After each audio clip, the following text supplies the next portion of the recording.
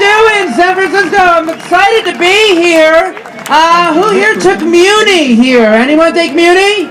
Yeah, just some of you. You're lucky you got here on time. Okay, well, I had to take Muni, and I was waiting for the Muni train at the Castro Underground Station. Imagine that. And this is what I heard from the announcement. Bing, bing, 2-car, K, in 58 minutes. Right? I thought I was going to be late, and like a fool, I had no choice but to wait for it. And this is what I heard in 58 minutes. I heard, bing, bing, 2-car, K, Tuesday. It's ridiculous. It never gets you anywhere fast. It's crazy. I do a lot of traveling too. I was just in Las Vegas, and a friend of mine said, Ron, what hotel did you stay at? And I said, T.I., meaning Treasure Island. And she said, what? You stayed at the TL? And I thought that would be great if there was a Tenderloin-themed resort. I mean, they already have one in Nevada. It's called Reno. Have you guys been there? It is rough. It is rough. I just did stand-up arena last week. They paid me in meth. And that's fine. It keeps me thin and TV ready. And that's what's important in this business, right? So, you guys out there, you're a very good-looking crowd today. You are. But then again, I just got back from Reno, so that is like comparing apples and corpses. It is not right up there, is what I'm telling you. Thank God you're here. How do you guys stay good looking? Does anybody do yoga? Yeah? Oh, I hate people that do yoga. And and I'm a yoga teacher, so namaste. That's how you know I'm real. You seem very nice, but people that do yoga in San Francisco are very judgmental. They are. I went to teach class the other day, and the girl was like, ugh, you're the yoga teacher? And I was like, yeah, so? And she went, ugh, I ever heard you say that you were hungover. I'm like, I'm just a yoga teacher. I can still have a drink every now and then, lady.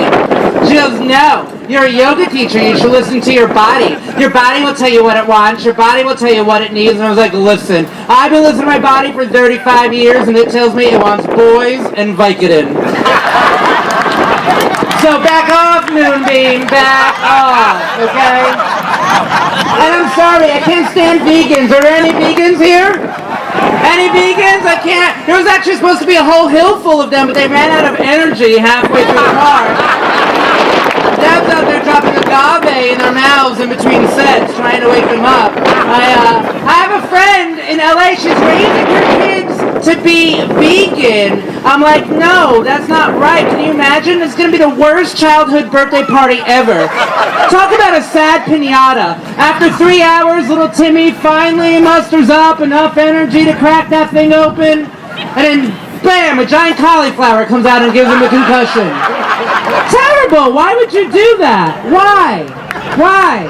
One thing that you might not know about looking at me and listening to me is that I love football. Do we have football fans out there?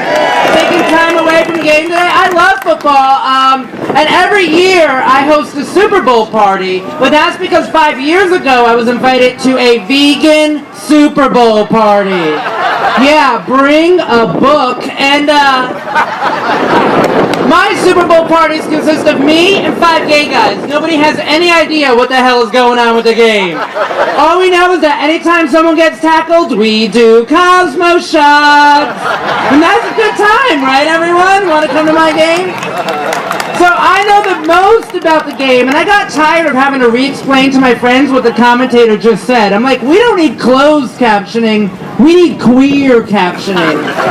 It would just pop up on the screen in easy to understand gay terms. Like, this is how it would work. At one point during this particular game, the commentator said, Nick's got the ball. He ran it really far down the field, almost getting a touchdown, resulting in 1st and goal. And my gay friends were like, huh? What does that mean? And if we had queer captioning, it would just pop up, the tight end took it really deep.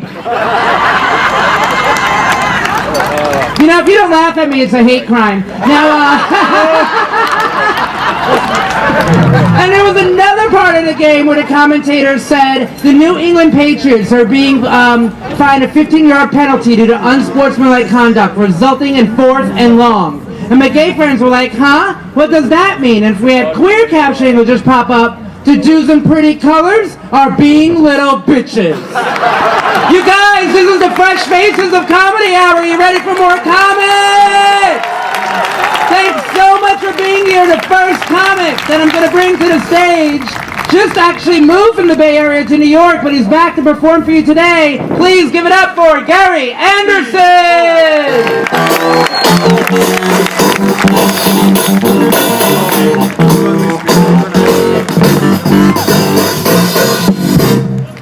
Thank you, guys.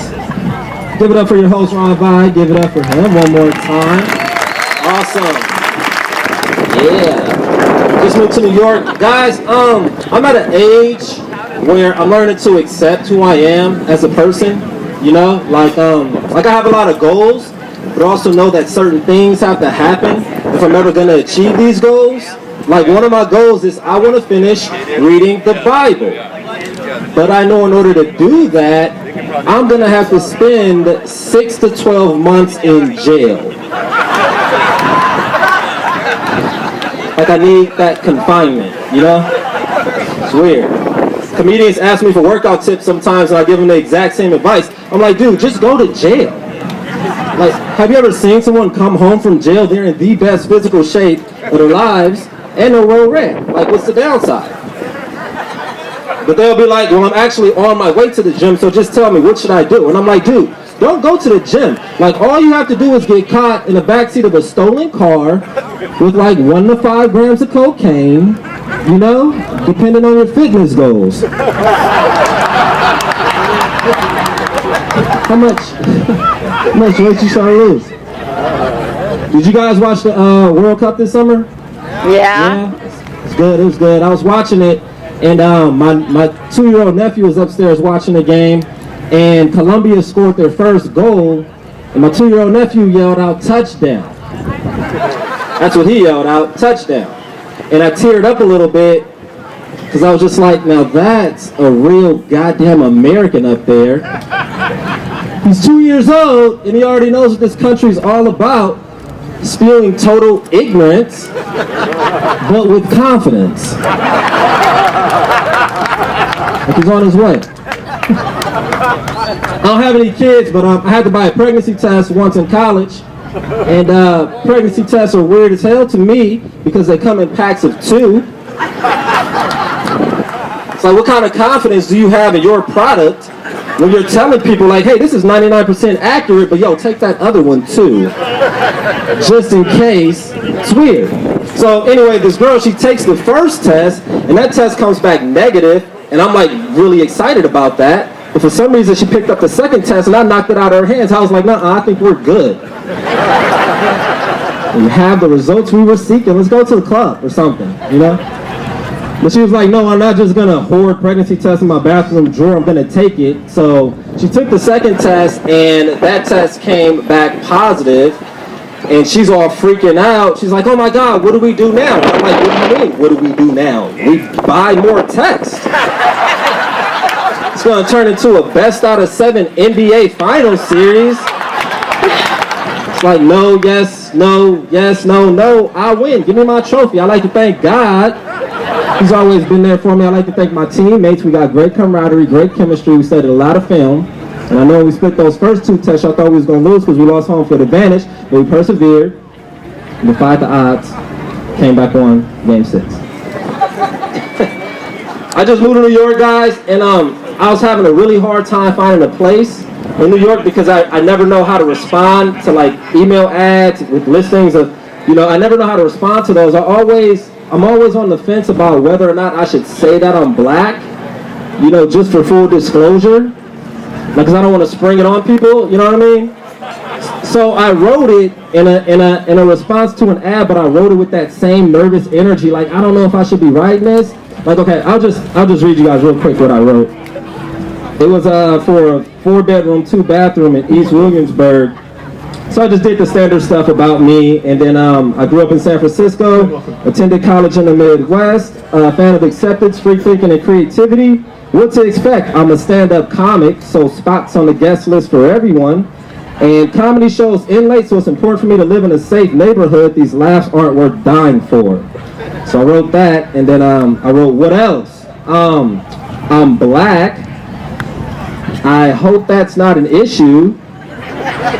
If it is, then duh, ha ha. What am I saying? It's 2014. Of course it's not an issue. I shouldn't have assumed that you guys aren't black. Like, what was I thinking? Well, I didn't even mention it. You know what? Just moving along. So I wrote that. Then definitely interested in the place, blah, blah. Thanks for your time, Gary. P.S. Back to the black thing. I think it'd be hilarious if I'm like, no, that's not an issue, but you're reading it like, oh, but it may be an issue. But you continued reading all the way through till the end despite knowing that you're not feeling it, and that to me is racial progress. Because it's like, we don't want him in our house, but let's see what else he has to say. All right, thank you guys. Enjoy the rest of the show.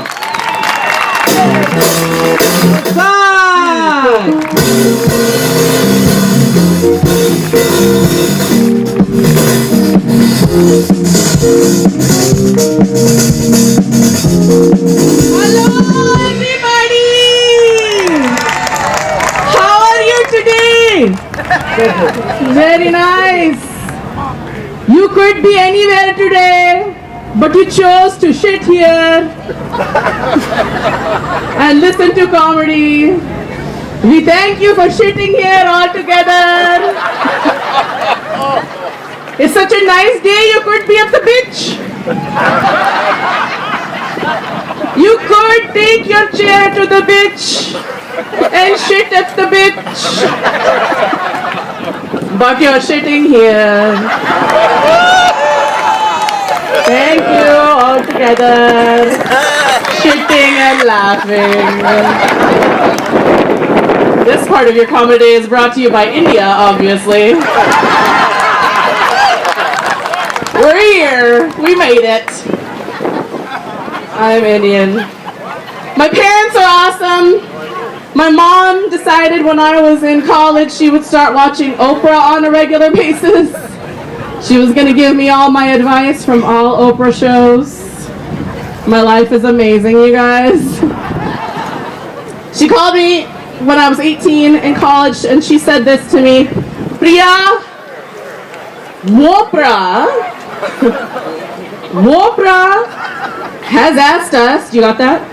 Oprah has asked us to ask our children about their drug use. Are you doing the drugs?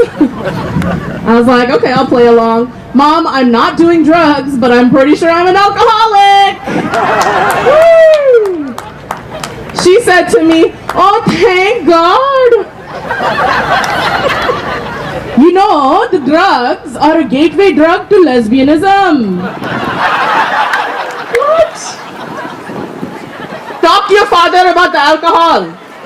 So she puts my dad on the phone and he says, hey, I recently purchased a wonderful single malt scotch. When you come home, you try, okay? Sweet. Thanks, Dad. Now I'm pretty sure my mom thinks that alcohol is the gateway drug to dating a lot of black men. Yes! By black men, I mean Punjabi guys, you guys. Punjabi is the new black. Just saying. I have a friend who likes to swear a lot. She likes to swear a lot, but she had a son recently. She decided she was going to start bleeping out all of her swear words when she talks. I don't know how she does this. We were at a club one night, and this guy was following her around, wouldn't leave her alone. She turns to me at the end of the night, and she says, this motherfucker doesn't realize who he messing with. Because my bitch ass is about to his ass up all over this mother club. I did it, comedy day, no F words. I don't know how she does that, because that is hella hard.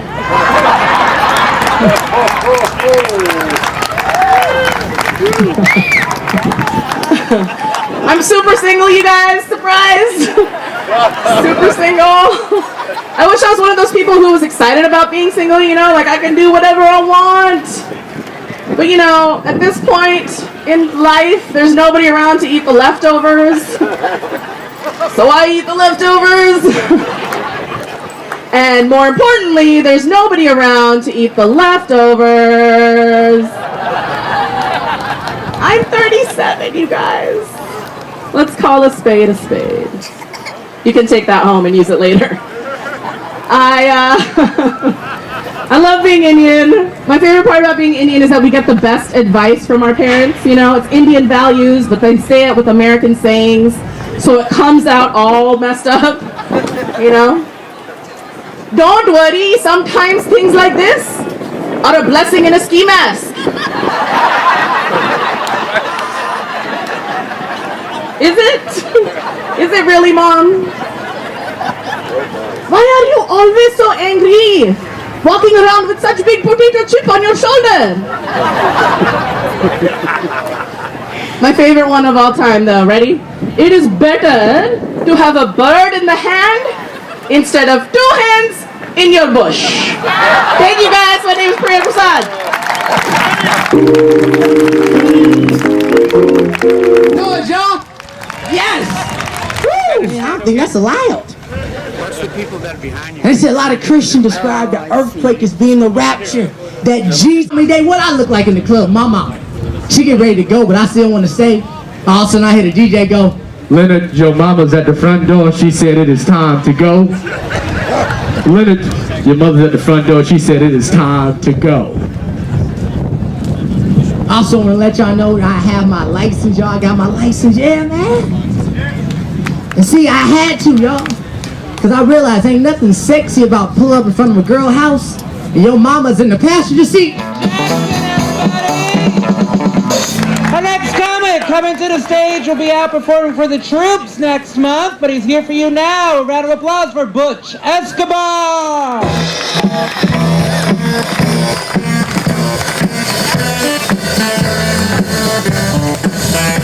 What up, San Francisco? Yeah, I made it. I almost got lost on the bus, but that's okay. I'm here now. Let's get this out of the way. I know what everybody's thinking. Who invited the carnival security guard, right? I know. Like everybody's like, that's not a comic. That guy killed somebody. I know what I look like. I know what I look like. I look in the mirror every day, you guys. Trust me, this is not what I wanted to look like at 9 years old, okay? I was thinking more like the guy who flew Airwolf or the guy from Knight Rider. This is just a lot of bad mistakes in life later.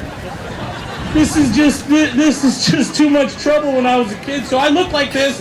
But don't feel bad for me, because I love looking like this. I do, because I don't know how to fight. This gets me out of a lot of trouble. Someone starts talking to me like crazy. I'm like, what'd you say to me? And they're like, oh, nothing. I'm like, oh, good.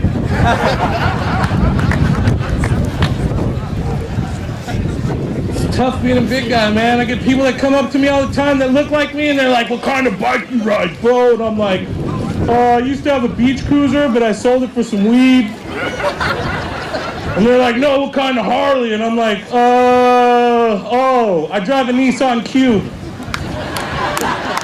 That's right, I drive a Nissan Cube. There's nothing better than driving a Nissan Cube looking like this. Because I'm a terrible driver, so when I cut people off, they think they're gonna pull up next to some Asian guy and yell at them. They're like, I'm gonna tell, oh my God. And that's the best feeling, because they're scared, but the feeling that follows after that sucks. Is when they realize that there's just a big guy in a slow little box. They just speed off past me and laugh. It's tough being a big guy. Where's all the big guys at? Right there, brother. You know what I'm talking about. You know what I'm talking about. You know what I'm talking about. It sucks. You want to know why? Because we're the people you call when you need things moved around your house. I don't know why you call us. Hire a guy in front of Home Depot. That's why they stand there all day. Pay the $8, cheapos. That's why they stand there. Because what you pay us is nothing, and you know what you all pay us. Pizza and beer. Am I that fat that I want to go over to your house and help you move your things around? No, I'm not. I'm going to go over to your house, eat your pizza, drink your free beer, and pass out on that couch I was going to help you move. Because I'm not refrigerator lifting big, I'm smoking weed, eating Cheetos, and playing video games big. Different kind of big. I'm a father, you guys. I have a 5-year-old. Don't cheer for that. Thank you to everybody else who's not cheering. Look at me. Would you have children with me? No. I have a kid and I wouldn't have children with me. I have a 5-year-old and I love him, but I don't like him, okay? I love him, first of all, because you people will call CPS if I don't say that. I don't like him, meaning I would never go bowling with him if I didn't know him. I don't like children. They're like little homeless people living in your house. For real, think about it. They have the missing teeth, right? They smell terrible. And they're always asking for things. That's homeless people. That's homeless people living in your house. You understand? I can't deal. I can't. If I gotta watch one more episode of Dora the Explorer, I'm going to find a little Mexican girl. I'm going to punch her in the face. No, for real. Mexican people get mad at me and they're like, she's just teaching the world Spanish. No, she's not. No, she's not. She's showing white people that Mexicans are bad parents. For real, think about it. Who would allow their 8-year-old daughter to run around the jungles of Mexico with a monkey? It's a monkey. It can rip your arm off and it throws poop at you. That's not an appropriate animal to have in the jungles of Mexico where there's dudes with AK-47s growing cocaine. Get her a German Shepherd and a flak vest. And she's always standing in front of things that are obviously there, like castles. Right? And she's like, where is the castle? Do you see it? I'm like, it's right there!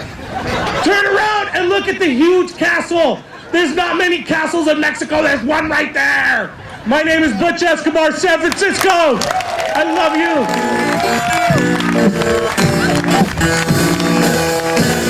Hey everyone, one more time, Butch Escobar! All right, the next comic coming to the stage, you can catch him at the Wild 94.9 Comedy Jam in October. Give it up for Troy Moy!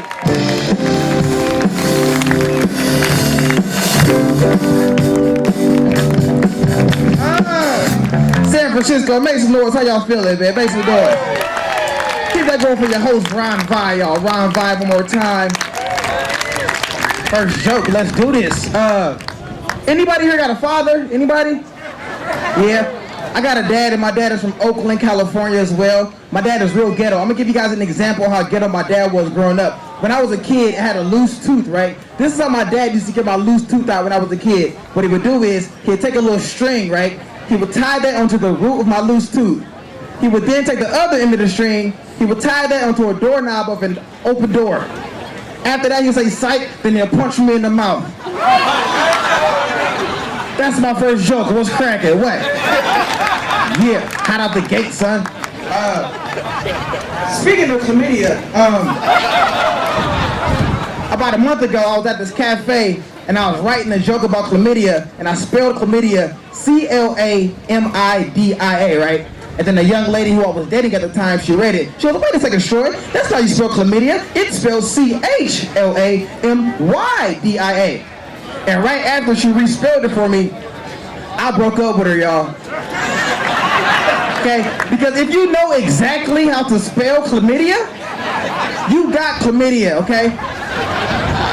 Nobody spells chlamydia right on the first try, all right? Not even Jimmy Neutron, and he's a boy genius, you feel me? Okay? The only reason why you know how to spell chlamydia is because one day you went on Google and you typed in, do I have chlamydia? And Google responded, did you mean chlamydia? I like that joke too. Speaking of white women, how come white women are so afraid of me? How come? Like, man, what's your name? Angela, of course. Angela. Let's say it's 10 o'clock at night, right? You walking down the street, minding your own business. You turn around, you see my black ass walking behind you. Would you get nervous? Turn around, turn around. Yeah? No, you know, never mind, forget it. She's already scared. She's like grabbing her wallet and stuff. It's all good. The other night I was in Berkeley, California, right? 10 o'clock at night, walking down the street minding my own business. There was this lady, she looked just like you. She was walking in front of me. She looked back, she saw a black man was walking behind her. She got nervous, started walking off faster. She's like, oh my God, no. Don Cheadle is gonna kill me, oh my God, no. Check it out. She then proceeds to walk on to somebody's porch, right? It wasn't even her porch. She walked on the porch and stood at the front door to wait for me to pass by, just like this. She just stood there. So, hey, I just walked up the stairs and stood right behind her. Hey, excuse me, ma'am, excuse me. When you saw me, you started walking and running fast. Now you standing on these stairs. You didn't even live here. Why are you standing here? She goes, I'm standing here because I live here. I'm like, ma'am, you don't have to lie to me. I know you don't live here. She's like, how can you prove to me that I don't live here? I was like, because ma'am, this is my house. And then I stabbed her. What's cracking? What? Strokemoy.com. Check me out, baby. Last joke. Are there any feminists in here? Any feminists? Yeah? You guys are going to love this next joke. I think feminists are making it very difficult to be a gentleman these days, all right? Hear me out. The other night, I was in front of this nightclub in Oakland because I couldn't afford to get in, you know what I mean? And this young lady woke up to me. She goes, excuse me, sir, do you happen to have a lighter by chance? And like a gentleman, I tried to pull out my lighter. She slapped the lighter in my hand. She's like, I'm a feminist. What, just because I'm a woman, I can't light my cigarette by myself? I'm like, man, I'm just trying to be a gentleman / maybe get laid later. Like, it's a big deal, you know? A few moments later, I tried to walk into the club, and I realized she's also walking into the club. So like a gentleman, I tried to hold the door open for her, ladies first. She ran to the door full speed, grabbed it, shut it. Like, well, I can't do it myself because I'm a woman. I'm like, ma'am, I told you, I'm trying to be nice / maybe get laid later. What's the big deal, you know? And at that moment, I realized I wasn't going to sleep with her because she's like a hardcore feminist, and I'm like a real human being, you know? So I decided for the rest of the night, I was going to mess with her just to have fun, you know? So we're sitting there having a drink. She goes, I think when on a date, the smartest thing a man can do is say he's a feminist. And I replied, well, I think when on a date, the smartest thing a woman could do is shut the hell up when the man is talking. You know what I mean? She's like, oh my God, I feel so sorry for you. You're never going to find a wife with attitude. I had to lie to her again. I'm like, oh, actually, I already got a wife. She goes, well, I feel so sorry for your wife. I said, well, don't feel sorry for my wife. Feel sorry for me because my wife actually passed away recently. Her whole mood changed. So, oh my God, I'm so sorry. If you don't mind me asking, what happened? How did she die? I'm like, sure, I'll tell you. She actually caught on fire trying to light a cigarette all by herself one night. All right, y'all, I'm Troy Boy. Y'all have a good night, peace. Thank you. Down by, here we go.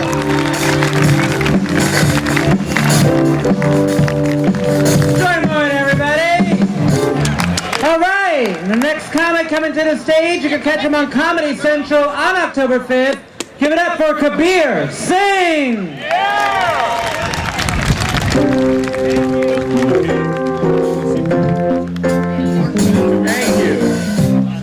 Thank you. That was like the most depressing intro music I've ever heard in my life. Thank you. There we go. Wow. I felt like a pallbearer when I walked up here. I was like, who died back there? It's nice to meet you. You guys doing good? San Francisco? It's nice to be here. I just got off vacation with my girlfriend, and we got this huge fight in the hotel room. She flipped out. She went on level 3, flip out, yelling, crying, throwing stuff, right? In the hotel room, she was like, I'm gonna jump out the window. Yeah, I'm gonna jump out the window because the way I hate you. I was like, oh, crap. I panicked. I run downstairs, I wake up the manager. I'm like, hey man, wake up. Me and my girlfriend just got this huge fight. He's like, that's not my problem. I said, look man, I don't think you get it. She wants to jump out the window, all right? I need your help. He's like, that's not my problem. I was like, it is your problem. The window is stuck. You need to go up there and fix it. Because this is my only way out. I had to keep it though, because I'll never find another girlfriend. I'm terrible at dates, terrible, right? I always try to say funny things all the time. I have no filter. Like even in a situation where I need to keep my mouth shut, I don't. Like I remember the last date I was on was with this girl, and she started opening up, right? She's like, you know, when I was 8 years old, my dad went out to get hamburgers for the whole family and never came back. And I was like, oh my God, right? Those must have been some amazing hamburgers. Do you remember where he went? There's been a lot of politics going on. I saw Obama's speech. I still love Obama, man. I remember when Obama was first elected, right? My friend was way too excited, though. Like, Right when he got elected, my friend came over to my house at 1 a.m. Bust in my room, pumped. He's like, we did it, bro, we did it. We finally did it. After all the nonsense of people holding us down, we rose up and we did it. I was like, dude, you're Vietnamese. I'm Indian, we didn't do anything. We didn't even vote. Like, I want an Indian president, but I know that's not gonna happen, right? We still gotta deal with a lot of nonsense. Like, I got the new iPhone with Siri on it. Do you guys have Siri? Yeah, Siri is racist, all right? Siri only understands white people. That's why you only see white people use Siri on commercials, right? Every commercial is the same thing. Beep, beep, Siri, could you tell Michael, Jason, and Scott that me and Ben are on the way, please, right? Beep, beep, message sent, no problem there. Then I use it with my Indian cousins' names and all hell breaks loose, right? Yeah, then I use it, I'm like, beep, beep, Siri, could you tell Rajinder, Badinder, and Sadinder that me and Priya are on the way, please? Beep, beep, we've located 5 7-Elevens in your area. Oh, thank you, Siri, what a lovely... And didn't we invent Siri? We couldn't program a couple of our names in there? I want to hear what happened. Indians don't like each other. They're like, no, thank you. We get made fun of a lot too, man. It's a lot of stuff is true. Right? Like Indians will bargain. I don't even know this. Indians will bargain until the day we die. Do we have any Indians here, by the way? We have 3 Indians in the whole place. That is crazy. Yeah, bargaining. We bargain. We don't care. Indians will bargain anytime, anywhere. We'll bargain while we're getting robbed. Robbed, I've seen it. Hey, put your hands up. Okay, buddy, hear me out. How about I put one hand up, huh? It's like, how about you give me all your stuff? How about I give you half my stuff, and you give me your watch? It's like, how about I shoot you in the face? How about you just stab me and we call it a day, okay? That's why you never see any Indians on Deal or No Deal. It would take too long. It would just be 40 minutes of no deal. Like, we haven't offered you anything yet, sir. You're yelling. Before I go, I just want to let you know that my mom just learned how to start text messaging people. Does anyone's mom text message you? Worst thing that's ever happened to you, right? My mom text messages me the most useless text messages in the history of text messages, right? I got one from her the other day. I swear to God, this is what it said verbatim. I whip it out and it says, oh my God, the remote is not working. Yeah, it goes on. I think it is broken. Oh, wait, never mind. I come home like, Mom, why would you send this after never mind, right? Why does your text messages have Indian accents? How is that possible? I'll be on Comedy Central October 5th. Watch that. I'll be at Cobb's on Sunday if you want to come by. Thanks for coming out and supporting Comedy Day, man. Thank you. Give it up for your amazing host. One more time, Kabir Singh, everyone! Thank you guys so much. That has been the Fresh Faces of Comedy Day set. A round of applause for all of them. For you guys coming out. Comedy Day is going to continue now. I'm going to bring back to the stage Debbie Turf.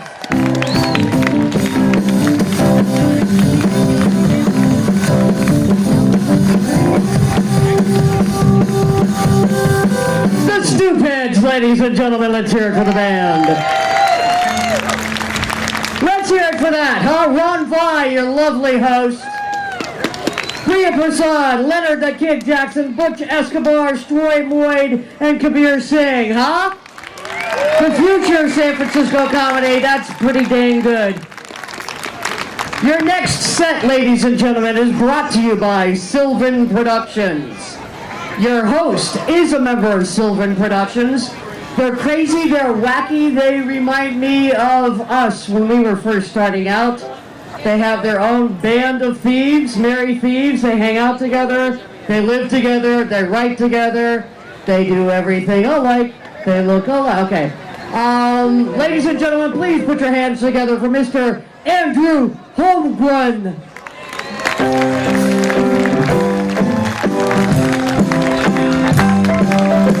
All right, what's up, the park? It's good to be here. All right, quick, by round of applause, how many of you have a son you're disappointed in who looks like me? All right, that sounds like everybody. That's great. This has got to be It's like a family reunion. Can you stay back? Good to be here, you guys. See, I'm pretty tall. I'm like 6'1". I don't know if I'm the tallest comedian you're gonna see today. It's not a competition, you know, that's not the point. It's just good to be tall. I enjoy it. One thing I don't like about being tall is there's always a lot of shorter people coming up to me saying stuff like, "Oh, Andrew, you're so lucky to be tall. You have no idea what it's like to be short." But it's like, yeah, I do. I mean, I've been all of those heights before. Right, like pretty much everything in between baby-sized and 6'1".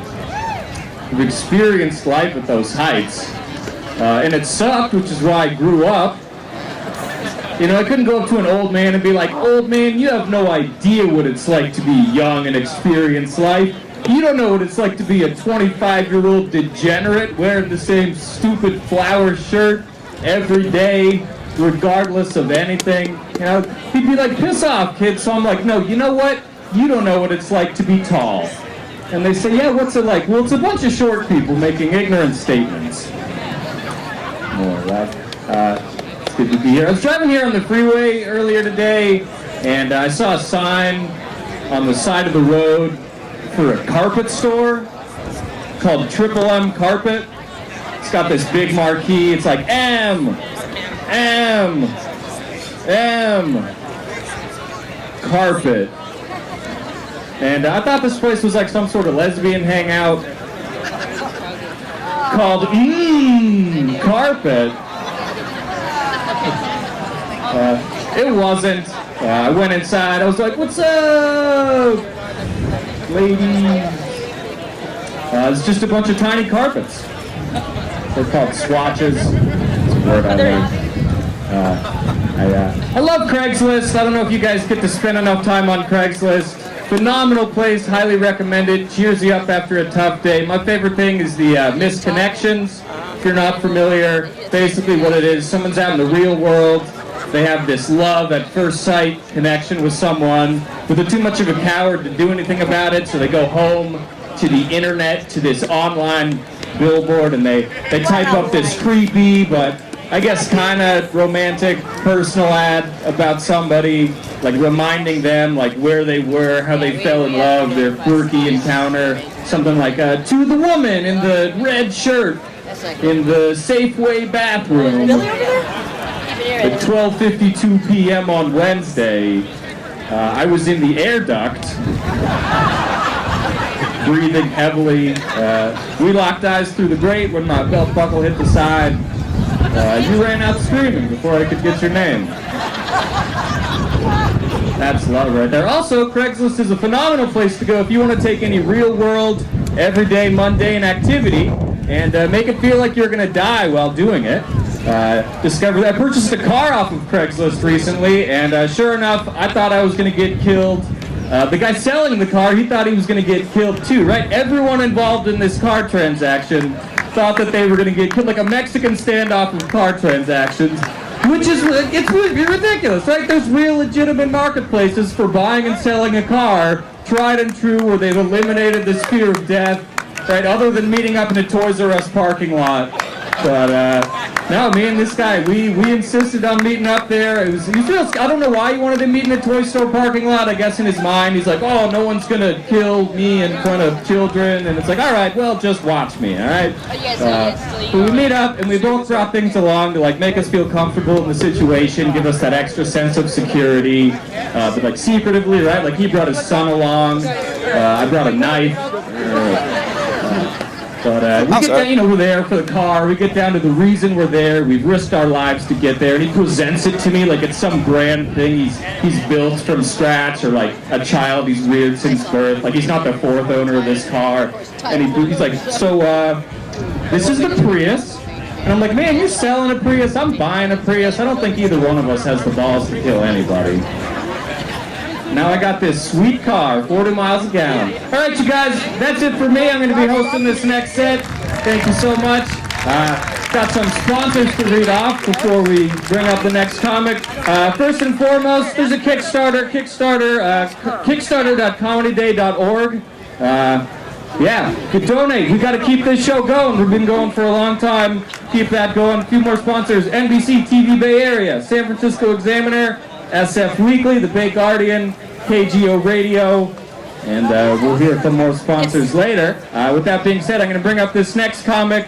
One of my best friends, one of my roommates on occasion when he has bed bugs in his house, and you're going to love him. You can see him every first Saturday at Dolores Corner, 29th and Dolores. You can also see him here right now. Please help me welcome to the stage Mr. Keith D'Souza.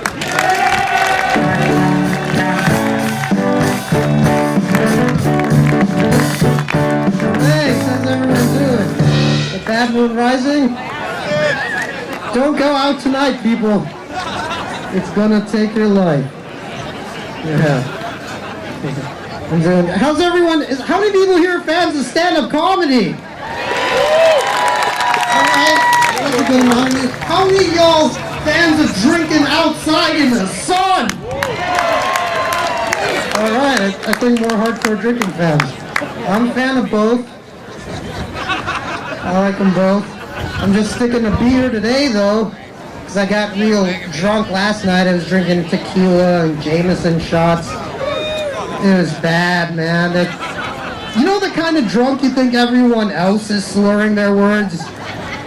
You know what I mean? That's where I was at. I was all, man, this cab driver is hammered.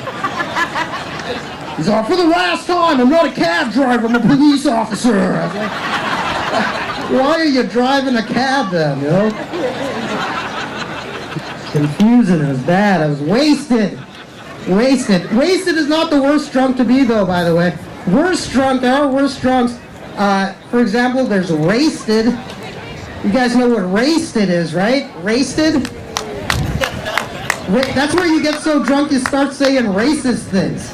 That's right. That what happens to the best of us. Don't act like you don't know. I'm 3 whiskey shots away right now from bad-mouthing British people myself. With your fancy accents, you think you're better than me? Yeah, that's what I sound like when I'm racist. It's not a good look. It's not a good look. People have gotten racist with me before. I was at a bar and this guy next to me getting all sloppy drunk. Finally he turns to me and goes, hey, I gotta ask you, are you a terrorist? Just straight up good old-fashioned racism. Like, I wasn't doing terrorist things. You know, like, I wasn't, like, plotting over blueprints or, like, sharpening box cutters. I was just sitting there drinking. Were you a terrorist? So I'm gonna mess with them. I just looked off into the distance. I was like, not yet. You know what I mean? You're not really a terrorist till that bomb goes off. You know what I'm saying? Well, before that, you're just a dreamer. Just a man with a plan. So I wrote the joke about abortion. Yeah, I don't think I'm gonna keep it. What? It's my choice! I thought this was a progressive city. Pick up this joke, fetus. Whoops, I miscarried. Oh, God. That is stupid. I live in Ingleside. Shout out to Ingleside! Yeah, it's not Daly City. I live in Ingleside. There's this psychic business. Oh yeah, a psychic business by my house right off of Ocean Avenue. I think it's called psychic business. I call it a scam, but I don't want to step on anybody's beliefs.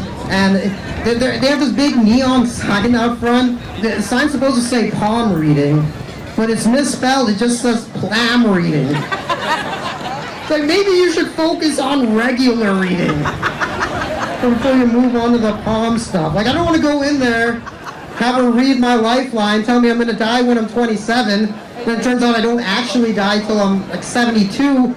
I don't want to spend the last 45 years of my life in constant fear of death just because that trick has dyslexia. You know what I'm saying? Focus on regular reading. I just did that so I could shout out Ingleside. Everything I do for my hood, you guys. Yeah. Alright, get out of here. So I want to get a tattoo. I'm going to get a tattoo on my forearm. First person view of a tattoo gun. drawing that tattoo on my arm. Be so literal. Right? And people would ask me why I got it. I just look at them all serious like, you know what? That's just what was going on in my life at the time. It's just what I was feeling.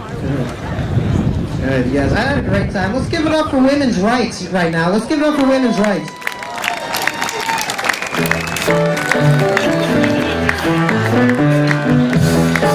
One more time for KT, everybody. Let's keep this goose up. All right, shout outs to some more sponsors. Thanks, sponsors. Villa Florence Hotel, Fun Cheap SF, great source for free and cheap stuff to do. SF Sketchfest, Doc Slab, Sylvan Productions. Hey, that's us. FCC Free Radio, Punchline and Cobb's Comedy Club. Go check them out. Also, check out your next performer coming to the stage. This guy's a Haight Street local, future mayor of San Francisco. You know him, you love him. Help me welcome Mr. Luke Lockfeld.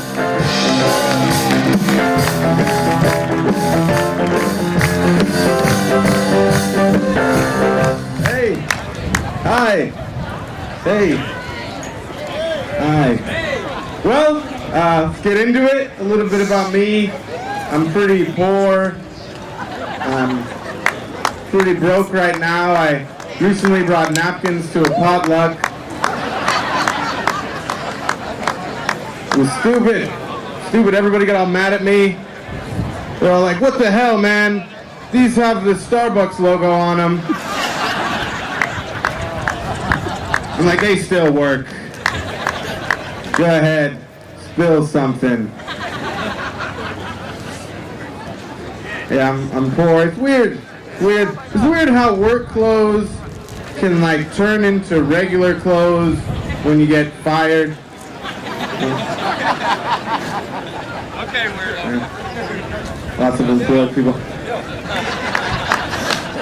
I'm not a big fashion guy though. I'm not like all into fashion. I know one thing though. I heard this guy on the phone. He's like, "Oh, I'm almost ready. Let me just put on my jogging gear." And this should appall you. Here's why. In the clothes that I'm wearing right now, I can go any speed. How is it you need a special wardrobe to go medium pace? Employed joggers. Employed joggers. Yes. Happy to be here. Great. Hey. I was walking through my neighborhood recently, and walking through my neighborhood, and I came across a dresser, like some other miscellaneous items people left in the street, which is a cool thing to do. What confused me about it though is they wrote free on a piece of paper and then like taped it to the dresser. And I don't know about you guys, I've never been confused as to the price of a street object. You know, is there really people not understanding this basic concept of things being on the ground, being free? And just some guy who comes, oh man, I really like this dresser, but I can't seem to find a sales associate. It's like, why would he leave his merchandise in this rainstorm? Good. Good. You gotta be careful though, bringing things off the street. Could have bed bugs in it. Could have bed bugs. That's a PSA. Be careful about bringing stuff. And the worst thing about bed bugs is there's an expression that goes along with it. There's an expression, you know, people will say, like, you know, sleep tight. Don't let the bed bugs bite. However, let me say this: if your bed is infested with bugs, right, and you sleep in it, they are gonna bite you. I think they need to change that expression. You know, I don't know, something along the lines of like, sleep somewhere else. Get out of here. There's bugs all in your bed. One of two insect jokes. Gotta wear clean today. I always think that flies are plotting against me, and I figured out why. It's because of the evil way they rub their hands together. Like, I'm coming to get you. Gonna land on you at inconvenient times. I got pulled over the other day. An officer asked why I was out so late. Told him I was a comedian. He asked me to tell him a joke.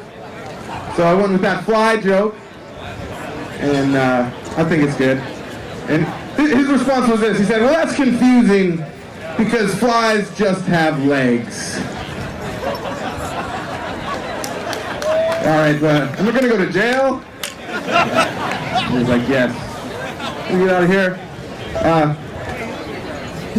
I wonder if food critics get a lunch break. If they do, what if like the waiter came up to him while I was eating? Like, are you enjoying your meal, sir? Like, what the hell, man? I'm on a break.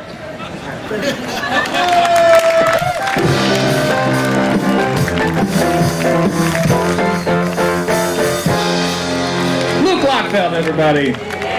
Luke Lockfeld. Shout outs to some more sponsors. US Pure Water. Ooh, sounds delicious. Rock Medicine. Reality Check TV. SF Rec Park. 3 Still Standing / Photos in a Flash. Pat Paulson Vineyards and Lagunitas Brewing. We'll hear from some more sponsors in just a second after this next comedian coming to the stage. This guy moved out to San Francisco from Minnesota. He's one of my roommates. He runs a great show in Soma every Wednesday at the SF Eagle. You're about to see him right now. Please help me welcome to the stage, Mr. Colin Holtz.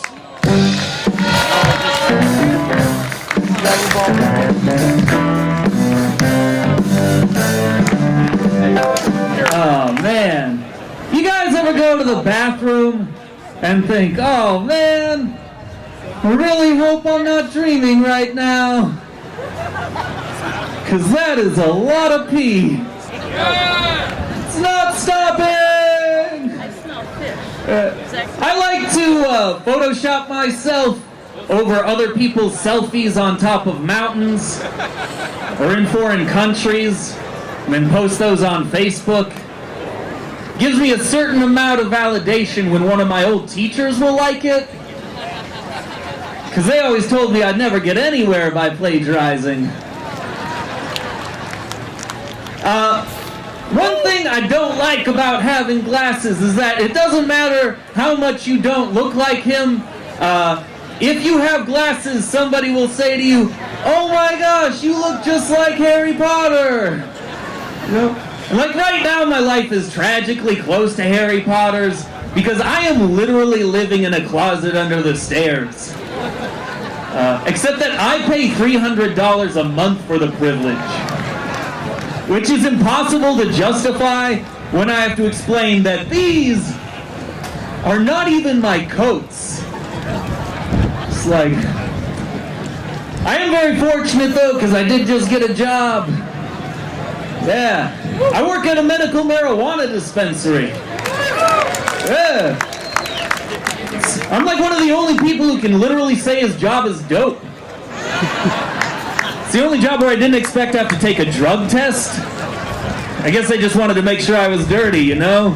It's like on the way to the urinalysis, I was smoking tons of weed. Because I wanted to show I was reliable.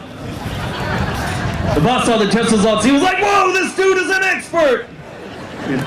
The other day was not so great though, because a hippie came in and he said to me, you have no love inside you, and you are going to hell. I was like, all I said was I'm not going to give you any free weed. Calm down, man. So, during the last year here in San Francisco, I have had 3 different people try and mug me. And the most recent example I have is I was sitting at the bus stop, and when I looked up, this guy was standing over me, and he said, yo! Give me your phone! And then I looked up at him and I said, no. Right?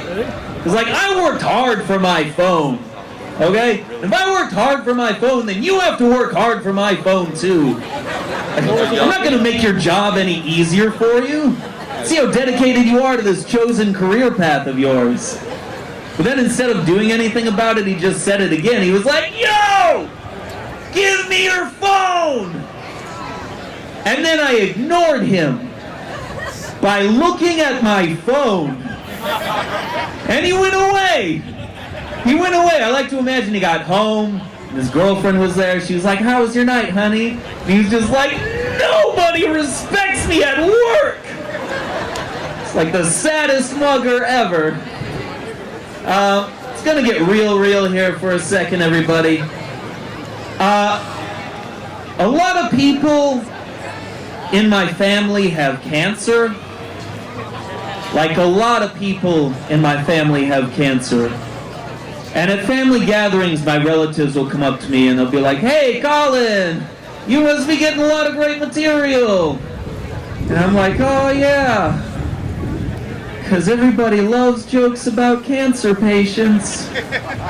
You know, so I have to explain to them that a joke is the garbage that life hands you, plus time equals humor. When they say, hey, make jokes about us. But all that comes out is, probably not. In your lifetime. And if you didn't laugh at that joke, you totally should. Because it's what they would have wanted. And if you're still not laughing at that joke, I could really use your support right now. Thank you very much. Have a good day, everybody.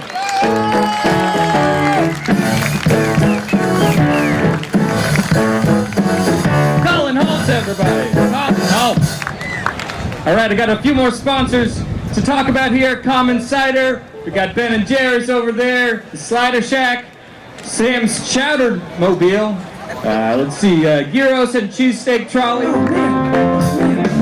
Dance, Spencer. Just dance. Dance.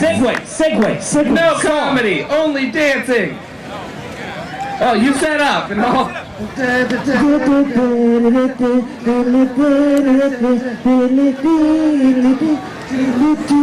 Are you ready yet? I only have so much dancing in there. Hello, San Francisco! Oh man, I've always wanted to do that. That's so great. That is the coolest. We can go home now. All right, I'm done. We were more fun. Everybody, this is Andrew Moore. And this is Spencer Devine. But together we are More Divine. Whoa! I never thought I'd see them in public. Oh. Settle down, guys. Settle down. So, Andrew was right. Hold on. She is doing a great job right now. Wait, I just want to test something. Test something. That's what it is. Oh man, I was wondering what the sign was for nonsense. Yeah, it's that. Something like this. So we do love the sponsors, and so we wrote a song about them, mostly because we had to. Contractually obligated. Exactly. So, without further ado, ladies and gentlemen, this song goes a little bit like this. And a lot like this. But mostly like this. Goes like this, too. Well, but it goes like this. Goes like this. Shut up, it goes like this. Here we go, goes like this. Yeah, no, well, okay. You don't know how it goes. Right. Goes like this. Okay. Great. Seriously? All right. Here we go.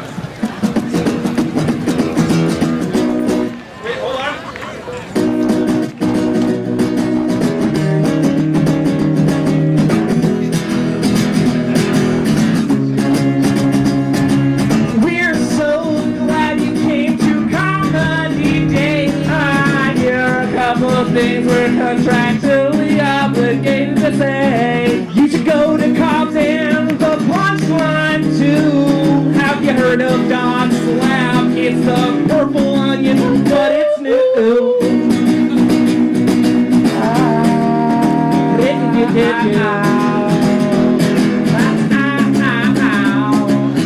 These clubs, they can't be beat. You can hear all about them on SF Cheap.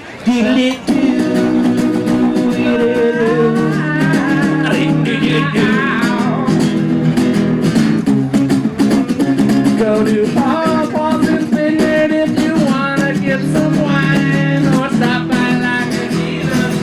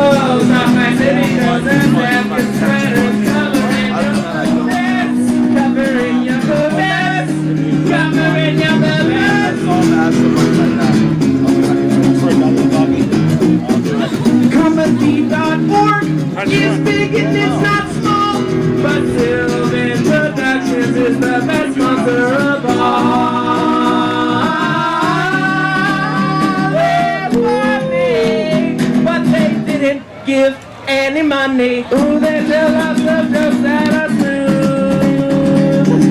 You can see them at their booth. We don't have a booth. We don't have a booth? Last year. It was What? last year, but we don't have one now. We don't have a booth? I'm sorry. Why are we here? Comedy Day.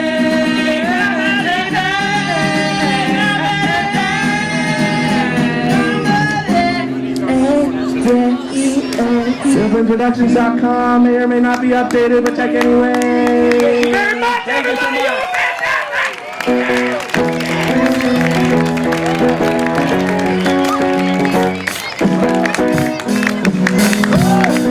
That was More Divine, everybody. The musical stylings of More Divine. This set has been the Sylvan Productions set. Check us out at SylvanProductions.com. We got to go scrounge up some rent money, so I'm going to bring back Debbie Durst. Thank you so much. Enjoy the rest of the day.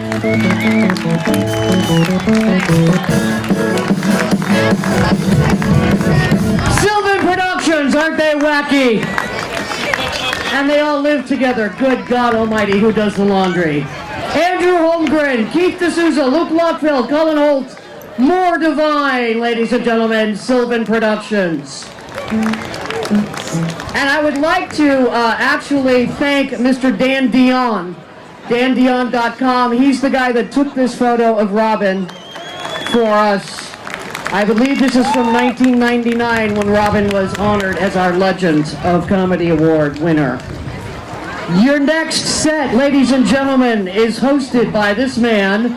He won the best of the fest at the Burbank Comedy Festival. He is Vallejo's own. He is Miles Weber.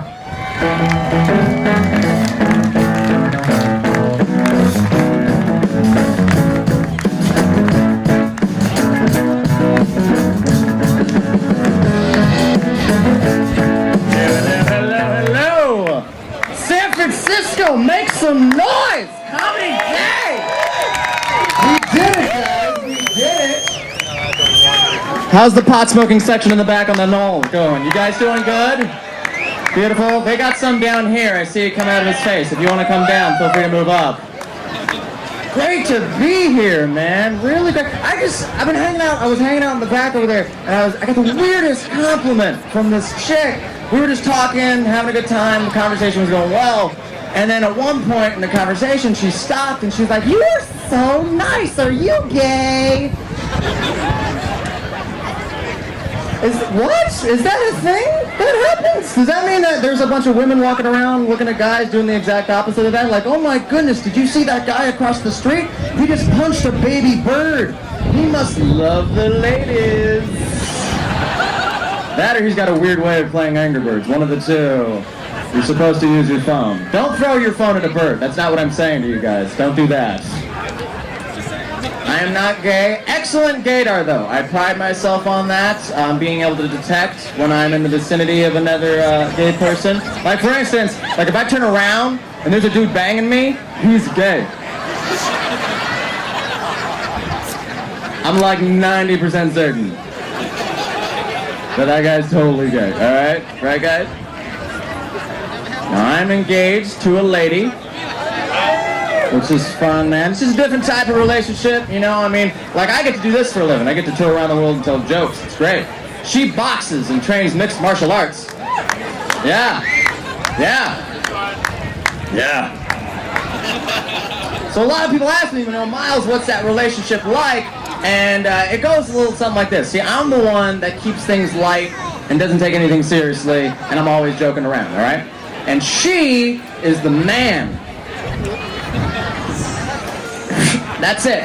Every single day. Let's start with TV, shall we? This is us watching TV. She'll be sitting next to me like, yeah, football, UFC, punch him in the face. Woo! And I'll lean in and be like, can we watch Once Upon a Time now?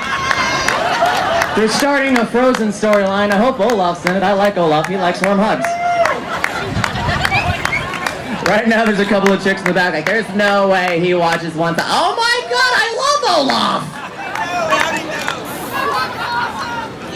I try to be manly with her, man. I do my best. The best I can. It's just hard. Like, we work out together all the time. Like, I'll sit on her back while she squats. If she's not sweating, she's not working hard enough. That's what that means, guys. I'm her Jim Yoda on her back. And we just recently got a dog. Round of applause, anybody got dogs? I see a lot of dogs here. Round of applause if you got a big dog. Big dog owners? Man, you guys feel safe, don't you? That's it, just a great feeling, a big dog, you're walking them, people cross the street just because of fear, you know? Not me. I've got a three-legged pug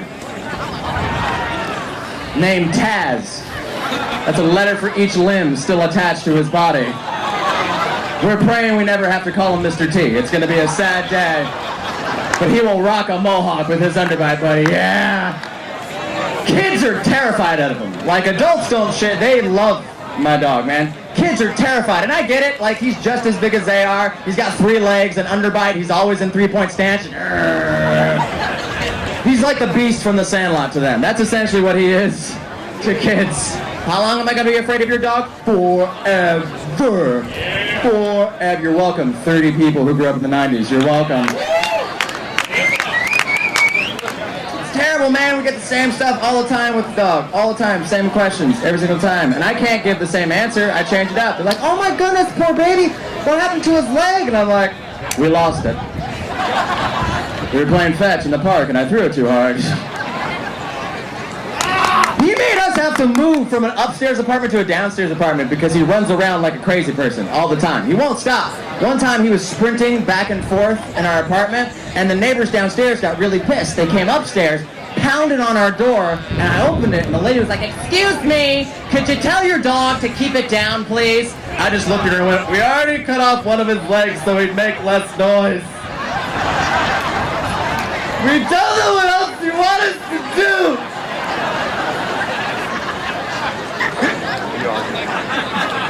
But hey, that's my time. My name is Miles Weber. I want to be hosting this set for you guys. Thank you so much for coming out.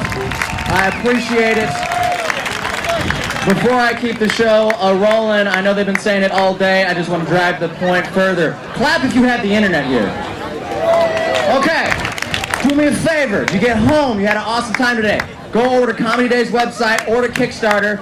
Donate to the campaign. This is an awesome event that we are privileged to have every single year. This is amazing. So if you could go there, float a couple bucks to a good cause, it'll be a lot of fun. But right now, I need you guys to do me a favor. As I'm going to be bringing up these comics, they're all amazing. They're going to blow the roof off of this place if there was a roof over our heads. Right now, there's some confused stoners in the back. All I ask for you guys is when I bring these comedians up, I want you to show the neighbors around what they're missing today by making a lot of noise. I'm talking go nuts, all right? Pull some boobs out if you have to, okay? Let's try right now. You guys ready for your next comic? That's the good stuff. That's what I want to hear. Keep that energy going. Next comic comes to the stage. Very funny guy. He's been a regular here at Comedy Day for a long time, so you guys are going to love him. Give it up for the very funny Tom Amiano!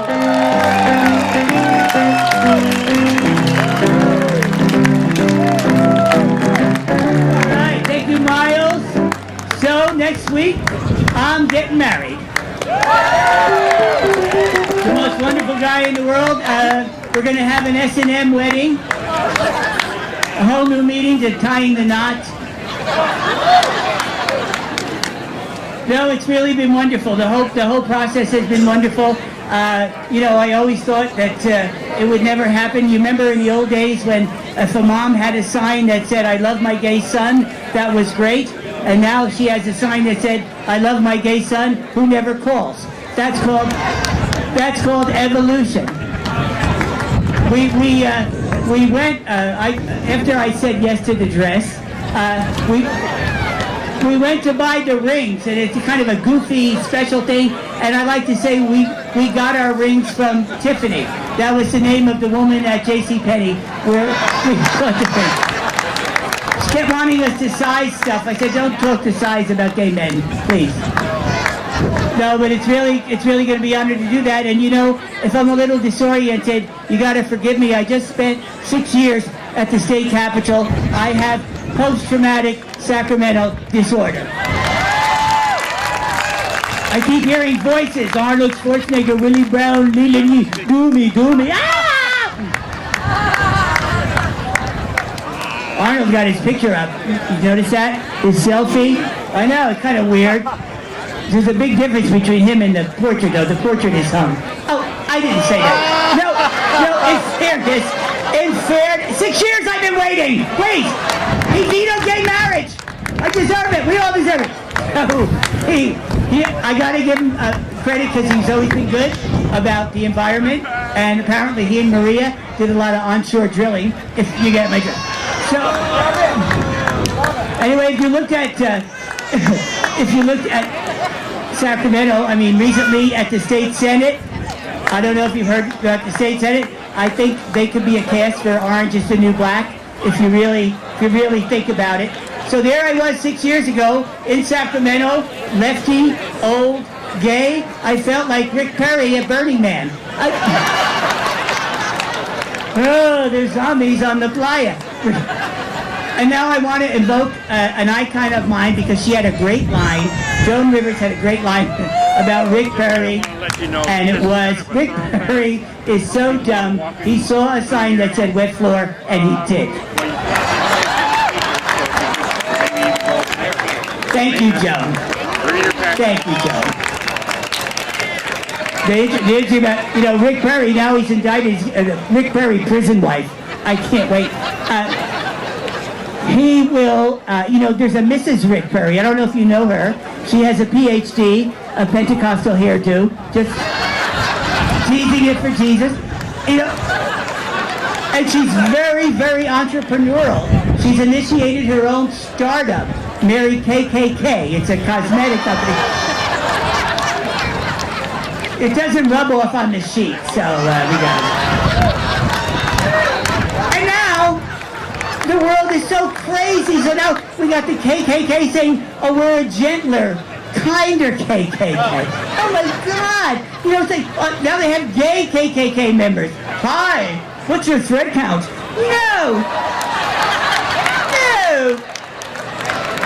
Hate your tar, love your feathers. What is one to do? But in Sacramento we have big issues that we got to deal with for San Francisco. One of them is water. It's a very, very big issue. And one of the reasons it's not resolved is because they deny the big dike problem that we have in the Delta. And if only they would address that. I don't know, what would Jesus do about the drought? I mean, he couldn't walk on the water because there was none. And if he changed it into wine, he would have been fined. I don't know. So, the other thing that's big, housing. And housing in San Francisco is a big issue. Housing reminds me of myself, you know what I mean? It's highly desirable, but there's not enough to go around.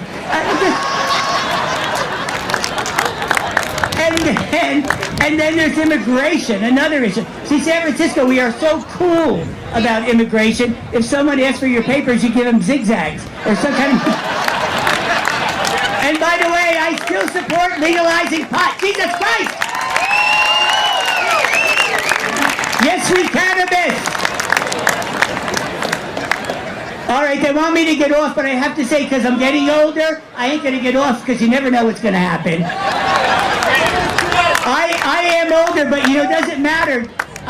Recently I pulled an all-nighter. I didn't get up once to pee. It means something. I went to the doctor. I said, doctor, I can't pee. He said, how old are you? I told him. He said, you peed enough. At my age, when you get lucky, it means you can't, you find your car. And everybody has a Prius. This is not easy. So here's the last thing. When you get older, people lay a lot of trips on you. So they have this thing called the bucket, right? The bucket list. I do not have a bucket list. I have a fucket list. And I'm entitled to it.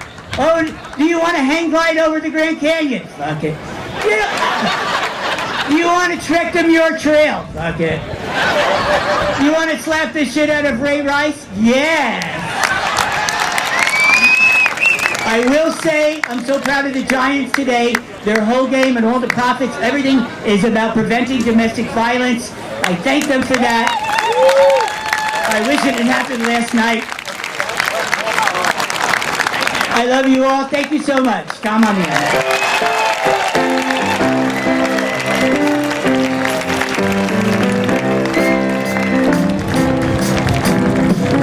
Keep it going for Tom Amiano, ladies and gentlemen. Tom Amiano.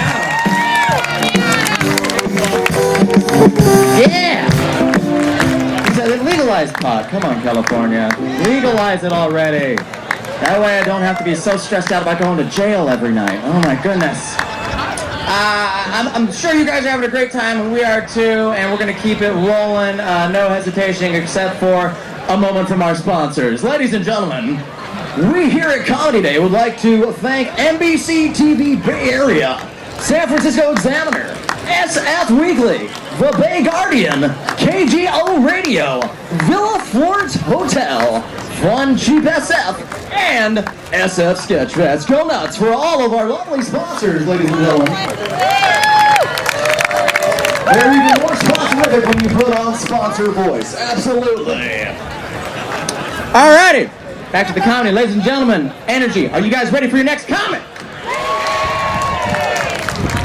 You guys are absolutely going to love her. She's a very good friend of mine. She's hilarious. She runs a weekly show at the Shelton Theater every Saturday night at 10 p.m. Make sure you guys go check that out. The very talented, the funny, the lovely, and awesome Eloisa Bravo!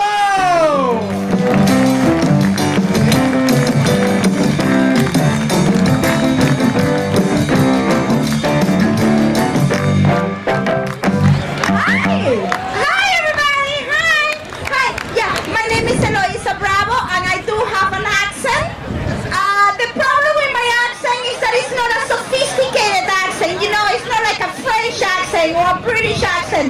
This is a hoochie mama accent. It's like I'm at work the other day and I'm trying to make my voicemail thing, and I wrote down what I wanted to say and I practiced it because I wanted to sound, smart. And this is what I wanted to say. I wanted to say, hello, this is Eloisa Bravo. I'm unavailable right now. Please leave a detailed message and I will call you right back. Have a lovely day. Yeah, but you know how it sounds when I play about? It sounds like this. Mira, papi, I'm not here right now. Just leave a message and I will call you right back. Another problem with my accent is the guys think that I'm really good in bed. And I'm not. I just lying there. I don't get what's the whole thing with this stereotype with the accent, because my mouth have the accent. My vagina is completely normal. Like Shakira doesn't come out of there. Mariachi bands don't play. My vagina doesn't go through. It will be super cool if you did, though. I will be doing that right now. Dual citizenship going on. Like my mouth is from Venezuela, but my vagina is Canadian. Like really big and nothing is going on. And he keeps apologizing. My boyfriend just broke up with me.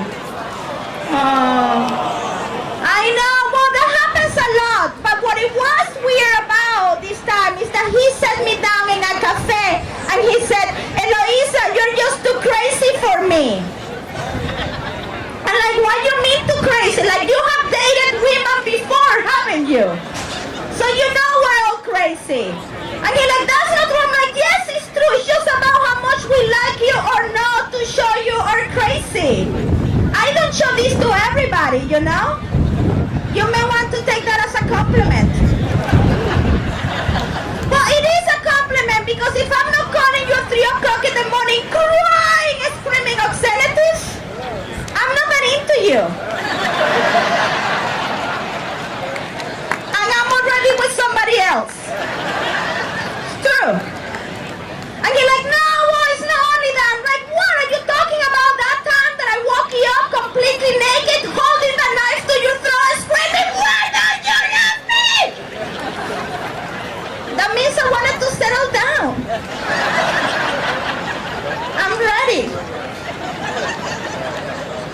And the other day at home, washing intervention, getting drunk.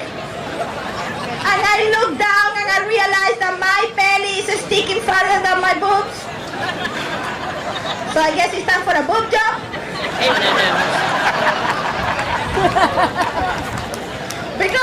really that nice, so yeah, something gonna have to give. But you guys have been wonderful. Thank you very much. Please don't stop missing out. Thank you.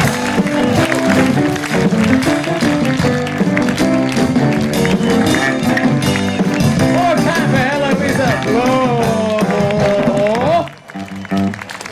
And all the men who love blowjobs out there, everybody. Alrighty, we're gonna keep this thing rolling after a moment from our sponsors, Doc's Lab. Make some noise for Doc's Lab, everybody. The Asylum Productions, FCC Free Radio, which I, many times, make sure you support them. Hello. The Punchline and Cobb's Comedy Club. I'm standing on the right side of the my last stage. comedy album, Vasectomy Money. It's called Vasectomy Money. You can go on iTunes, pick that up. Shameless plug for me. Anyways, U.S. Pure Water, Rock Medicine, Reality Check TV, SF Wreckin' Park, 3 Still Standing, Photos in, a Flash. And now back to our regular scheduled comedy show. Ladies and gentlemen of San Francisco and Golden Gate Park, are you ready for your next comedian?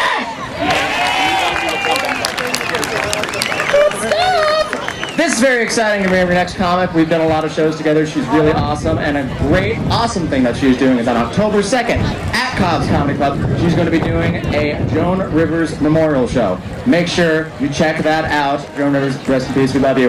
But that being said, some ha-has are coming your way, courtesy of the lovely and talented Mary Van Note!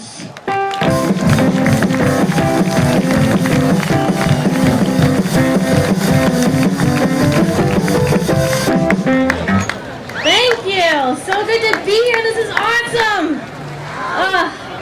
So my boyfriend's super stressed about being broke, which makes me just super stressed about finding a new boyfriend. It's tough. I saw a book at the grocery store. The title was Men Who Knit. And the dogs that love them.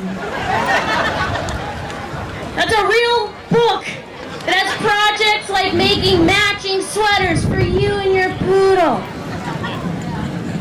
That is such a specific demographic. It has to be men, and then those men have to knit. And then those men have to have dogs. And then those dogs have to love the men. And then those men need to know how to read. Yeah, that's a hard sell. Mr. does the pat. He's fattened up. I got a tattoo. Oh, don't step in my Yeah. It's in 3D. When people ask me what it is, I hand them 3D glasses. The tattoo is of an open hand. It says, "Now give me the glasses back."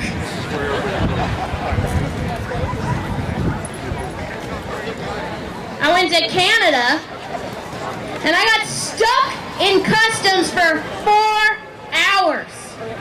And when the customs guard finally let me go, he's all like, "Please come back to Canada."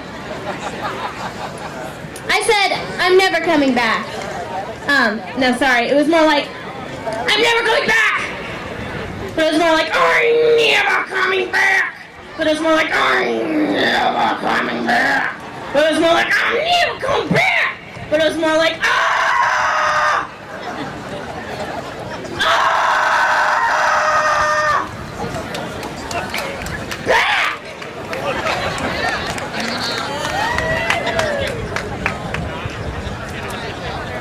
You guys watch Cron 4 News?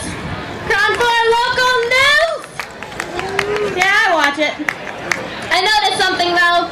The Cron 4 News women dress casual. They wear ill-fitting synthetic fiber sweaters. Sweaters! Wear some lapels. Oh, there's some like ISIS, scary and stuff. I have a hard time believing you when your 50-year-old tits are hanging out of your one-size-too-small Gap sweater. It was probably made by children in Sri Lanka. The Cron 4 newswomen can't dress. The Cron 4 news fellas are just stupid. This one guy was reporting, he said, luckily there were no innocent bystanders. Yes, bystanders, right? I was confused because he was wearing lapels. Believed him. That joke was brought to you by our Comedy Day sponsor, NBC Bay Area. I'm actually a good person. I did a good thing recently. I donated blood. Give it up for that. That's a really good thing to do for the community. Yeah. To be honest, it was just super convenient because it was coming out of my vagina anyway. Yeah, the guy at Goodwill didn't even appreciate it. I'm like, that's a gallon. Save some lives. Yeah, I'll take a receipt. Thank you very much. I've been Mary Van Note.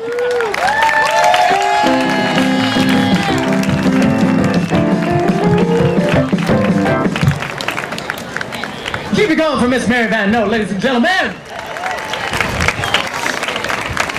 Mary enjoys herself a nice fine wine, but you know who else enjoys a nice fine wine? Our sponsors at Pat Paulson Vineyards, ladies and gentlemen, featuring unique award-winning wines. Also our sponsors over in the corner, Lagunitas Brewing Company, voted one of the best beers in the world, by the world, and mostly my dad about 1,000 times. Common Cider, truly original, uncommon flavors. Also, right underneath that, we got Ben and Jerry. Make a lot of noise for Ben and Jerry. Their ice cream. You know it. You love it. And some of you guys may not know yet, but you're about to.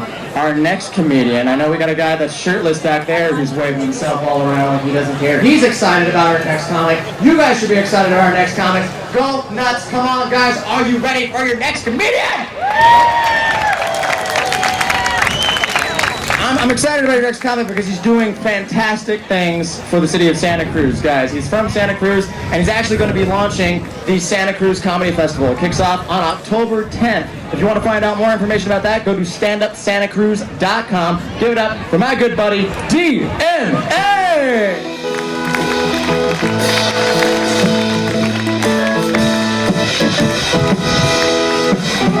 Hey, guys! I'd like to welcome each and every one of you here today. So, welcome anarchists, atheists, agnostics, witches, Wiccans, warlocks, Muslims, Jews, Hindus, Christians, and Catholics. There's a difference.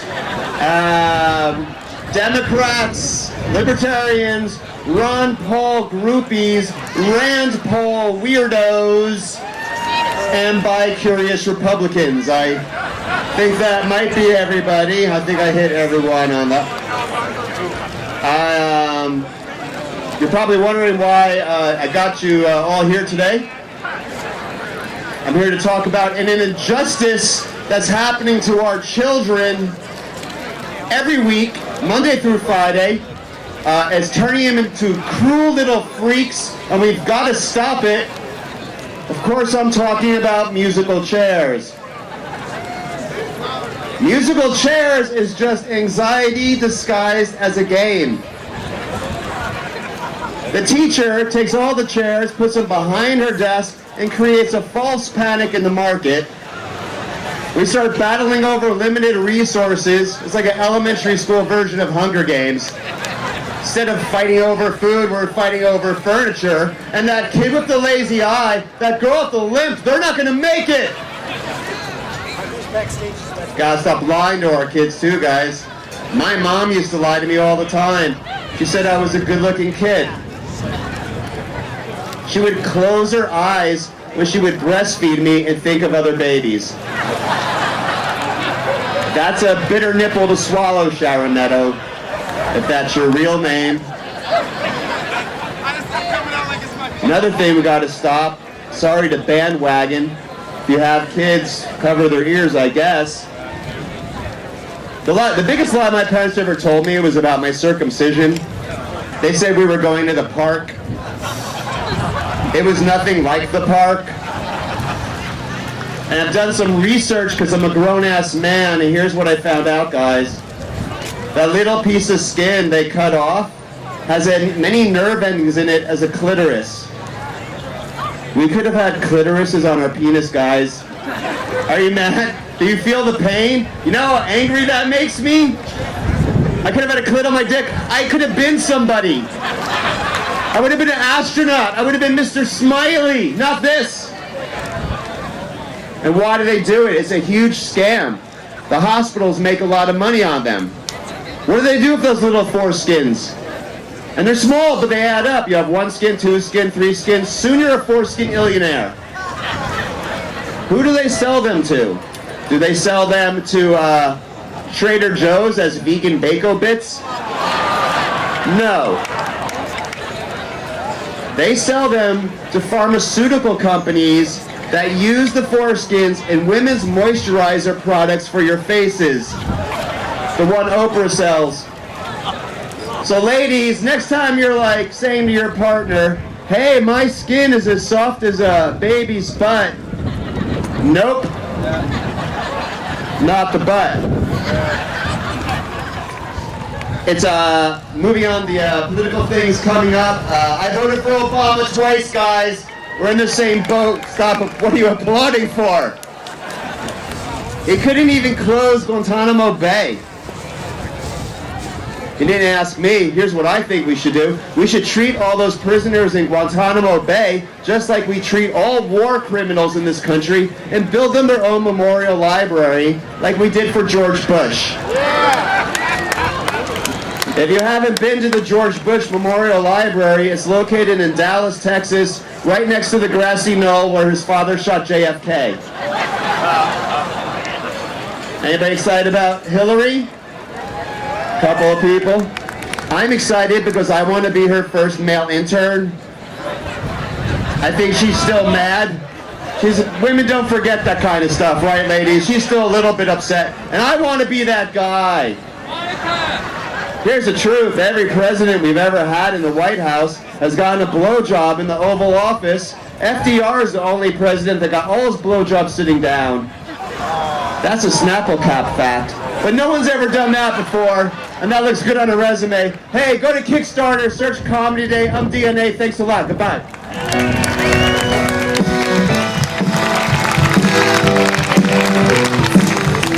Keep going for DNA, everybody. He's right. Go to Kickstarter. Imagine people think donating to a Kickstarter like, I can donate so much money. Imagine if all of you donated $5 to the Kickstarter. We could keep doing comedy until the end of time. Okay? It's a birthday show, and I'm about to turn 44. 44 is when people stop asking if you're going to have babies. I've seen some older pregnant women sort of a question of, is that a baby or is that her liver? I'm trying to be healthier, trying to get off coffee. Coffee's so aggressive. Coffee's so, you gotta get the house. What you gotta get the house right now? What are you doing? Get out of the house. Go. Green tea is more like, it's time for you to move your chi. I tried to switch to 5-hour energy drinks. Those things make me angry because I can't get the last little bit out. I look and I go, oh, those are 9 minutes.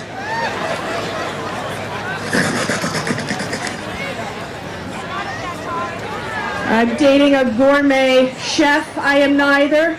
I think a lid on a blender is a suggestion. I don't understand gourmet food. It's very confusing to me. Like, I'll take a cold Costco chicken carcass out of its bathtub, like that, and I will take some, not cranberry relish, I want cran solid with the ridges. I want to slice my crayons, and then I will put that on a cold chicken wing. That's my Thanksgiving fusion. That's what that is. I don't like following recipes. I don't like to be told what to do. I tried once. I tried to bring Aunt Jackie's Chinese chicken salad recipe. I swear she said 3 cups of oil. No, no, no, no. It's a third a cup, so everyone's just draining it over the garbage cans. Everyone was glistening. People had it around their lips. One went on the tips of her hair. Her neck was shining.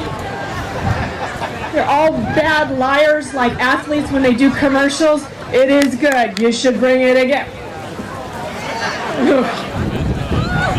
Anyways, I just started texting and I knew it would be addictive, and now I'm terribly addicted. No one told me there would be 3 dots when the other person writes back. I can't not look at the dots like they're my nourishment. Those are wildlife pellets that are going to feed this baby bird. So I'm old enough, thank you. I'm old enough to be a cougar. I don't want to be a cougar. I still feel like a kitten. This is a visual joke for people who also love cats. Oh God, I love my cat so much. Like I have to bite them like this. I don't bite them. I love my babies. I love my kids so much. I want to take their pads. I wish they made gummy pads from Walgreens. I don't want to bite them. I want to take that fruit roll-up web in between their paws. I want to eat that. I want to take their ears like artichoke hearts and just eat them. I love you. I'm not a crazy cat lady. I'm a feline enthusiast. That's what I have. I do have another show coming up, a series of shows at the Punchline called Dating is Comedy Promotion. And when I was dating, I didn't know that so many dudes would show up on dates stoned. I said to this one guy, "You smell like weed." He says, "I look like weed." I could never smoke weed before. I have all these weird sensory problems if I got stoned. Like, my turtleneck is closing in on me. You're wearing a robe. You're wearing a robe. If you are dating, ladies, they say you're supposed to communicate confidence with your body language. A dating walking coach, this thing exists. I saw it on TV, so it's true. You're supposed to walk like this, ladies. I know something you don't know.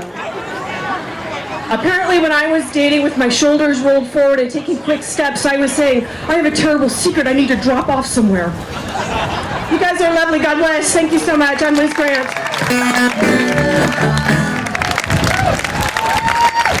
She's signing her butt off. See? That's what I did years ago. There it is. Go ahead and throw it. It's fine. Yeah! It's like a Gallagher show. For our next comic, can we get a little baseball, a little charge? Can we do it done? Can we do? Yeah, let's keep going. Build it up, Bill. Let's clap, everybody. Come on. Yeah? Yeah? Come on. Louder, louder, louder. Up, up, up, up, up. Beautiful. Thank you. Appreciate it. Getting the energy up. Next comic coming to the stage. Get ready for the hurricane, Mr. Optimist. Ladies and gentlemen, the living legend, Larry Bubbles Brown!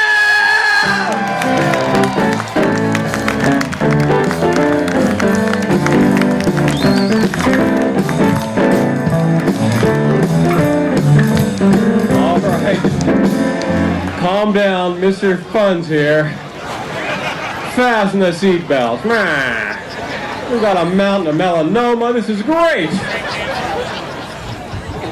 I've reached the age where I realize everything in life backfires. I joined PETA. Now I can't kill my tapeworm. I asked my masseuse for a happy ending. She read me Goldilocks. Lots of C-note and that piece of crap. As always, a lot of good-looking women here. It's your lucky day, ladies. I'm no longer infected.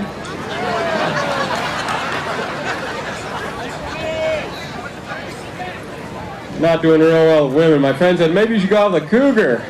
Cougar, isn't that a woman that's older than you? Cougar, Christ, I need a saber-toothed tiger.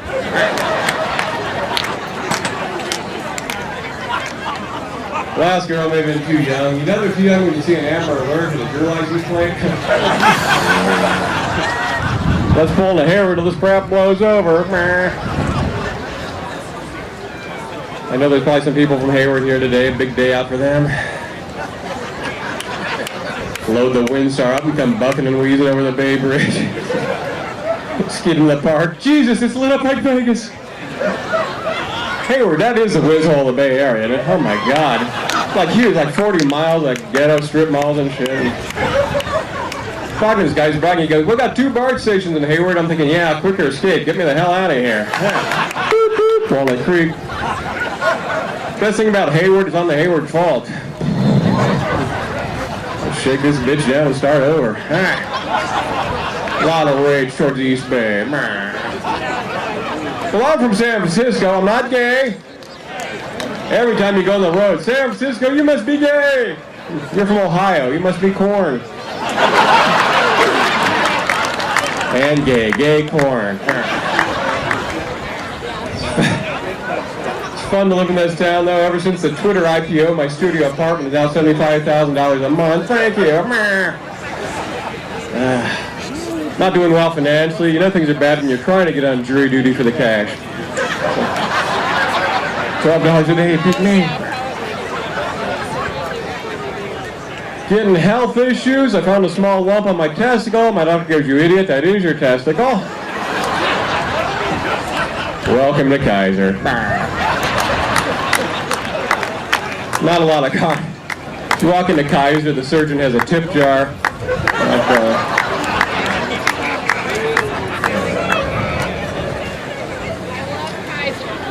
Gotta get better. I guess I need to be more romantic. Like, I don't like to cuddle after sex. I just like to slam the trunk and push the car in the lake. Oh, that was a dark corner.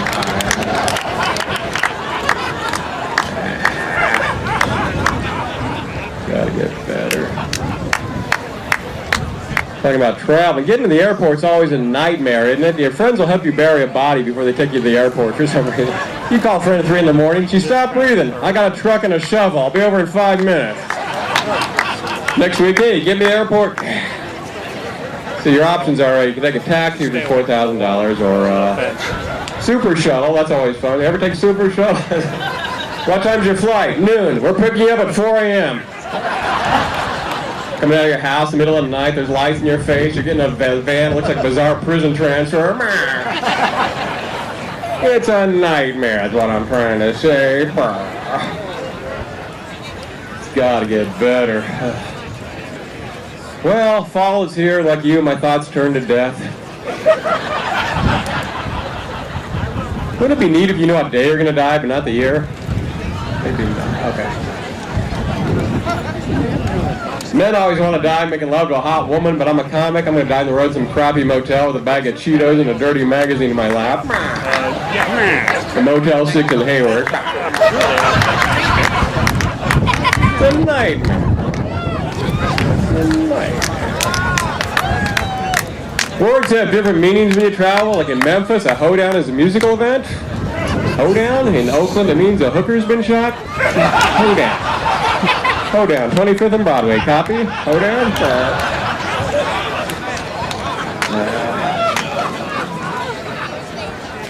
My therapist said I was passive aggressive, so I keyed her car on the way out.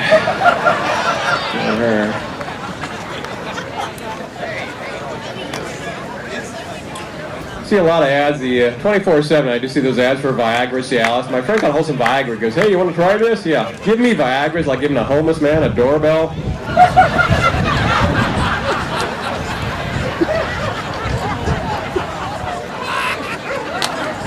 Like giving a meth head white strips.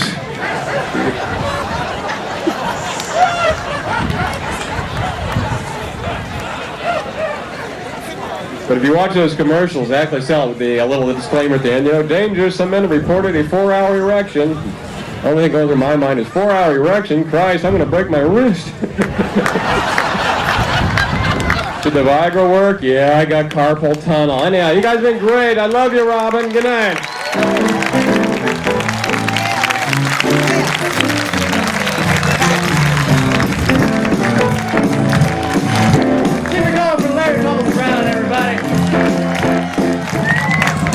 Thank you very much. Thank you very much. Next comedian coming to the stage, a very funny guy. He's been on Comedy Central. You might have seen him there. But he also has a huge following in the Bay and on the bus. Give it up for the very funny Paco Romaine.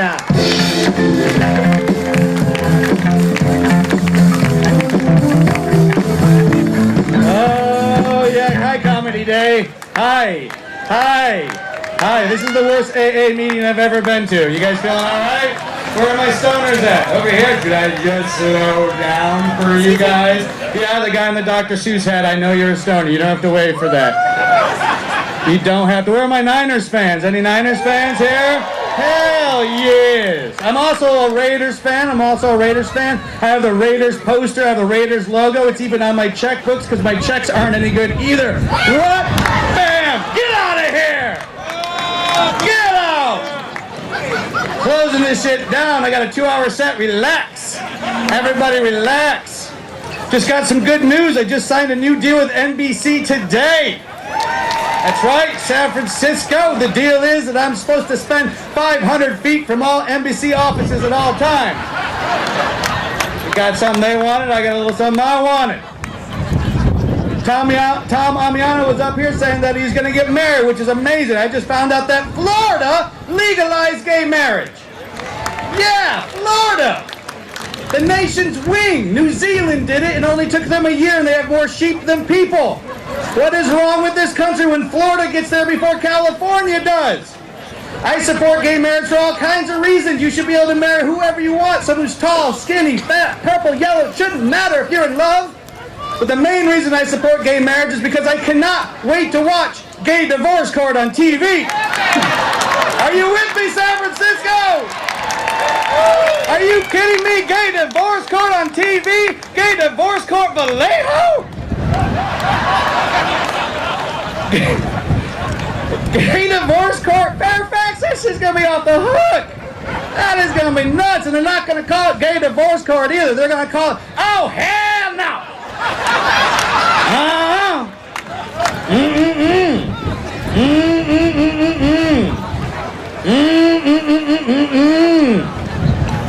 .com. I think they're going to try to tell you a little bit about myself. I grew up in the Midwest. I'm from Michigan. Don't clap for that shit. I grew up in the redneck racist area of Michigan called Michigan. Maybe you've heard of it. I'm pretty sad right now though. I just got dumped. Single now. It's an app. That's why right now I look like a really sad cab driver that owns his own deli. Got dumped. She cheated on me with her salsa instructor. Her salsa. Anybody here dance salsa? Yeah, screw you. Screw you. I can't compete with a salsa instructor. There are always these hot Latin guys named Jorge and Juan and shit. Like they have thighs, bam, and an ass, bam, and this chest, blah. There's always women lined up to dance with them, and they're like 135. Now you're pregnant. Who wants to be pregnant? 135. Just slapping their machata out of the way, getting some merengue on them. I can't do that. I can't dance. I can't dance. I grew up in an all-white racist town with a Hispanic name, a white mom, and a black stepfather whose last name was White. Welcome to America. And I still can't dance. I go to weddings and I do that white guy box shuffle thing. But you get a couple drinks in me, though. I can cut a rug. Get a couple drinks in me. I look like one of those inflatable balloon guys at a car dealership. I'm like, all the way. Sit down, go behind there.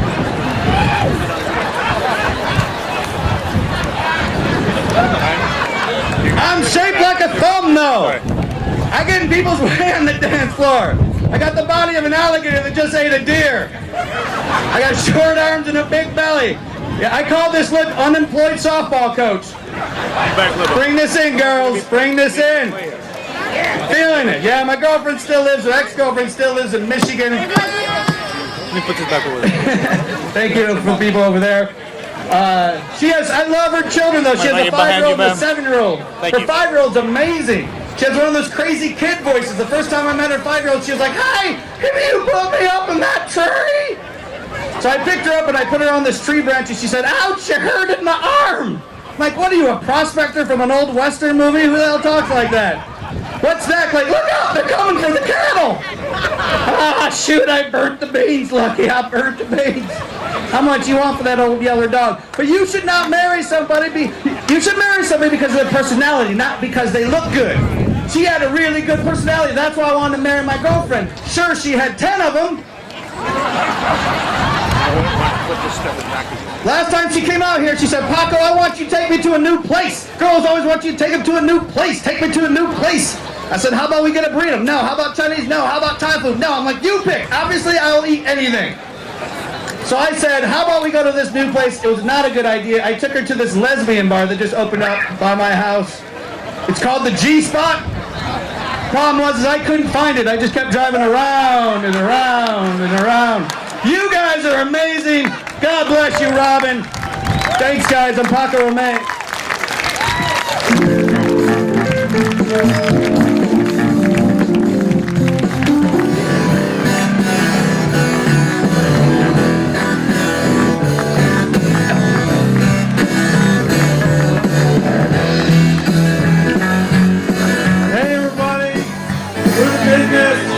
There's 5 of us.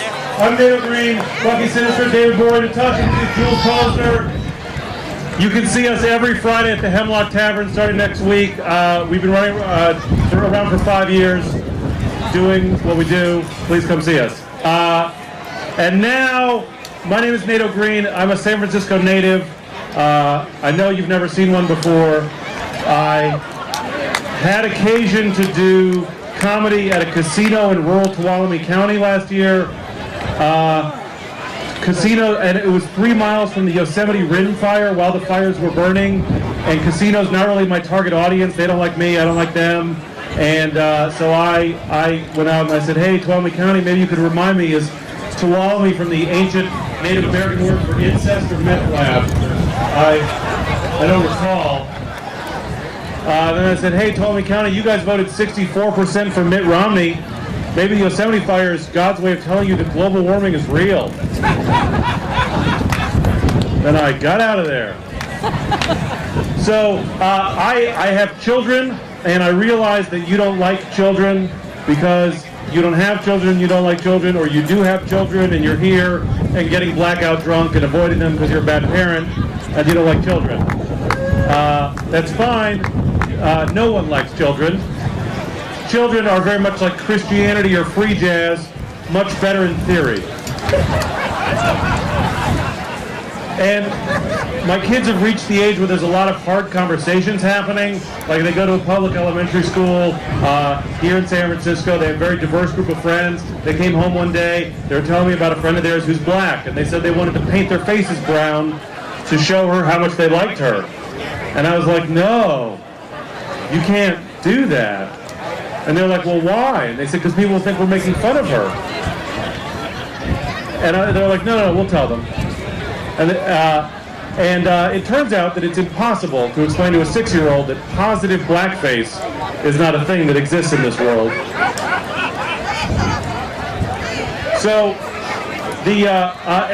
like I said, lots of hard conversations recently. They said, Daddy, why is it that kids like to run everywhere, but grown-ups go slow? I was like, well, honey, you're going to find out that as you get older, growing up is all about resigning yourself to unending disappointment, and you need to pace yourself. Is that responsive? So, as a San Francisco native, I don't know if you've heard this, but there is some gentrification afoot in San Francisco.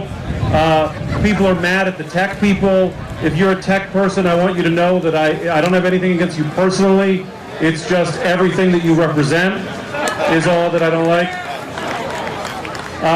My problem is that I like a little bit of gentrification, like not so much that I get evicted, but enough that I can get creme brulee. You know what I mean? Like, there's a sweet spot to be in.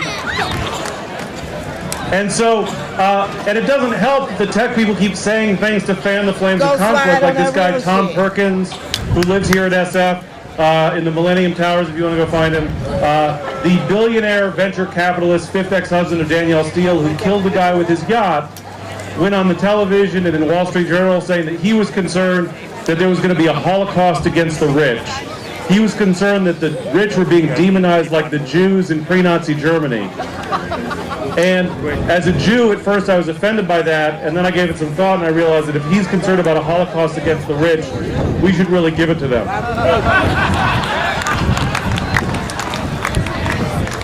Hear me out, everybody. I'm okay with taking the rich's money and their houses and their artwork and sending them to do hard labor and moving other people into their homes. Basically, I'm okay with doing to the rich everything that the Nazis did to the Jews, except for the killing. I support a non-violent Holocaust. A semi-final solution. I don't advocate violence, but if someone gave me a lampshade made of Mark Zuckerberg, I would accept it. I would accept it.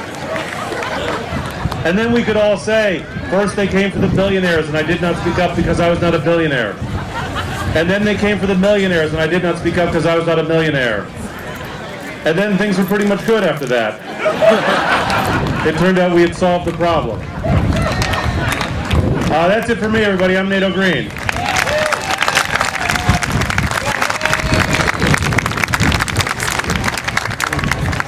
And now, and rise up.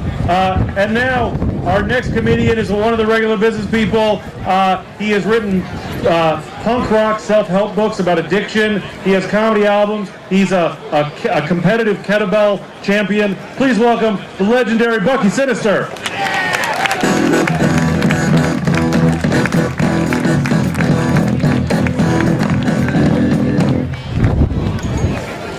Oh my God. Okay, there was this, that was great Iggy Pop cover. I couldn't barely recognize it. There was this study done by University of Connecticut that said Oreos may be as addictive as cocaine. And as a guy who has consumed copious amounts of both of these substances, I call shenanigans. I have never spent all my rip money on Oreos. I've never called any of my friends at 4:30 in the morning asking them if they knew a guy who could get me Oreos. And I have definitely never keistered a condom full of Oreos to get them through customs.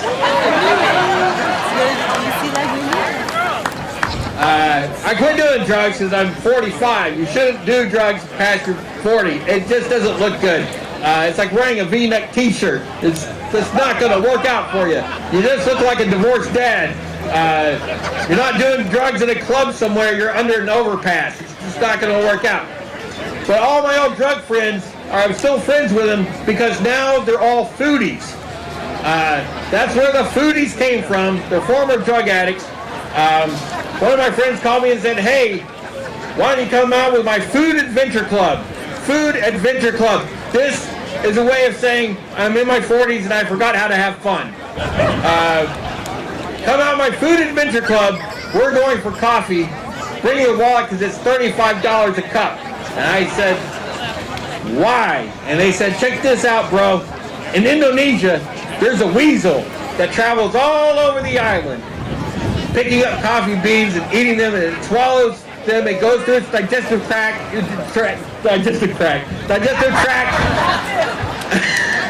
until it passes through, and then some poor asshole has to wander around the island picking up coffee beans out of the weasel poop and sells it back to America for $100 a pound. And I was like, no, I'm not going to do it.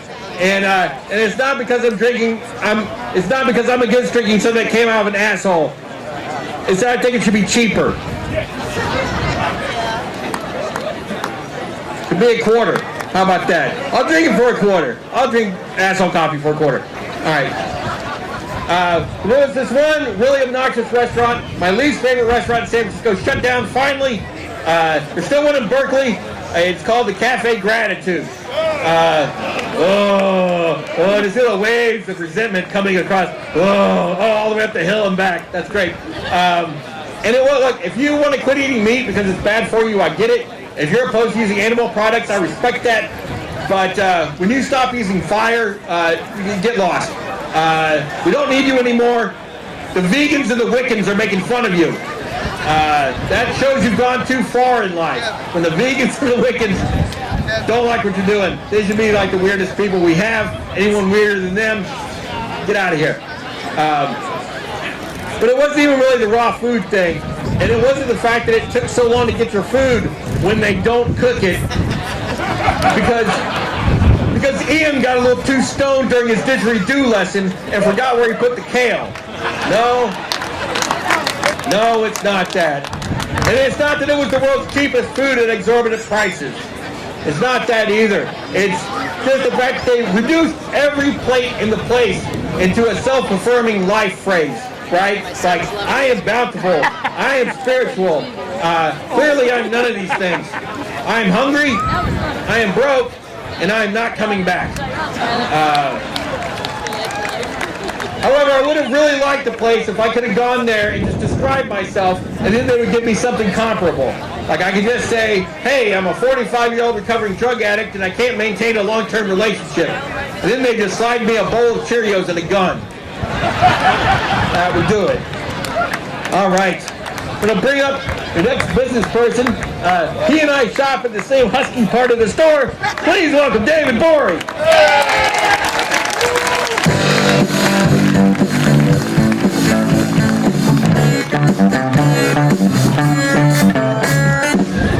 Hell yeah! How's it going, San Francisco? They told me not to do crowd work, but I say screw that. Can I do a rap music style call and response with you guys? Hell yeah. So the way this works, if I say something pertaining to you, you yell back yeah, alright? We'll get it, white people. Alright. Where's all the fellas? Where's all the ladies? Where's all the water sports enthusiasts? Where's all the victims of child abuse, physical or otherwise? That punchline never hits as hard as our fathers did, guys. You guys, I'm not a very smart man. I recently discovered that for all intents and purposes, I don't know the difference between science and magic. Yeah, like you take photosynthesis, and I understand in theory, guys, the sun shines down on the plant, chlorophyll plant gets tall, but that sounds like witchcraft to me, and I feel you should be burned at the stake for it. And I think that my issue is I grew up watching this television show, The Magic School Bus. Are you guys familiar with The Magic School Bus? No! No! Don't you clap for that piece of crap show! Don't you clap for that! It was a show about science with the word magic in the title. How was I supposed to learn anything, guys? And they didn't explain shit on that show. They just said, hey kids, hop on this magical LSD bus. It's gonna spin around 3 times. Now we're inside the body of a 35-year-old man. That's not science, it's sex trafficking, and it's a damn crime. I watched a lot of television. I've been watching The Wire recently. You guys know about The Wire? You can clap for that one. That's a good one. My only issue with The Wire is that they have this big fat guy on that show, right? And that's not the problem. I love to see my people on television. The issue is that this fat guy eats like an idiot, and it bothers me. He'll be eating a cheeseburger like he's never had one before. You know, he's got pickles falling off onto his tits, and he's licking mayonnaise off of his chubby little wrists. And it bothers me, because fat people don't eat like that, friends. We don't eat like that. Like, what about this body type tells you that I don't eat efficiently? You understand? If you give me 2 eggs, I will eat the eggs, the shells, the chicken they came from, burn down the coop and shoot the farmer. I don't mess around, y'all. I've also been watching a lot of Mr. Rogers' Neighborhood. You guys like that show? I like Mr. Rogers' Neighborhood because I think that's a gangster thing to say. It's not his block or his street, it's his neighborhood. Like Mr. Rogers runs that. Because listen, guys, you know who runs neighborhoods? It's the Crips, the Bloods, Mr. Rogers, and that's basically it.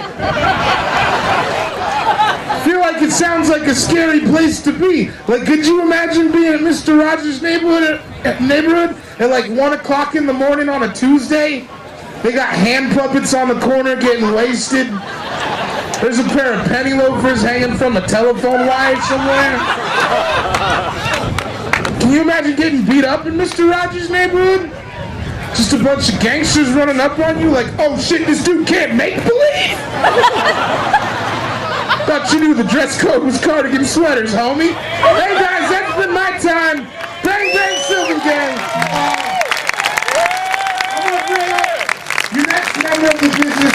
She's so hilarious. She's been voted one of the top comics to watch by SF Weekly. She's also a co-writer of the movie Booty Tang. Give it up for Natasha Muse, guys.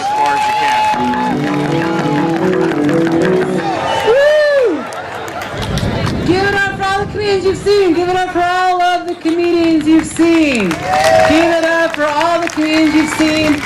And of course, not just the comedians you've seen this afternoon. Give it up for all the comedians you've seen your entire life. George Lopez, Carrot Top, Carlos Mencia. Give it up for all the comedians. Give it up for God, probably the best comedian of them all. Give it up for God, because life's a joke. A lot of people say guys aren't funny, but you know what, God? That dude is hilarious. Speaking of God, everybody, give it up for Lent. Once a year, give it up for Lent, everybody. Come on, give it up for Lent. You don't want to. The first few days is kind of hard, but you get into it. It's not so bad. 40 days, 40 nights later, you feel like you made a positive change in your life. So give it up for Lent, everybody. Give it up for Lent. You guys don't know what to do, and I like that in an audience. That's fine. My name is Natasha Muse. I am pretty funny. Thanks so much. Thank you. I'm actually so funny that the SF Weekly, I don't know if you guys know the SF Weekly, that's a weekly paper in,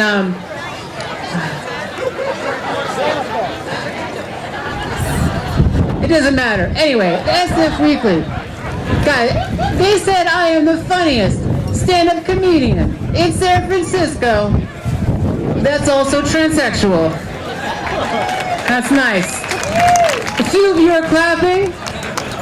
The rest of you are just staring at my crotch. Or maybe some of you are thinking to yourself, wow, the funniest comedian in San Francisco is also transsexual. That sounds really specific, Natasha. That sounds like an awfully narrow playing field. Just how many transsexuals do comedy in San Francisco? Yeah, there's only like 3 of us, so it's more like a fuck you to the other 2 trained comedians in the city. But you know what? I don't care. I'll take it. I'll take your compliments. You can qualify it all you want. It doesn't bother me at all. Just give me the compliments. You know what I mean? Just give, like, I'm like the best looking person in this meadow facing that direction. And that's fine. Nobody turn around. Nobody turn around. Not one of the 500 of you turn around or else you'll ruin it. But yeah, I'm the best looking person facing that direction. But you guys are all beautiful in your own way, I guess. But I feel like it's okay to be ugly, right? Let's hear it from all the ugly people in the house. Woo! It's okay to be ugly, right? Like, you guys know that song? It's like, we're all beautiful, now is what I say. You guys know that song? We're all beautiful, I'm A-okay. You guys, it's just Christina. Guys, that song is ridiculous because we're not all beautiful, right? If we were all beautiful, there wouldn't be a word for beautiful. Just like there's not a word for being covered in skin. We don't need it. It's like a skill, right? Just like any other skill. Some people are good at it, some people are not good at it. You're not allowed to say you're not beautiful, right? Like, you can be like, oh, I'm not good at math. You're like, okay, Natasha's not good at math. Oh, I'm not really good at parking, or whatever. You're like, okay, Natasha's not good at parking. Oh, I'm not good at being beautiful.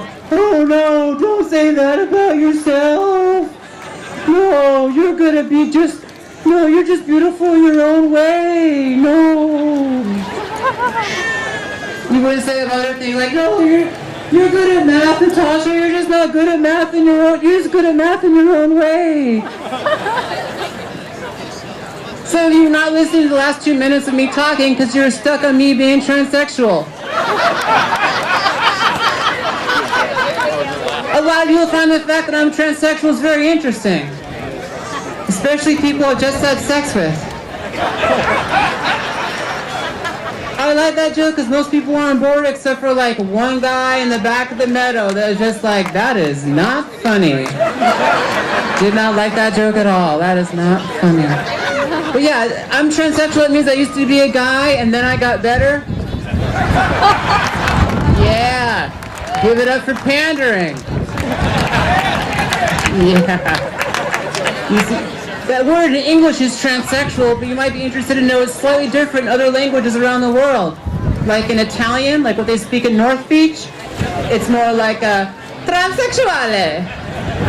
In French, like what they speak in Canada, it's more like a transsexual.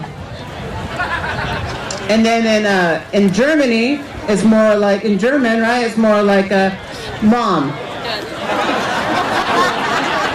So it's different in all the languages around. If you guys didn't get that joke, don't feel bad, because I also do not get that joke. I just said it once randomly to be funny.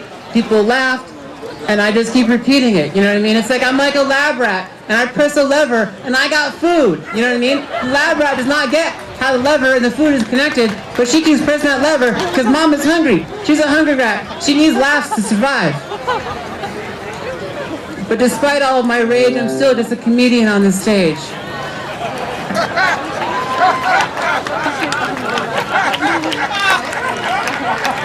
Thank you so much. Thank you for your clapping. Guys, I gotta make like George and Jet, son. That's my way of saying I gotta go. You guys have been an audience. Give yourselves a round of applause for sitting in a park. I gotta bring up your last business member, final business member, very funny guy, good friend of mine. He's killing it all over. Let's have a nice big warm round of applause for Jules Poser, everybody. Let's hear it. Come on. Woo! Thank you. Oh man, thank you so much, everybody. It's good to be here at Comedy Day. I am also a native of San Francisco. I was born and raised here. I know. I hope you guys didn't think I was just like the gay one in the group. You're just like looking at me like, I think that's the gay one. Like, sorry, bro. Maybe. I don't know. What? Come on, you guys. There's too many people here. I travel a lot though, which is nice. I was in Minneapolis a couple years ago, which is one of my favorite places to visit. And I was in Minneapolis. I found out something interesting though. Is Minneapolis had overtaken San Francisco as the gayest city in America per capita, which blew my mind. And people just kept rubbing it in my face out there. They're just like, well, you know, Minneapolis is more gay now. It's like, oh yeah? How about I blow you right now, man? How about that? And I won that bet. I blew that guy. He said it was toothy or whatever, but I don't know what I'm doing. I'm just trying to prove a point. I don't know, so it's just, you gotta just take one for the team sometimes, just right in the mouth. And I've been conflicted ever since, but that's besides the point. Okay, so I was doing these shows at the Mall of America because the comedy club I was working at was in the mall because the mall ate it. Yeah, it's like the Mall of America is the biggest mall in the world, but it's bullshit because they cheat, and this is how they do that. They have 2 Panda Expresses, which is too many already. No one needs diarrhea that bad. 2 in the same place. But they also had a full-length mini golf course, and since I just scored some weed that day, I was like, hell yeah, I'm going mini golfing. This is going to be great. That turned out to be a terrible idea, because going mini golfing by yourself is the loneliest thing you can do when you're alone. Like, I might as well have gotten a loaf of bread and a bucket hat and just fed ducks around the lake, but I went mini golfing instead. And what made me feel real terrible is, you know who goes mini golfing? Young couples. Ugh. And you know what they do every time they make a shot? They kiss, like right in front of your stupid, hairy, lonely face. They don't care at all. It's like, oh, it only took you 6 tries to make that 2-foot putt. Let's make out again. It's like, ugh. Like, I'm pretty sure I saw some 15-year-old finger blasting his girlfriend under a fake waterfall at some point. No finesse either, just getting in there like, I've seen this on the internet, now it's happening to you. I only did that to see what she would do. That's the only reason I did this bit.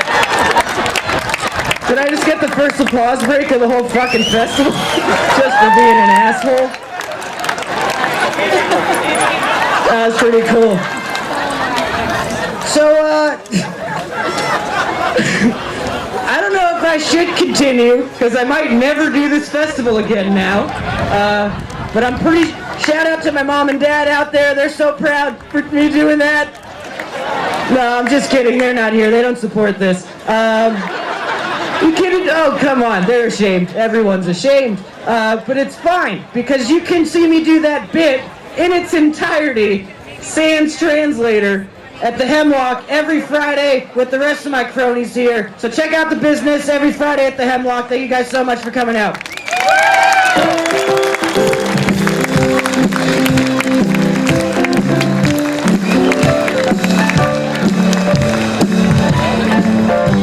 Welcome back to Meadows, everybody. I've known this person since she was 19. I saw her in a show, and she was so funny and so smart. She blew me away, and I said, I have to have her as a friend so we can do shows together. And you may know her. You may have seen her. She's been in San Francisco forever. Oh my God, you're there. Ladies and gentlemen, the Legend Award winner for 2014, please welcome to the stage, Miss Diane Amos.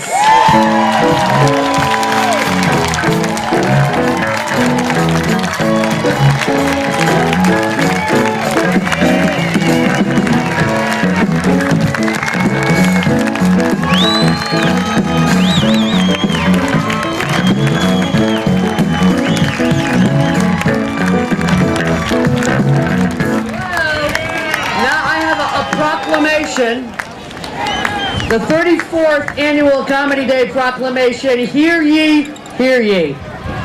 Whereas Diane Amos is being given this year's Comedy Day Stand-Up Comedy Legend Award, I, Debbie Durst, President of Comedy Celebration Day, do hereby declare, whereas this fierce product of the San Francisco Unified School District emerged from the blood and the fog of George Washington High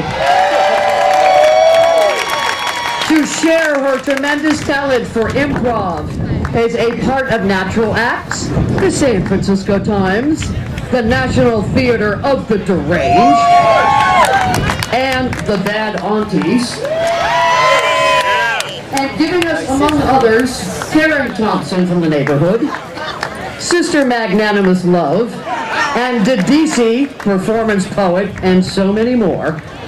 And whereas, when Miss Pearl, the Chocolate Fury Amos, told her daughter that she was beautiful, smart, and could do whatever she set her mind to, she actually listened and became an actress, a comedian, a national campaign spokesperson, a loving wife, mother, and grandmother, and an inspiration to women, people of color, and everyone who thinks they can make a difference.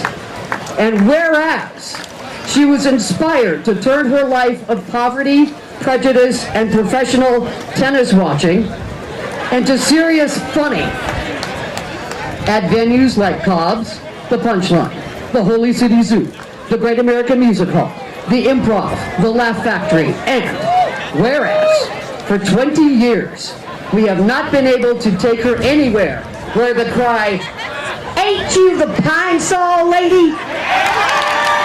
is not raised in celebration of her presence. And whereas, rather than just taking the Clorox check, she helped the Women Who Rise campaign show thousands of women that they have the power to rise above their circumstances. And whereas the city of San Francisco is so proud to call her its own, it declared November 7th, 2013 Diane Amos Day. And whereas she was the only reason I did not win the Bill Bonham Meatloaf Cook-Off,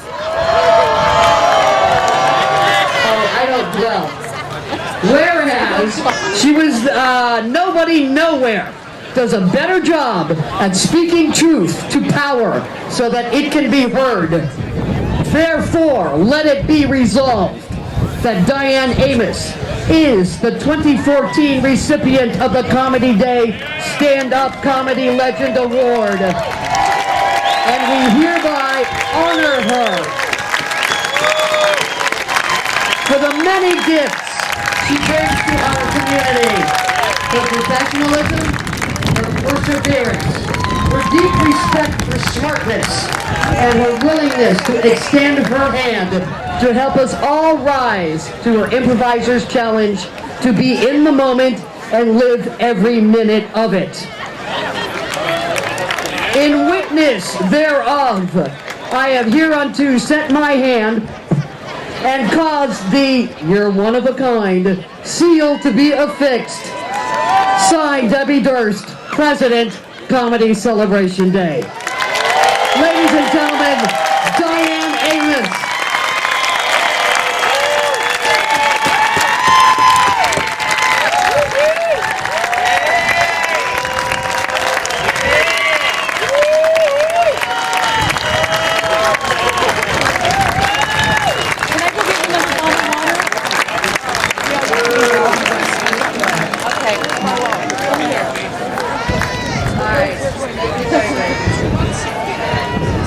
Thank you so much, San Francisco. You know I love you. No doubt. Because I could have moved to LA a long time ago and been really famous. Hell no. This is an honor because we that bring the funny, we do something that other people don't really understand.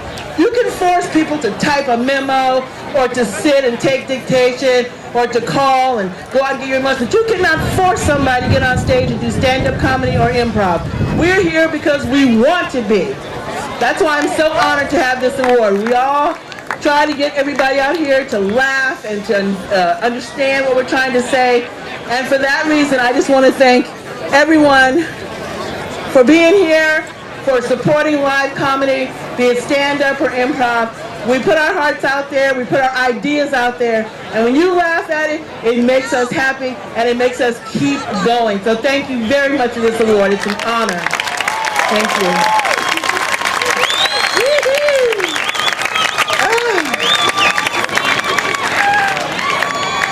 All right. So I decided today I would like to, of course, in honor of the giant that we lost, Mr. Robin Williams, I would like to do an improvised blues song because that's what's up. Robin meant so much to so many of us, and when I was 19, it was the first time I was on stage with Robin, and I tell you, he made you feel like you were really good, and that really counted. It made you feel like you could be out there and be in his presence. He was so gracious on stage. And so in his honor, I would love to do an improvised blues song for you. I'm going to ask for a suggestion. I'll take the first couple things that I can hear. Sorry, up on the hill. It'll be for these folks up here to speak out for you. So here we are at Comedy Day 2014. What's this blues song about? What? Laughter and love. I'll take one more.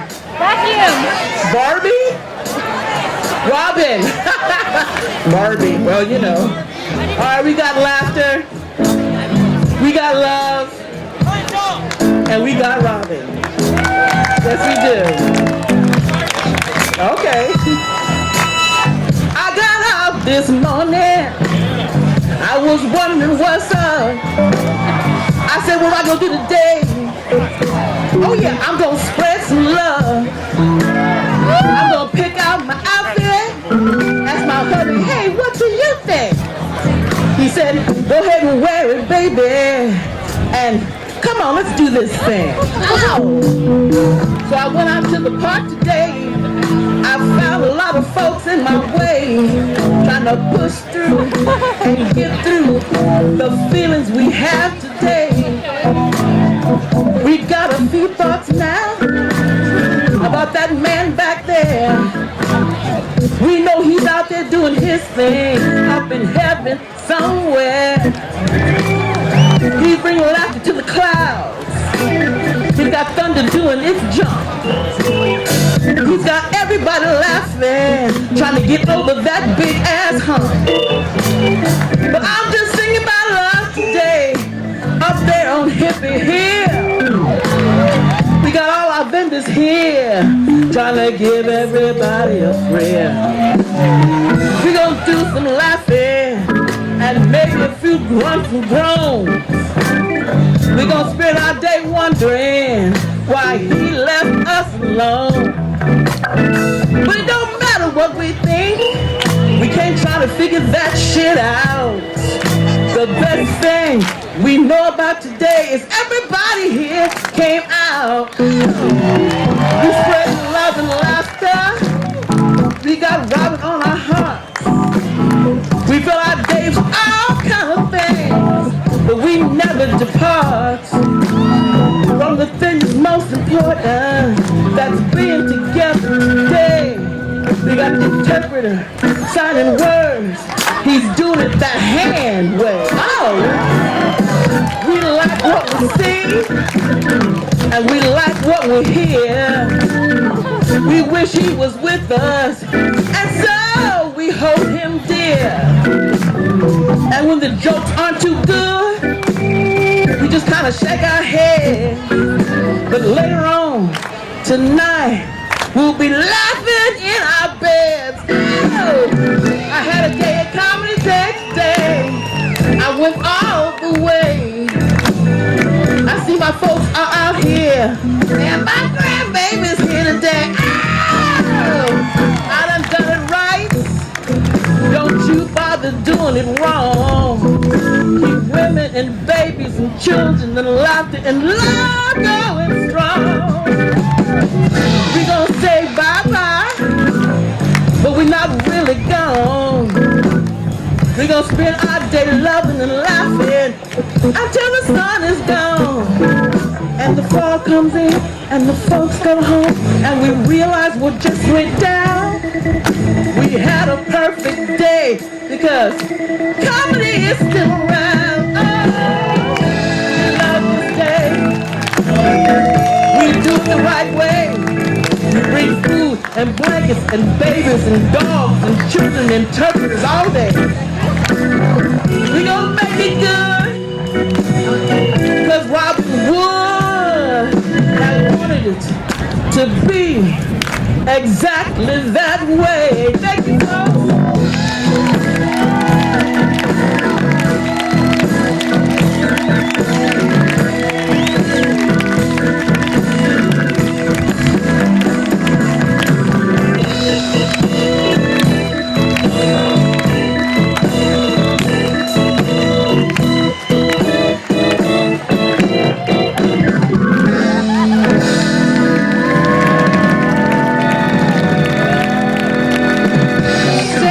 Francisco's comedy legend, Diane Amos.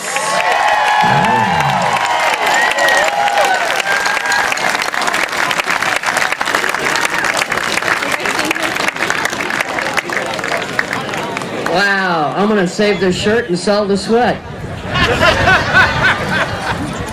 This next set, ladies and gentlemen, I call the Holy City Zoo set. It's got some people in it that have been coming to Comedy Day since, the beginning.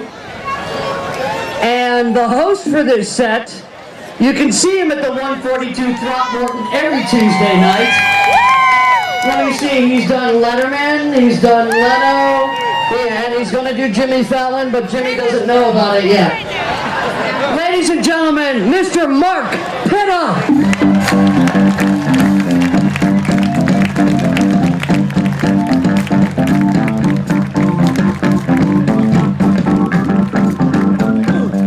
Debbie. I was never on Letterman. I was on Carson, Leno, but whatever. That's okay. I did. Ladies and gentlemen, I got this. I'm not feeling that good today. I'm sorry. Just 1 second. I just took the Ray Rice elevator challenge, and I'm just a little. That was for Joe. That was for Joan Rivers. She would have loved that joke. Here's a question for the audience. Is anybody out there today deaf? No? You're done. You're done. You're done. You're off. No. Time out. Punch out. Punch out. There's not one single person here that needs you.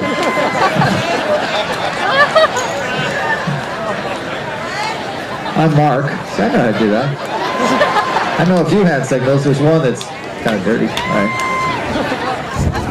I always say hi to the back row. The very back by the tree. How you guys doing? You hear us?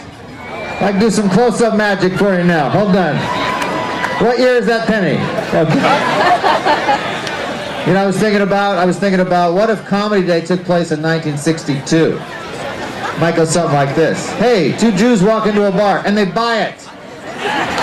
Thank you, Stephen Pearl, for that gift. Guy walks into a bar, orders 8 shots of tequila. He's drinking them down one by one faster than the other. The bartender says, "Why are you drinking those so fast?" He goes, "You drink these fast too, if you have what I have." Bartender goes, "What do you have?" He goes, 50 cents. Where's the drummer? Thank you. Guy's driving down the street with 12 penguins in the back seat of his convertible. Cop stops him. Says, "Hey, what do you think you're doing? You take those penguins to the zoo right now."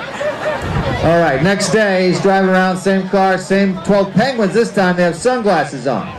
Doesn't fool the cop. Cop pulls him over. "I thought I told you to take those penguins to the zoo." He goes, "I did. Now we're going to the beach."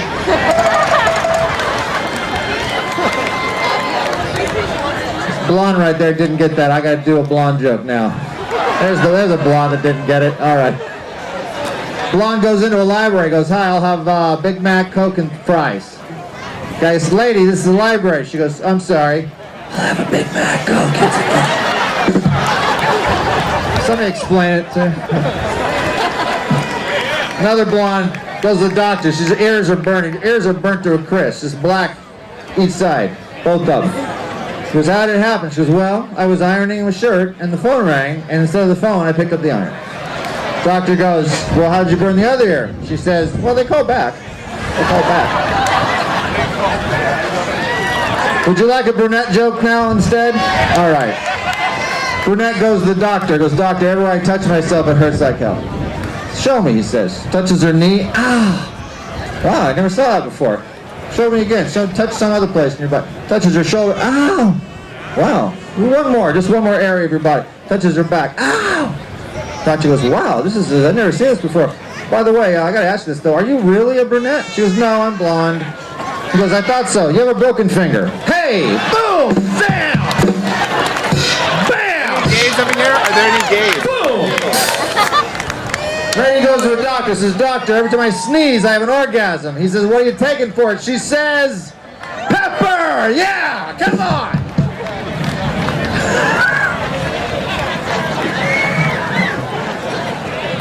Guy robs a bank, because that's what they do, bank robbers. He robs the bank. As soon as he has the cash, he turns to the first guy in line and goes, "You see me rob this bank?" Guy goes, "Of course I did." Shoots him dead. Next couple in line, married couple. "Did you see me rob this bank, lady?" She goes, "No, but my husband got a good look." Hey! How many married people out there like that here? Okay, so I haven't talked to my wife in 6 months. I didn't want to interrupt her. My wife is great. The other day I came home, she goes, "Here." She brings us up to the bedroom. She goes, "Tie me to the bedpost. Do whatever you want."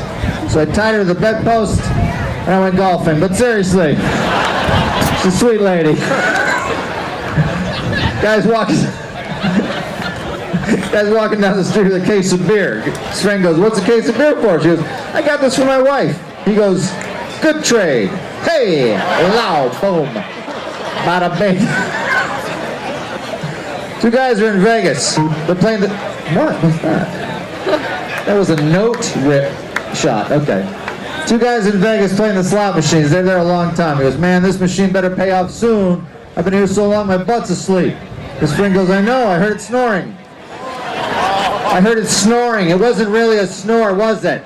Why am I explaining this to you guys? Guy goes to Vegas, sees a hooker, goes, "How much?" She goes, "100 for me, 50 for the room." He says, "I'll take the room." Yeah. Boom! Bam! 99-year-old man spots a hooker in Vegas. In fact, he goes up there and goes, "Hey, how about you and your girl there, your girlfriend, go up to my room, my hotel room, right now?" She goes, "Oh man, no way, you're done." He says, "I am? How much do I owe you?" You see, he's old. All right, so finally, and I mean that in a good way, 5 Italians in a Cadillac convertible drive up to the pearly gates. St. Peter goes, well, we got a lot of you guys in here today. I go check with God. I got to check with God to make sure it's okay for you guys to commit. Apparently St. Peter's Italian as well. Okay. St. Peter goes, I got to go check with God. He checks with God. He goes, there's 5 Italians in this big Cadillac out there. God goes, hey, they're all my children. Let them in. St. Peter leaves. He comes back to God 2 minutes later. He goes, they're gone. The Italians left? No. The pearly gates, they're gone. They're gone. All right, I'm going to cut my set a little short here tonight, ladies and gentlemen, because I didn't memorize any more of those things. Just a second. I'll make sure I did all these, because these were funny, weren't they?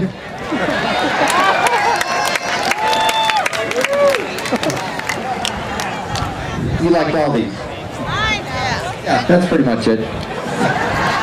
Well, I'll do one more, since you love the, okay. Since I got a minute left, is that, no, get off stage now is the sign? Okay, all right. And now,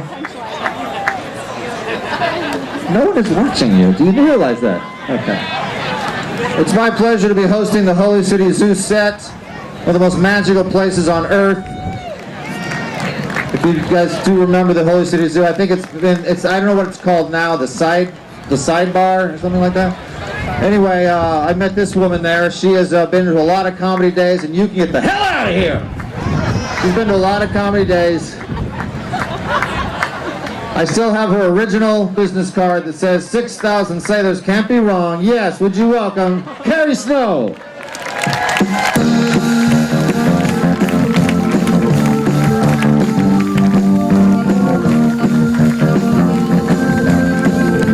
it going for PETA! And you know I hate to correct him, but it was 7,000 sailors. But it was actually one naval officer, and the little bastard must have talked.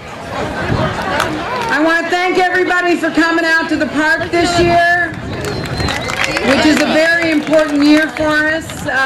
How could I be 34 and Comedy Day is also 34? The whole world is upside down right now. It is. I've been married now. I got published and married for the first time a year and a half ago, and I'm still married. Thank you. It's unbelievable. We have said things to each other now that we're married that we only dreamt of in the 9 years we were together as boyfriend and girlfriend. It's unbelievably cool to be married. I'm saying that because I've only been married for a year and a half. Okay? Hi, honey. Hi. This is a good angle now that I've had a facelift. Go crazy. There you go. Is anybody here going to go to Occupy this year and protest, or is this it for you guys out in public? I was going to do Occupy a couple of years ago, but I had just gotten my facelift and I couldn't feel my ears, and I didn't feel like getting hit in the head. Now that I have full feeling, I'm going to go for it, all right? Because I'm cranky and I'm angry. Any woman over the age of 40 who's not at least an intellectual lesbian hasn't been paying attention. I'm kind of excited. I paid off my student loans. Well, I didn't actually pay them off. I spoke to Berkeley, told them what I was doing for a living, and they said, hey, we're even. Oh, God. I'm using my notes. Yes, I am, because I just put my set together this morning. I flew up last night. I didn't throw up. I flew up. And boy, I flew up from LA, and boy, am I a shallow bitch. So I'm going to use my notes. I don't care what you say, PETA. I knew PETA before he had hair on his back. That's how old we are. But now that the roof has been torn off, we can all talk about it, about the horrible, horrible depression that a lot of comics suffer from. We medicate with you, and I appreciate your being here. I do. If you weren't somehow disturbed, you would not leave your homes and family to do comedy. So learn it, study it, know it, all right? At one point, I was so depressed. Well, I didn't know how depressed I was till I did laundry and it was all pajamas. Of course, I call my sister and tell her my new joke, and she goes, "What's so funny?" Which was kind of the joke for me. I actually, this year has not been easy from the get-go. I recently lost my mother. Well, we didn't lose her. I know exactly where she is. We sprinkled her ashes in her rose garden, but my mom was always really mean. And we realized after we sprinkled her in her roses that she can still prick you.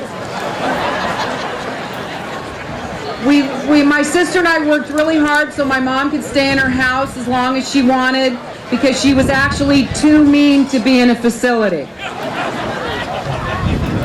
You can't even make this up. And so, you know, in her honor, we've been really great. We got my dad out of the military cemetery where he never wanted to be in the hot sun and sprinkled him in the park where he walked his dog. And we're so grateful. And you know, I practice yoga. And they talk about balance between your left side and your right side.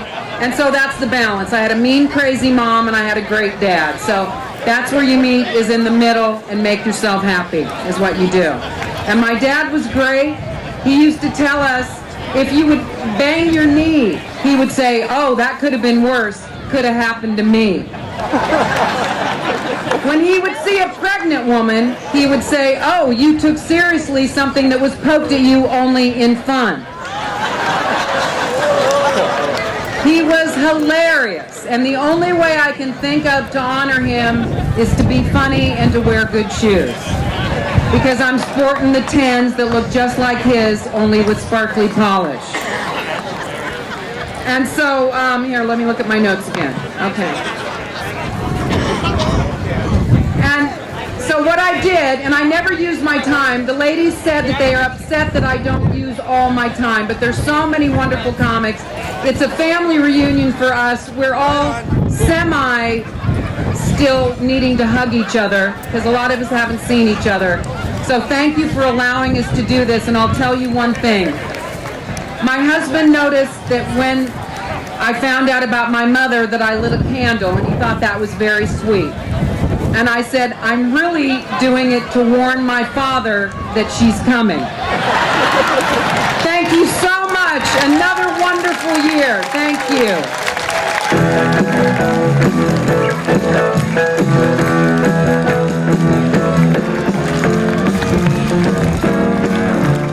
Thanks, folks. So she can be four incredible women like that. 27 years. People ask me, you've been married that long. How do you keep it together? I tell them the truth. I still can't believe that she's attracted to me. She still can't believe that I'm attracted to her. So what keeps us together is a very profound lack of self-esteem. Anyway, I'm 62. I don't want to be single. What's my pickup line going to be? Hey, you want to come back to my place and watch me fall asleep during the news? My wife's 10 years younger than me. Yeah, she's 52. How about she still shops at Forever 51? I said, don't put that on. You look ridiculous in that. I thought it was a good idea when we got married. Now, not so much. Way more energy than me. The other day, she goes, hey, Raina and Noe invited us over for dinner on Saturday night. I said, yeah, but we're going to the Giants game that day. She goes, I know, but it'll be done in time. We can still, whoa, you want to do two things in one day? What are we, teenagers now? She's always coming up with stuff to do. I want to repaint the bedroom. And I'm going, why? It's not peeling? She says, I'm tired of this color. I said, that's the color you want in the bedroom, the one that makes you tired.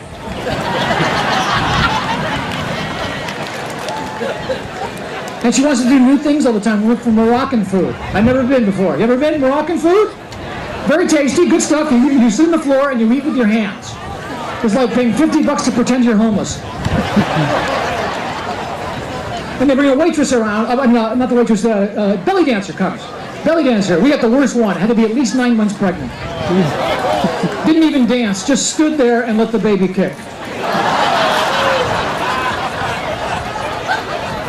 She wanted a tip. I said, no way. He did all the work. When he was born, bring him over. I got $5. Biggest news in my house is that my 23-year-old son finally finished college. Thank you. Yeah, he quit. Because when you're a senior in junior college, it's time to move on. He's a great kid. Getting older, man, I'll tell you. I'm middle-aged. I know I'm middle-aged, you know, because I went to the Warfield with him. He loves music. So we went to the Warfield for a concert. Some guy in front of us is smoking pot. I'm doing this. They found me at the end of the show in the balcony, asleep with a burrito in my mouth. I don't want drugs. I want food. I grew up in San Francisco. I did all the drugs. I just want food now. I'm at a party. These people go, we're going to do some ecstasy. You want to come? I said, pie. I need pie right now. Good pie, like one-hit pie. Remember that stepped-on Safeway shit. Here's how I know I'm middle-aged. Just with me on this. If the phone rings after 10 p.m., I go, somebody better be dead.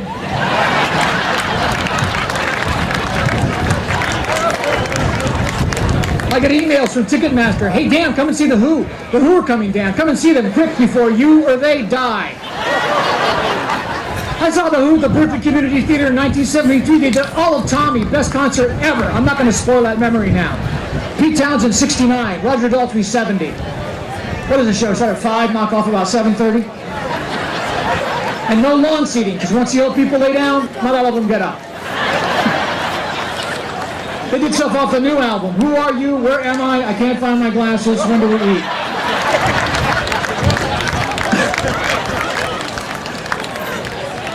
I love music, man. I went to the Fillmore and the Avalon and all that stuff. I just love it. You know, my son's got the same thing. He goes to. I was working in Chicago, and so I took him to this thing called Lollapalooza. Wow, 3 days, 60 bands, 200,000 kids, and me in the back going, hey, if we all sat down, maybe everybody could sing. I did not pay $200 to see the tattoo on your bald head, miss. I'm snippy now. I am, you know? I'm snippy now. Why? Because I could die tomorrow. I'm going to tell you how I feel. The last thing I want is to be in my deathbed going, shit, I forgot to tell that guy he was an asshole. I think we should bring the phone booth back. Remember the phone booth? Some of you? The phone booth. We should bring it back. No phones, just the booth. Do you want to talk on your phone? Get in the booth. Thank you. Nice to get some support. Why? Okay, I'll tell you why. I don't care about your new Zumba class. I don't want to know what your kid got in his SAT. You got a bad marriage, you should keep it to yourself. Because there's 50 people behind us in line, so hang up, shut up, or get in the booth. And if you're going to walk around all day with a Bluetooth in your ear, talking out loud, Mr. Self-Important, then you should have to wear a shirt that says douche on the front of it. Just so I know you're not talking to me. I'm sorry, did you say so? Oh, you're a douche. I didn't see the shirt. I'm sorry. That was my bad. Stupid people everywhere. You know, you go in your house, you go on the internet, you think I can get rid of the stupid people here. They won't find me. Oh yeah? When you read a news article, you scroll down to the comments, guess what? That's where all the stupid people live. That's where you hear stuff like, I could kill a man with a rolling pin. You gonna ban those too? Well, of course not, sir. I'm a member of the NRPA, the National Rolling Pin Association. When you watch TV, every time another state passes same-sex marriage, some southern preacher pops up on stage, and you let two people, on Fox News, you see him, you let two people of the same sex get married, what's to stop a man from marrying a sheep? I'm gonna go shepherds. Thanks a lot, folks. You're great. Thank you. Enjoy the rest of the day. Dan St. Paul, thank you.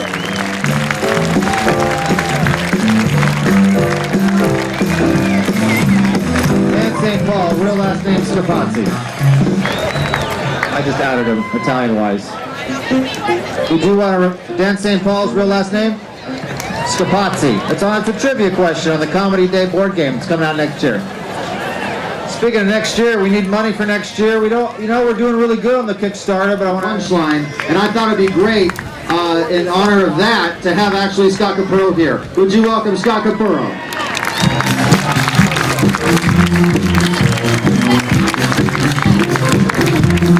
Hello! I brought my bag on stage because there's a lot of comics back there, so worse than homeless people. Hello, madam, how are you? Nice shoulder. It's women love gay men to be listened. It's so nice to that's all women want, someone who will listen, and they got a lot to say. Blah blah fucking blah. Anyways, great to be here. Nice, great year for me because I got married this year. Thank you. We got married in City Hall in San Francisco. Wait, it gets gayer. My sister officiated, and she's a lesbian. Hello. And then she gave my husband and I a parking ticket afterwards because women can't multitask. And I never thought I'd get married because I'm gay and I prefer my sex life to continue. But I turned 51, which is like 80 in gay years, or 15 in pedophile ones. Either way, I'm still working. Anyway, so now and it's weird, being married. But I had to say yes, my husband's black, namaste. And turning down his proposal might have seemed racist. And I can't be racist, I'm not from Fremont. But what is, I know, who is really, who is? Nobody with a future. Anyway, so, my husband's very black, I know, hot. He's so black, he's purple. And, shiny, and I like all that urban. I can do a lot of urban speak because I got a bit of black in me, and about an eighth of an ounce. But anyway, he's I'm keeping it clean. Back off, Jesus. This is my Saturday morning set. Anyway, he's dark black with green eyes, and he dyed his hair red. I know. It's like getting banged by a bag of Skittles, and that's the last line I'll cross. Anyway, so. Nice to be back in San Francisco. We got a lot of rules here, but it's still kind of fun, getting married and all that, exciting. We were asked when we got married, we were asked which religious text we'd read at our wedding. I know, who knew? We actually wanted the Bible read, and we thought about it because my husband's evangelical, which isn't just his drag name. He believes that shit. And but we couldn't have the Bible read because the only true union is with Jesus, and I can't marry Jesus. I can't trust a guy who can't remember his own safe word. So then we, I know, long car ride home, I know. They'll read about it online anyway, relax, not my responsibility, but we thought about having the Old Testament read, because I love the Jews. Any Jews today? Any Jews? In the back where they belong. I love, they like the easy exit, but I do love, I love that I can say Jew, nobody minds. In LA, they're so touchy. LA, you say Jew, that's racist, you're going to burn in hell. You're not going to burn in hell for saying Jew, you only burn in hell if you are a Jew. There I go, quoting the Bible again. But anyway, I love the Jews. I love the Old Testament, which is strange because it says the Jews don't believe in hell, which is so weird because I grew up in Daly City. So anyway, I didn't really grow up, I'm glad.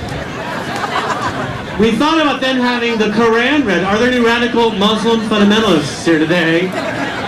If there are, back to your cell and enjoy the Cuban cuisine. I do love, the Quran is amazing, right? There's a talking ant in the Quran. I know, a talking ant. Who knew Pixar wrote the Quran? Who knew Muhammad and Walt Disney were the same person? But anyway, so we're kind of in San Francisco because I'm looking for a place to dump my mother's ashes.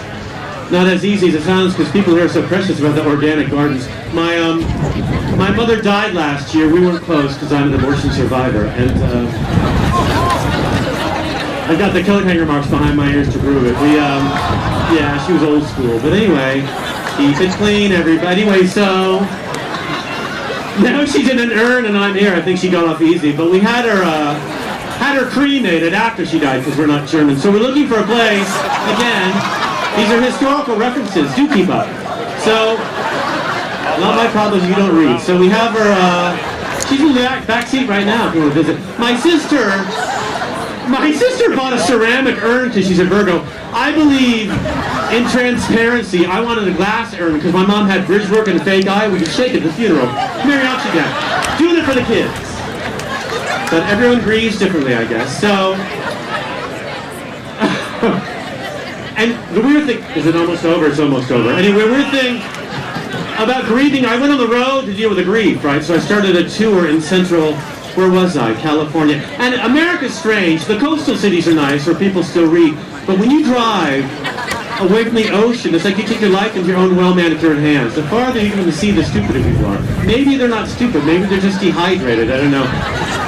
But we were in Merced. Oh my God. I know, for my sins. The guy's like, so where are you from? I'm from San Francisco, about 30 years that way. We should have never, ever repaired that bridge. What were we thinking? Because now, they can just crawl or waddle right in. It's, San Francisco, that's where all them homosexuals are from, right? Everyone knows that. Wait a minute, you're wearing shoes. I bet that means he's one of them gays and passport owning, white wine drinking, Obama voting homosexual. Me, that's crazy. No, I'm English. It's the same. My husband's kind of the reason I voted for Obama. I assume they know each other. He's online a lot. I wanted to vote for Hillary, because she's a monster, but I thought that black guy should have a chance to screw it up a little bit more. And Obama does lie. Like he says we're going to pull out of the Middle East, but we're still in Afghanistan. But then black guys say they're going to pull out all the time. You know what I'm talking about? And they don't. That's how some of us got here. But also, Obama made it legal, and I'm angry. The gays know, all three of them. Obama made it legal. I know, you put up a bush or a tree, the gays start cruising it. But Obama made it legal. I can smell the resentment. There's gays cruising. Obama made it legal for gay men to join the military, and I think killing people is wrong. Well, men, at least, because women are a bit chatty. And you have a lot of feelings, which is why you're not funny. But I find, mystery solved, but I find, why am I still alive? I find Muslim men far too attractive to kill. I don't know what I would do in combat if I came face to face with the enemy and he was hot. Okay, Muhammad, on your knees. Don't make me shoot. Enjoy the grass. Thank you very much. Good night. Thank you. Well, he's perfected that. All right. Please stop by the Three Still Standing booth, and there are 3x5 cards there. You could write sweet things to Robin Williams' family. We're collecting them to give to his family before his memorial. And please do that. It's a wonderful thing. We forget when we laugh a lot, we're releasing endorphins, and you feel good after you laugh. And I got an email from a woman who said, could you talk to our group about the healing powers of humor? And I didn't want to rip her off. I said, I'm not a motivational speaker. I don't know if humor heals. And then it hit me. It was like 8 years ago. I was in a theater, and in the aisle was a woman in a wheelchair, bless her heart, no use of her legs. Well, 20 minutes into my act, she walked out. So that felt good. Felt good to help people. You don't need a rim shot on a true story, just so you know. There's rules. There's rules. When I started comedy in 1981, when I first hit the road, doing some road one-nighters, it was this guy. And I don't know, something about starting out in comedy, those memories are the best, because you were excited, you didn't know, you were just happy you got some money for telling jokes. And I learned a lot from this guy. He doesn't live here anymore, but he was at the 30th, and now he's here today, and I'm so happy. He will be at my place, at the Throckmorton Theater in Mill Valley this Tuesday. One of my favorite performers of all time, Dr. Gonzo.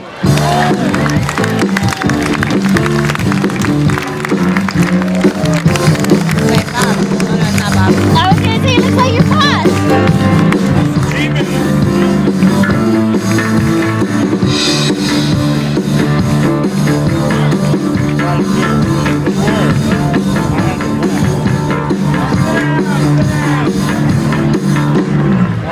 Oh, yeah, let's hear for the band one more time. They sound great today. The Scoop Heads. Oh, God, what a pleasure to be here. Hi, Margaret. How you doing, baby? Good to see you. Anybody remember me? Hey, cool. Good. Maybe you guys will pay me money next time I come back. Got a fire the knob with the V on it. Let's crank that up a little bit. Can you hear that? We're an American cheese. We're an American cheese. We come in bottle or squeeze. We come in plastic sleeves. We're an American cheese. That kills in Wisconsin.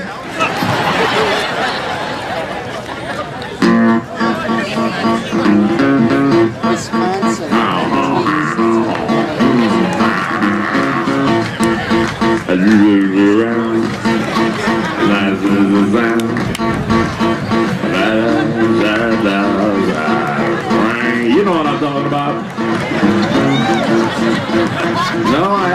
clue what you're mumbling about. I got a lot of nice girls. Oh, you know what I'm talking about.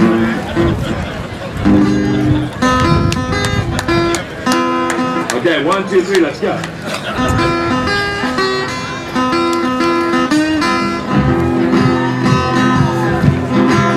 Imagine you and you and you and you and you and you and you and you and you and you and you and you and you and you, but not you. And you and you and you and me. Okay, just the sheep.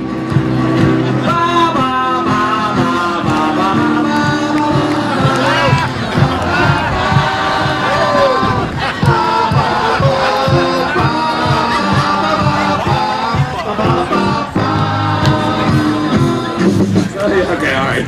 You're not sheep people. Go way back here.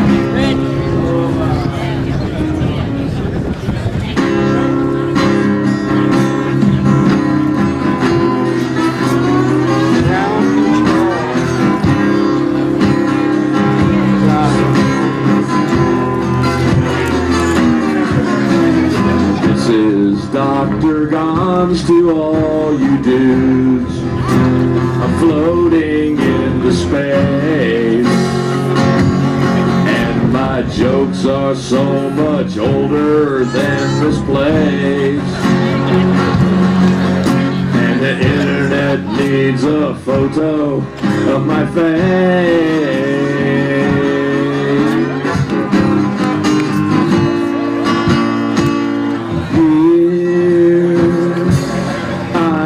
Picking on a patron. Nice shirt, what's your average? Far over his head. Though my act seems blue, hey, there's nothing I can do.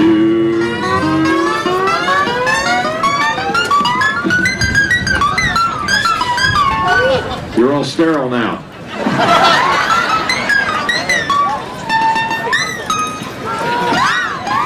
Sounds like Don King doing his hair in the morning. Yeah, just the way I pictured it.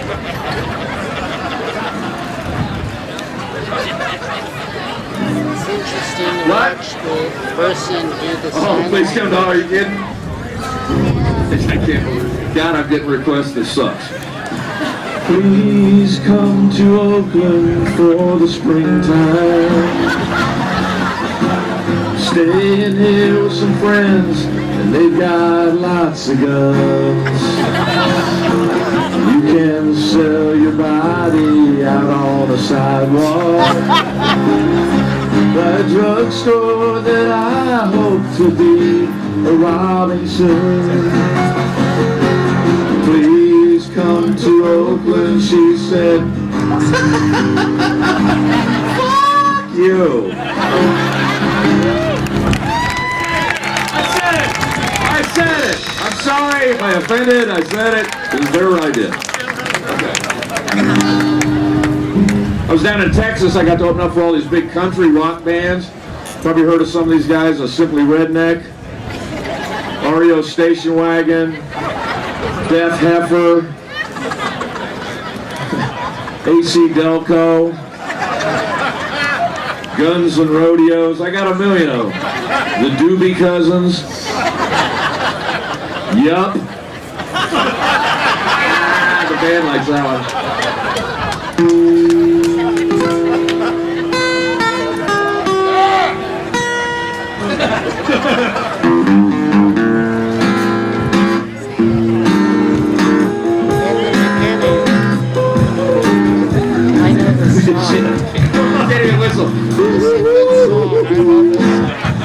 You can't smile and whistle, sorry about that. Once your cheeks go up, you're screwed. You know what I mean. Look at that mom tattoo upside down, you know what you get. Okay, we're gonna go watch them do a little hee-haw here. They always tell jokes on hee-haw, you never go like, hey, you live on this road? No, you? Yeah. What time is it? Right now? Got ID? About what?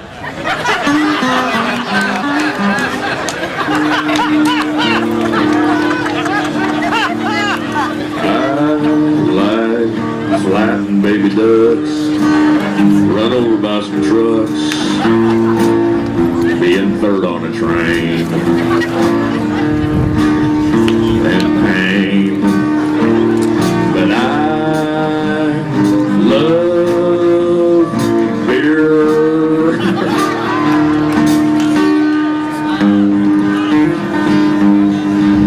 In a bar in Frisco, across from a drugstore, sit down, stick off her wig. So I walked on over to catch a good look at. It turned out to be a transvestite pig. You picked a fine time to tell me, Emil. I met some weird guys and I heard some sick lies, but this time my feelings won't heal. You picked a fine time to tell me, Emil. Thank you very much. The Grand Ole Opry. The lovely Patsy Montana. Miss Dottie Tammy.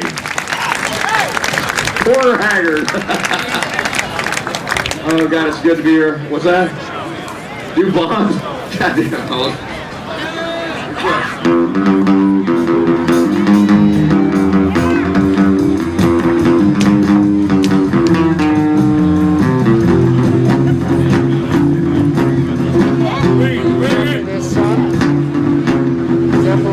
James Bond. James Bond, God bless him. Bill Bond, Title Trust Insurance, Des Moines, Iowa. You guys are killing me. Anything else you want to hear while I'm over here?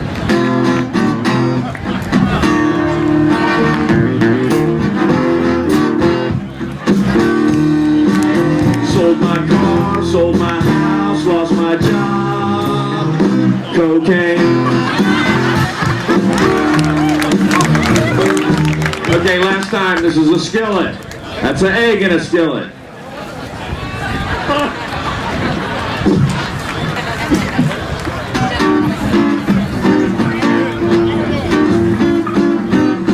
Hey, slow down, you're moving too fast. You gotta make that cocaine last. You cut it up on the cobblestone, but you found it was speed, now you're feeling uneasy.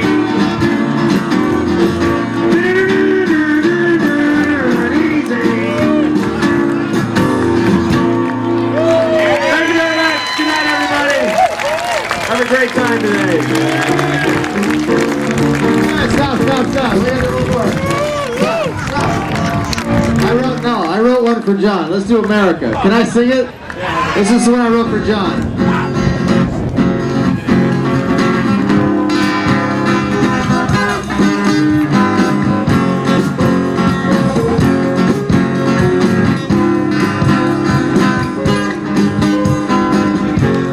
Chewing on a piece of glass. Thank you. Always. I always wanted to do that one. Comedians love comedians. We tag each other's jokes. That's what I gave Gonzo years ago. Thank you, John. Coming up next is a two-time San Francisco Comedy Competition winner. You might have seen a Showtime special, Ask Your Mom. Put your hands together for Don Friesen.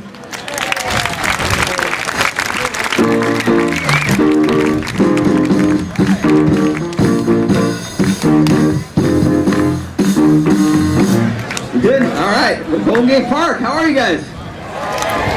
Thanks for coming out. See some kids. I got two of my own. They're getting expensive. My oldest is in high school. People are putting pressure on me. They're like, are you saving up for his college yet? I haven't even paid for my college, man. I owe 25 grand in student loans. I'm going to have to walk him up through the financial aid line to the people I still know. Yeah, I got a tab going, right? We're good? Yeah, no, turns out I am alive. I know. Weird. Boing, boing, my son went to college the other day, but I still have my own student loans to pay. Well, the check's in the mail and the bills are due. The interest on my loans continues to accrue. When you're catching up, Dad, I don't know when, but we'll be filing Chapter 10, yeah. As I hung up the phone, it occurred to me, my boy makes more than me. He's only 23 and he's living in my house for free.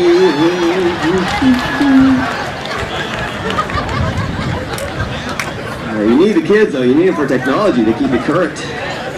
My son was bugging me for Wi-Fi, so we got it, and well, we were getting it for free, but then our neighbor moved. Just trying to keep up with them, you know. My kids think I'm an old man because I can never remember anything. Yeah, because my brain is full of passwords. Every single site now has totally different rules, right? You gotta have 2 P's and an upside down Q. Okay. 8 to 14 characters, right? And a number, and a symbol, and a capital, and don't write it down. Why would I write that down? Then comes the advice, right? Just name it after a childhood pet. Well, great if I ever had a dog named P3_YQ055. The neighbors will think you're nuts. Here, P3_YQ055. Hey boy, here's my little underscore. So I never remember. Every site now I look for, like, the first thing I look for, forgot password, click. I don't even know whether I forgot or not. I'm just playing a hunch. They're like, we'll help you retrieve your password. What's your username? Oh, man. Would you like a hint? Yeah. Who says no to that? Nah, I'd rather just keep guessing wrong. I swear I spend half my time online just trying to prove I'm me.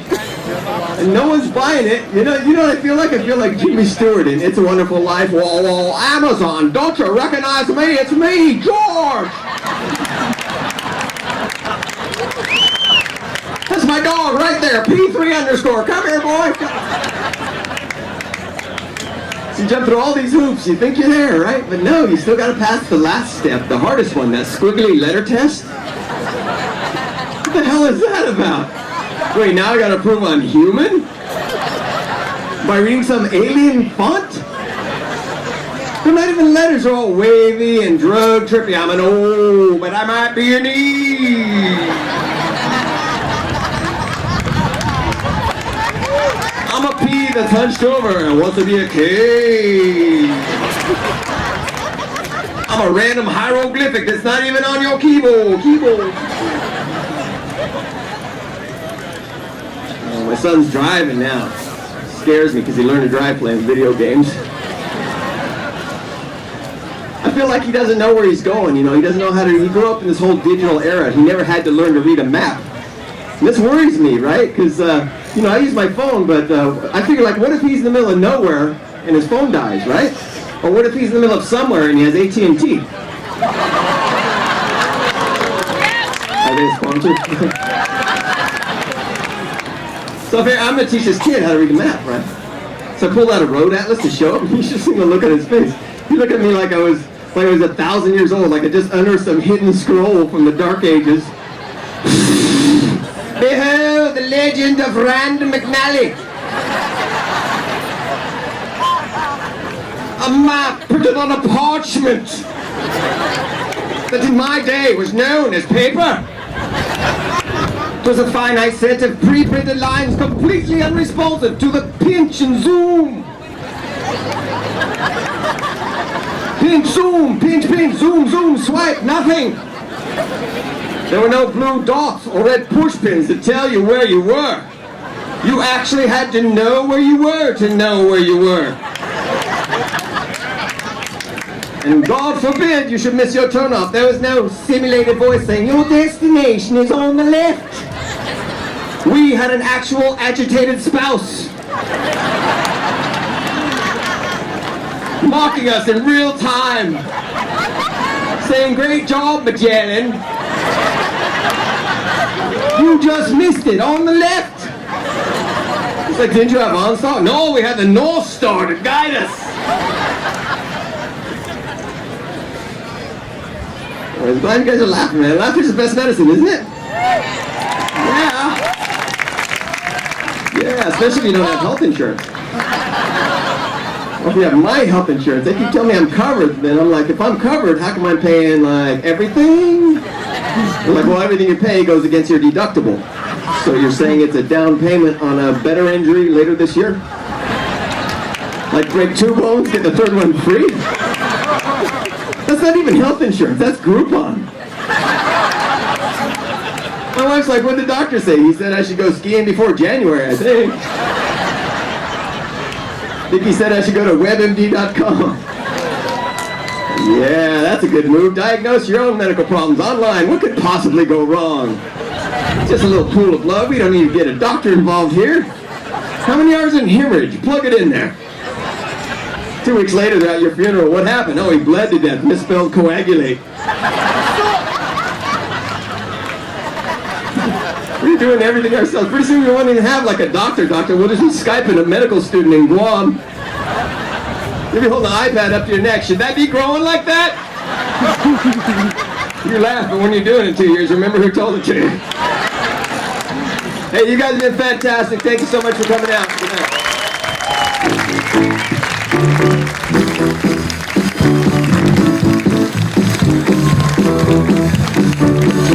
Don Fraser, one of the good ones. Guys drive around the countryside. Guy go to the bathroom. Goes up to this farmhouse. On the way, this long drive by the farmhouse, he sees this older gentleman. I'll clean this up for the crowd. The older guy is having relations with a donkey. Yeah. Goes up to the farmhouse. Knocks on the door. 14-year-old kid answers. He goes, yeah, I'm sorry, I gotta use your bathroom. I hate to interrupt you. Not after this, but the one. Oh, yeah, sure. He goes, oh, by the way, before I go in there, there's an old guy out there on the hill. He's having, I don't know, he's having relations with a donkey. The 14-year-old goes, oh, that's my dad. He always does that. Don't worry about that. Perfect joke to bring up your next performer. I don't know. That didn't come out right, Steve. Ladies and gentlemen, you ready for this? Yeah, you ready? Okay.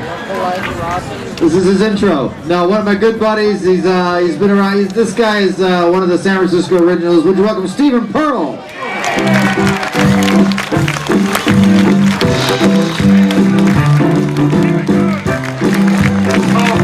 Marco Pita, ladies, and Marco Pita, star of the hit sitcom Hey, It's Him. Let him hear it. On right after He's the Guy in Color. Let him hear it. Marco Pita. I mean, my anorexic girlfriend, Coquette. Let her hear it. Come on. How you doing? Okay, how you doing? Hurry, Mrs. Zapruder. The limo's coming. Anyway, folks. Look, it's good to be here at the Joke Stock Festival, folks. You're a whole city, man. You're a whole city. Unfortunately, it's Cupertino, so deal with it. But I gotta tell you, I'm gonna screw the deaf people over. Hey, you ever notice when you go to the airport and how come what's with all the planes going? What's with these departures? Okay, never. I happen to know she's signing with a lisp. Okay, slip your finger. It's better now. Okay, thank you. Thank you so much. I don't care. I'm getting paid in Pez. I don't care, folks. The only candy with a tracheotomy. Pez. Well, for you dyslexic, Zep. Okay, anyway.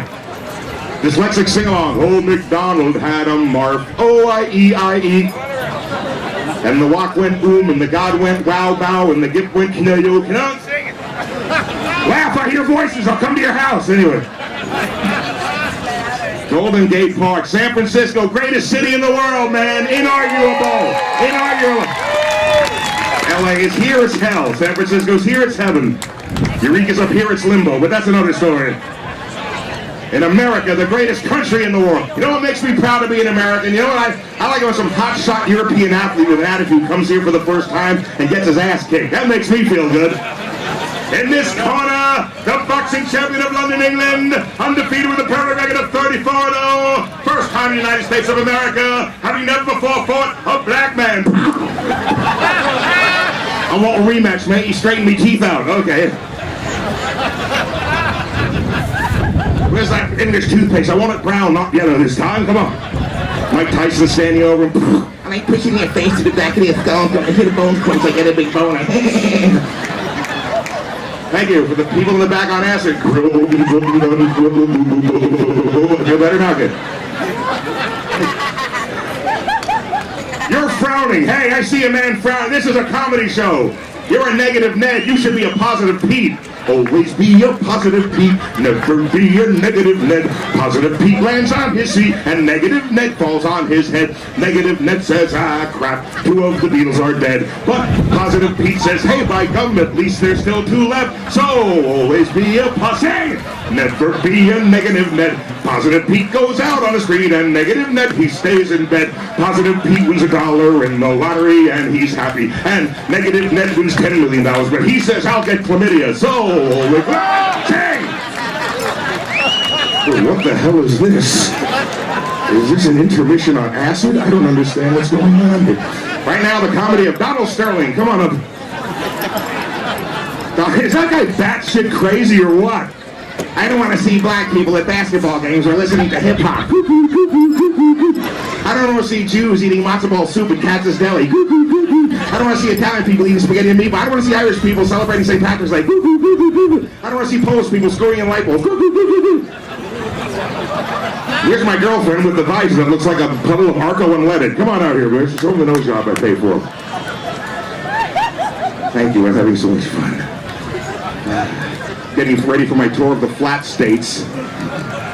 I play crappy states, man. States that shouldn't be states. God, some of these states should have slogans to make people go to Kansas, first of the rectangle states. You ever been in Kansas? So flat you can watch your dog run away for 3 days, man. 6 days if he's old, boy. And the sun sets in front of the horizon. I got nowhere to go. There's a time difference in Kansas. In California, when it's 11 o'clock in Kansas, it's 1952. Nebraska, the gateway to Iowa. Iowa, idiots out wandering around. Mississippi, hell yeah, we have electricity. Arkansas, 20 million people, 4 last names. Come on, sis. But anyway. What a night, what a crowd. You're all invited to my show after, you're going to my house after the show for heroin and muffins. Who's with me? And then I smoke weed behind the stage. That's the only thing I like reefer. I smoke reefer every day, and it's legal in California. It's about time we grew up Amsterdam Junior. It's good for you, man.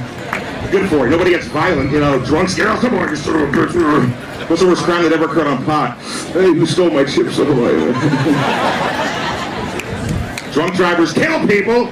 Stone drivers don't because they're going too slow. Come on, man, been to the corner for an hour and a half. Beep, beep, beep. Wait for the stop sign to turn green. I'm not high now. Don't think I'm high now. I don't get high before I go on stage. I tried that once in a town called Berkeley. Berg, how you doing? They're still walking around. They go, anyone got Hendrix tickets? What? He did? When? There's a nice full room, nice people like you. Somebody gives you a joint of this Berkeley skunk weed mind blower grown on Neptune, bud. I smoked half a joint of this stuff. I was so stoned on stage, I told the same story twice in a row. No, that's it. No more pop for me before I go on stage ever again. So last time I did it, I got so stoned, I told the same story on stage twice in a row. Thank you. Hello, Department of Redundancy Department. Hello. Hello, Socialist Pizza. Everyone helps make it, but nobody gets any. Anyway, Roman soldiers, count off. I, V. Okay. Some of these jokes you wake up in 3 weeks. Oh, hell, I did it. And I'll be at the Fremont Film Festival then. Having so much fun. Oh, God, Obama, man, he's getting so... I never saw people hate a president so much. And we know that socialist is the new N-word. Yeah, that's what they're using. That damn nit, I mean socialist. Oh, you like Obama, you socialist lover? He's a communist. He's not a communist. He's a guy in a suit. Come on. That's what the right wing's been doing for like 70 years to scare people. If they don't like something, it's communist. There was once upon a time in this country when people thought integration was communist. There was once upon a time in this country people thought racial equality was communist. There was once upon a time in this country when people said rock and roll was communist. Screw you! What could be more American than early rock and roll? Gonna spend my money, gonna buy a new car, gonna get a hamburger, yes. You hear too many real communist rock and roll songs. Gonna wait online for toilet paper, rockin' in the comedy station. I feel so bad that my life is so fickle because I am a slave to the hammer and sickle. Elvis Stalin, Jerry Lee Trotsky, 1, 2, 3 o'clock, 4 o'clock and waiting. 5, 6, 7 o'clock, 8 o'clock waiting. 9, 10, 11 o'clock, 12 o'clock, wait to go on the wait online for socks tonight. Thank you very much. That's my skits and sketches, ladies and gentlemen. Good night, everybody. Hot Tommy, cheer the train.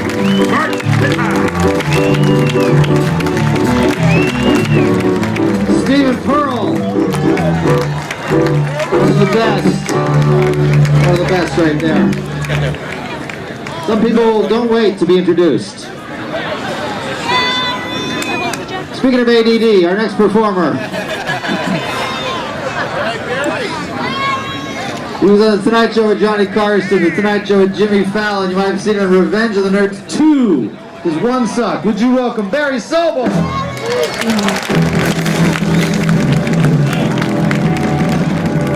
Thank you so much. Can I get everyone to please sit down? Can I get everybody to please sit down? People are rushing to say, people are being crushed in the front row of the show. Can everybody take about 10 steps back? Colin Kaepernick is here. Come on. Someone who looks like Margaret. Everybody sit down. I can't go on. I can't continue. I can't do no more. Ladies and gentlemen, please, don't be scared. This entire show is gluten-free. There is no gluten harmed in the making of these jokes. Colin Kaepernick. All my weed is underneath your hat. Oh my, ladies and I live in Bernal Heights, ladies and gentlemen, where everyone, all my Middle Eastern friends think that I'm Bruce Springsteen. Everywhere I go, they go, "How you doing, boss? What's going on, boss? How can I help you, boss?" And I go, "I'm just trying to get some milk out of your bodega. Steve, big man, Tom Morello from Rage. San Francisco, come on, this is your show. Fight for it. If we suck, you suck. If we suck, you can be watching the Emmys now." I wrote that 2 weeks ago. There's a couple of jokes here. What about we're back in the Middle East, ladies and gentlemen, but here's the good news. We killed Osama bin Laden. Americans, we killed Osama bin Laden. No one cares anymore. And we found out that he had a porn collection. He had all the classics, Deep Goat, Behind the Green Burqa, Jihad. How about that? I think we did a How about that Cash for Gold, ladies and gentlemen? Have you seen the commercials for the Cash for Gold? You could really make a lot of money with the Cash for Gold. The only problem is, you need gold. I'm trying, ladies and gentlemen. I almost didn't make it here. I was stuck in an elevator with Ray Rice and Solange Knowles. Did anyone come for jokes? Does anybody? You should catch me live. It's a whole different performance. Who has weed? Everyone. Wait, what?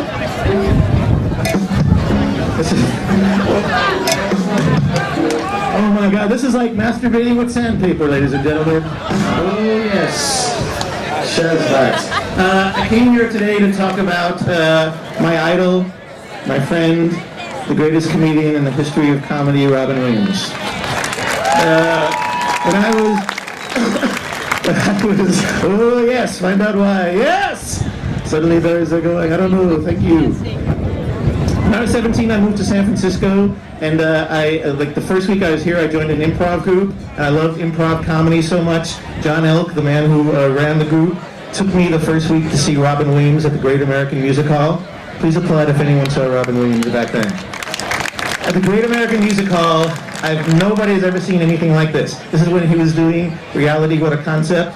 That stuff, so he came out as the Russian guy, he came out as the Martian, and he would just do things without setups. You would just have to understand that it was genius. He would do the Martian and then all of a sudden do feelings, go, Zabu, Nazababa, Zabu.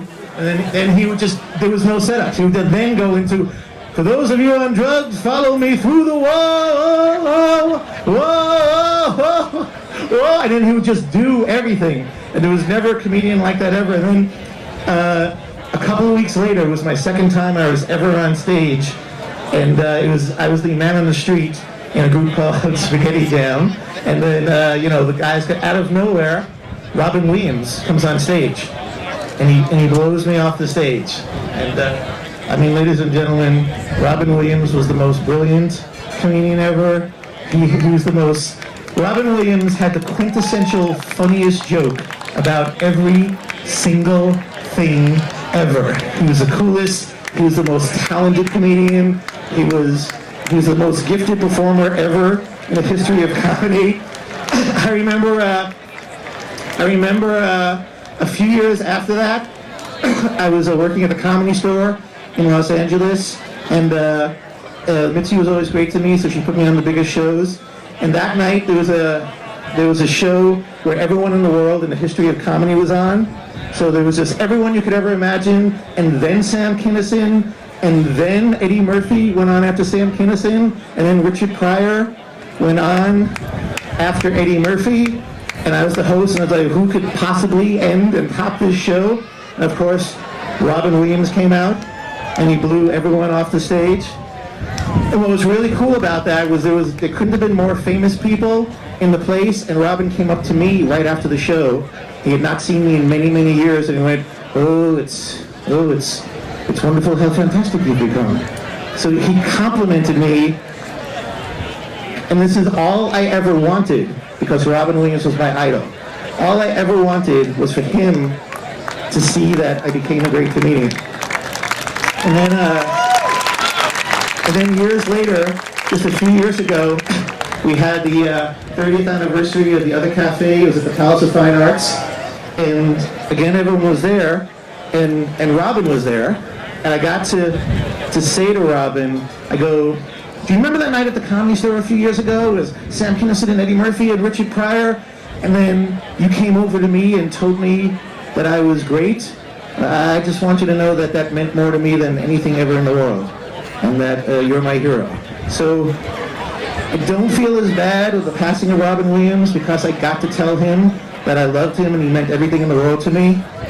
And an interesting thing about that moment was I had a talk show, and I was scared because I had to try to get Robin Williams on the show. And so I'm like very nervous, and I'm going, hey Robin, I got this new talk show. And right there, he interrupts me and he goes, where and when? He stopped me right there so I wouldn't have to be nervous, and he said he would do the talk show. Robin Williams was like this whole comedy day, every time I've been at Comedy Day, it was like whether or not Robin Williams came here was all that mattered. Like everyone in comedy doesn't matter compared to Robin Williams. Robin Williams, he's just, I mean, I just want to say, San Francisco, we were lucky. I just want to mention one more thing, that when I was a kid, we were in this other group called Papaya Juice. It was at the Holy City Zoo, which was a 60-seat place. Do you remember the Holy City Zoo? When Robin Williams would show up, coming up from Mork and Mindy or Moscow on the Hudson, or one of the movies he was doing, when he would show up, there was no internet. People would just feel the sense that he was there, and people would be running down Clement Street to try to get into the Holy City Zoo to see Robin Williams. They were running in a mass on the street like it was the Beatles in A Hard Day's Night. Nobody was ever that famous, ladies and gentlemen. Nobody was ever that worthy. Robin Williams is the Beatles. Suicide is terrible. Depression is terrible. Robin Williams was suffering. He's not suffering anymore. I think it's time to let him rest in peace. This is for you, Robin Williams. I love you.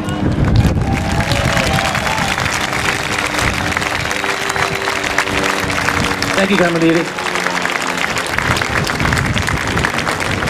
Very sober, everybody. One more time. Very sober. Everything he said was absolutely true. If you know the magic that happened on Clement Street.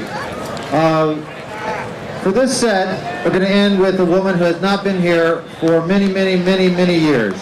And she started here, as we all did, and she said, say whatever you want about me. So I just, you know, if you don't see somebody for 20 years and you see them on Comedy Day, you instantly just go back to just hugging and catching up, and it's great that she's here. This is not a great intro, but would you welcome Margaret Cho.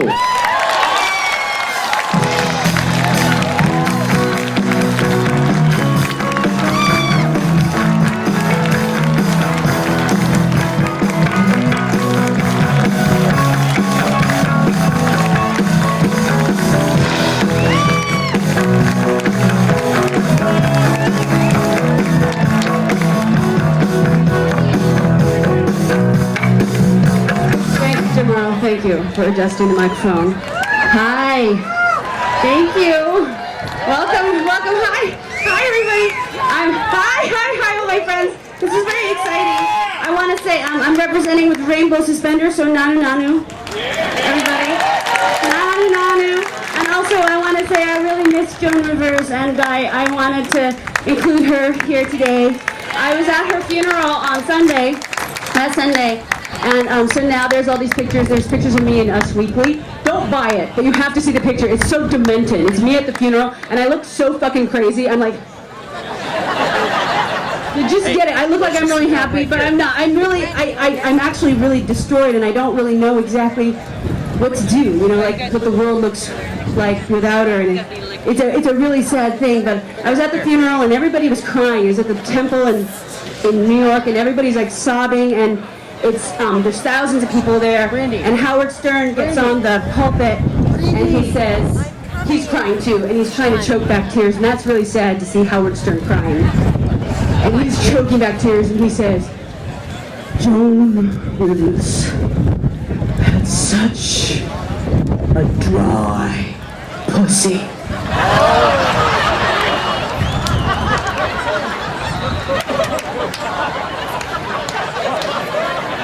Her pussy was so dry, it was like a sponge.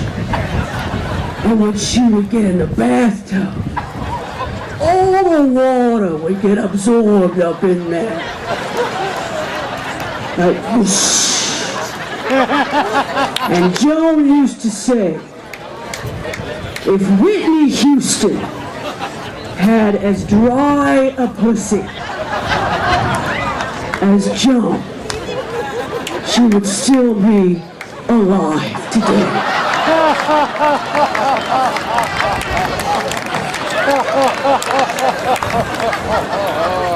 I did that for her. I miss her. You know what I learned from Joan Rivers? How to be a fag hag. That is what I fucking learned. She was the ultimate. I'm a fag hag. I was born like over there. So I'm like, this is like fag hag city. We are fag hags, and we learn from the greats. I learned from Joan Rivers, and she learned from Elizabeth Taylor. Her fag was Montgomery Clift.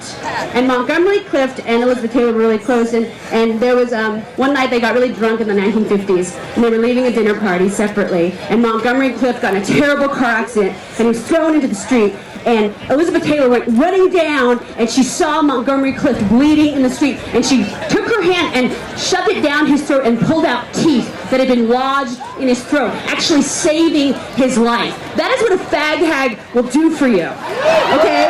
We will take our hand, put it down your throat, pull out teeth, save your life. And of course, Montgomery Clift, no gag reflex.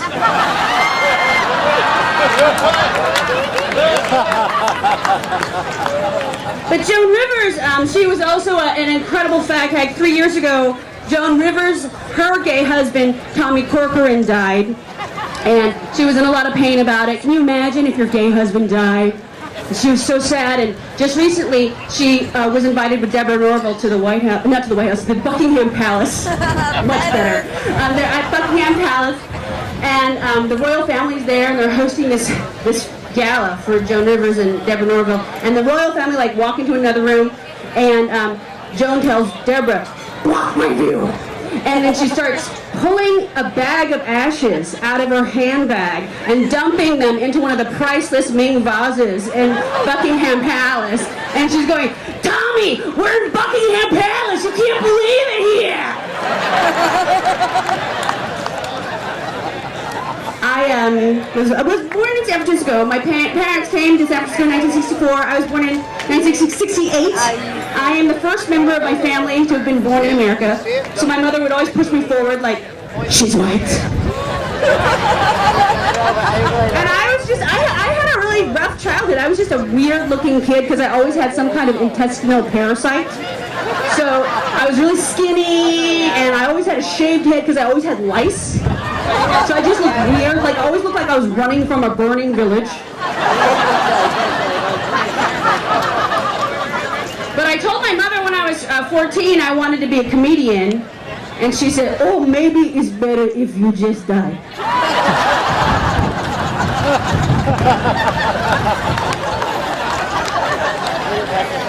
And she's really into it now. She loves it. She tries to stay current, you know, she tries to stay like on current events, and I was trying to like keep my mother like fit, like we're twerking. My mom and I are twerking. We're doing it. We're twerking a lot. I really enjoy it. I showed my mother the video of Miley Cyrus twerking, and she was hooked. She saw that and she said, "Oh, she's shaking out all of her luck." So, but I'm gonna. Okay, I have 1 minute left. I'm gonna do a little twerking for you. Don't get freaked out. I'm gonna show you. Well, this is like. Okay, I'm really tattooed. So this is not really even a joke, but I'm just gonna do that. I don't even, I have no setup. Here comes Dan Dion with the phone. Please be kind. Shoot from, go back there and shoot. Take the camera really far and shoot, because I'm gonna just, okay, I apologize in advance for my hairy asshole. Watch your eyes. Watch your eyes, people. Sorry, sign language. Sorry, sign language. Okay, a lot of tattoos. Payroll Brody's taking a picture from the front. Okay, do you see that? So I have these tattoos on my ass, and I told the artist, I said, okay, don't put the nose too close to my hole, because my body is not a joke. People. Yeah. Right, you see, like why I did this is that two faces of women. Their faces here. So I got it, and it looks like, okay, now it looks like they're facing each other. I got it so that I could make them talk. But does it look like they're talking to each other? They're like the real housewives of my ass. Thank you, Comedy Day. I love it.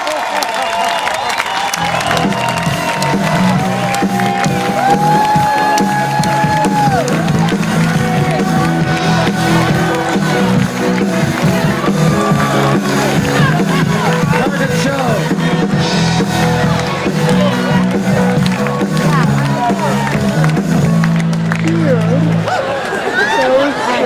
She inspired me. So, before I relinquish my time here as host, and I want to thank you for having me as the performers, as excited as he did. And I just want to say, San Francisco, your comedy scene, how's it before and after? And it feels to me like a phantom limb, or you know something has been removed, but you swear to God you can feel it. Do you feel it? Do you feel him? When you light a candle, please light one of those joke birthday candles, so when you blow out the flame, it comes right back. Thank you. Debbie Durst is next.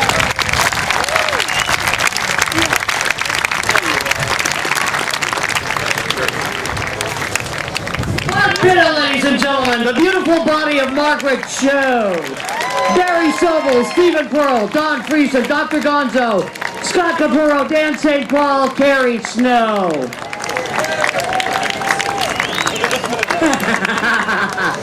We have come to the part of the day that is my favorite, the last set. I can see, look, I'll be able to drink and it will still be light out. Your host for the last set, ladies and gentlemen, is a man, San Francisco native, graduate of SI, best friend of David Letterman, and he was the voice of the San Francisco 49ers for the last 30 years. Ladies and gentlemen, Big Bob Sarlott!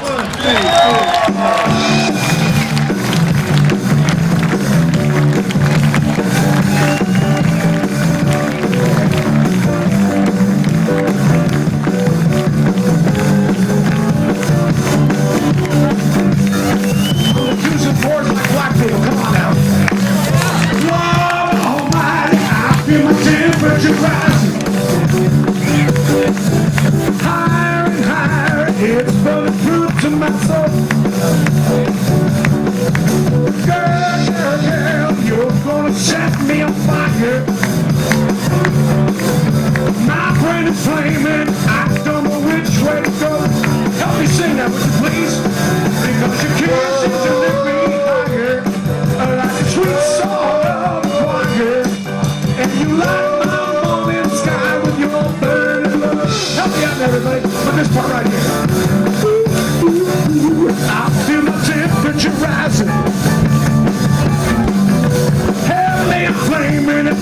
be 109.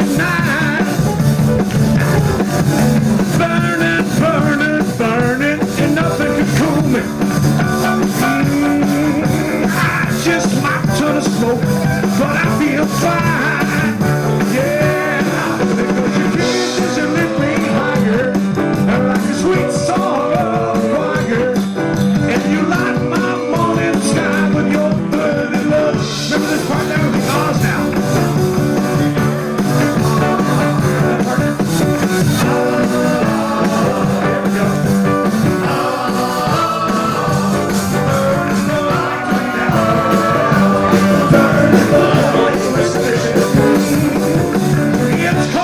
So the flames and now licking my body. Ooh, help me, I'm flaming. I feel like I'm drifting away. Ooh, it's hard to breathe in. My chest is heaving.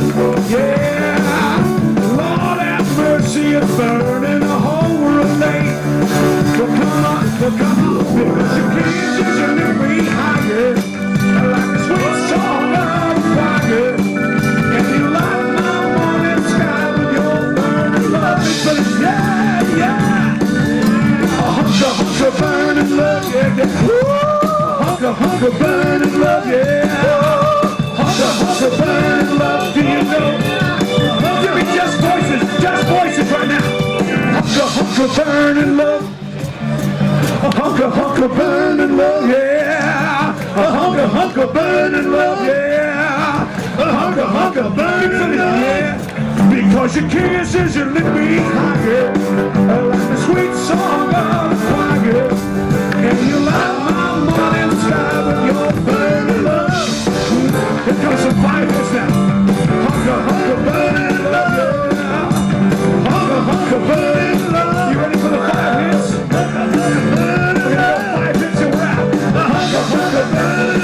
I said now, I said yeah, whoa, yeah. How about I say rock and roll, everybody? Little musical thing there. Just because I felt like doing the damn thing. That's right. Love Margaret show up there. She had a bigger gut than I have. That's fantastic. I love all that. Hey, I'm an asshole. I'm a boy from the Sunset. Anybody here from the Sunset? Lovely area. Houses rejected by the first 2 little pigs. Isn't it a great area? Except those houses are now worth $1 million. Okay. I grew up in the Sunset. When I was growing up, it was like Jewish, Catholic, Irish. Now it's very Asian, which is cool. I coach Asian kids. The Asians are very bright. They invented Tai Chi, the Great Wall, and the U-turn in the middle of the street. At the same time. I'm just an old fart now, for Christ's sake. I have become my dad. I drive a 1993 black Cadillac Coupe de Ville. Thank you. That's right. I get 220 feet per gallon, so it's kind of nice. I looked in the glove compartment. The last owner was Isaac Hayes, ladies and gentlemen. I tell you what, I'm getting up there. I've become exactly that. I hoard stuff like my dad did. I looked at my dad's old desk. I opened it up. He had a tax return from 1938. Why would you keep a tax return from that? Did he think like he might get audited? And if he did, what would the consequences be? Let's see, Mr. Charlotte. Lunch with FDR, 9 cents. You got a receipt for that? That's fine. You know, when you hang out with older, I love my dad. My dad was great. Passed away a few years ago. When you hang out with older people, you ever notice they never really want you to leave when you're visiting them? And they have this little 8th sense in their head. They always invent a task that's impossible when you're going to leave. I say, Dad, listen, I'll be back tomorrow about the same time. Oh, wait a second, before you go, can you just drive me to Spain? That was great. It was kind of cool. This is actually kind of cute, kind of touching. Older people, they think if you're their caretaker or their kid, you're the only person in the world, right? My dad would call me up sometimes in the morning and say, son, did you call me up last night at 9:30 and then hang up? Yeah, I love doing that shit to old guys, Dad, yeah. I also got some dog crap lit on fire, rang your doorbell and hauled ass. It was me. Anyway, I've been the announcer for the Niners for 30 years. It was a great job. It was fun being out there. No matter what you say, it's always going to be better than being an Oakland Raider fan. You know? Do you have any Oakland Raider fans here? Okay, I'll talk slower then. No problem. Good. That's good. No, you go to a Niner game, it was perfect. I was out there for 30 years. I had my own personal entertainment entrance. I only got stabbed going to and from my car. Kind of nice. But I've actually read where pregnant Oakland Raider fans are actually doing shots in the parking lot. So I guess you don't have to wonder where that next generation of the Raider Nation is coming from. I've actually come to the conclusion that actual pirates have a better sense of when to stop drinking than Raider fans do. A couple of quick notes here, by the way. I do want to mention NBC TV Bay Area is one of our hosts. Let's give these people a nice hand. The San Francisco Examiner. Huh? Remember how the Examiner had the crime watch section in the paper a long time ago? Remember the crime watch? That's where they used to tell you what happened the night before in crime. But the cops in the city were always afraid to admit that there was crime. So they always used a lot of euphemisms like, the alleged rapist. The man who with no clothes on, purportedly nude. When the crime watch first came out, they had something that I couldn't believe. It said, a human head was found yesterday in Golden Gate Park. Right before that it said, possible homicide. How many folks cut off their own head? Anybody? Anybody here? It isn't something just happens by accident. Hey, honey, you want me to cut a piece of luncheon meat? Let me just see if I can... Oh, Jesus! My goddamn head, look at that! I was trying to be so careful, too. And if you didn't cut off your own head, what's the presence of mind to say, hey, I think I'll take my head to Golden Gate Park. All right. Time for the first act of this set. A good friend and very funny comic. He will be doing a 2-month tour of China. Wow, that'll be interesting. He's also appearing on Comedy Central. A nice hand for your own city boy, Joe Klosik. Let's hear it for Joe.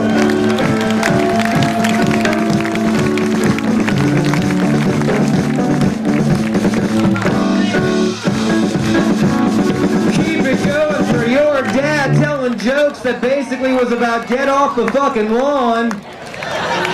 Bob Starlight singing blues in an Argyle sweater the way it was intended. Whoa, I know, holy shit, we're in the park. Much like you, I've been here for hours under the sun and I'm drunk and high.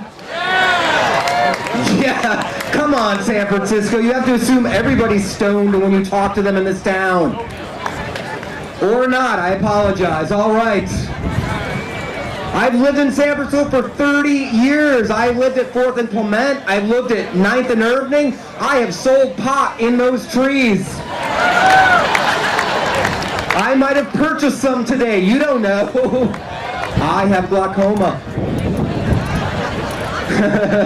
I love this town. I hate this town. If you've been here for more than 5 minutes, you know what I'm talking about, man.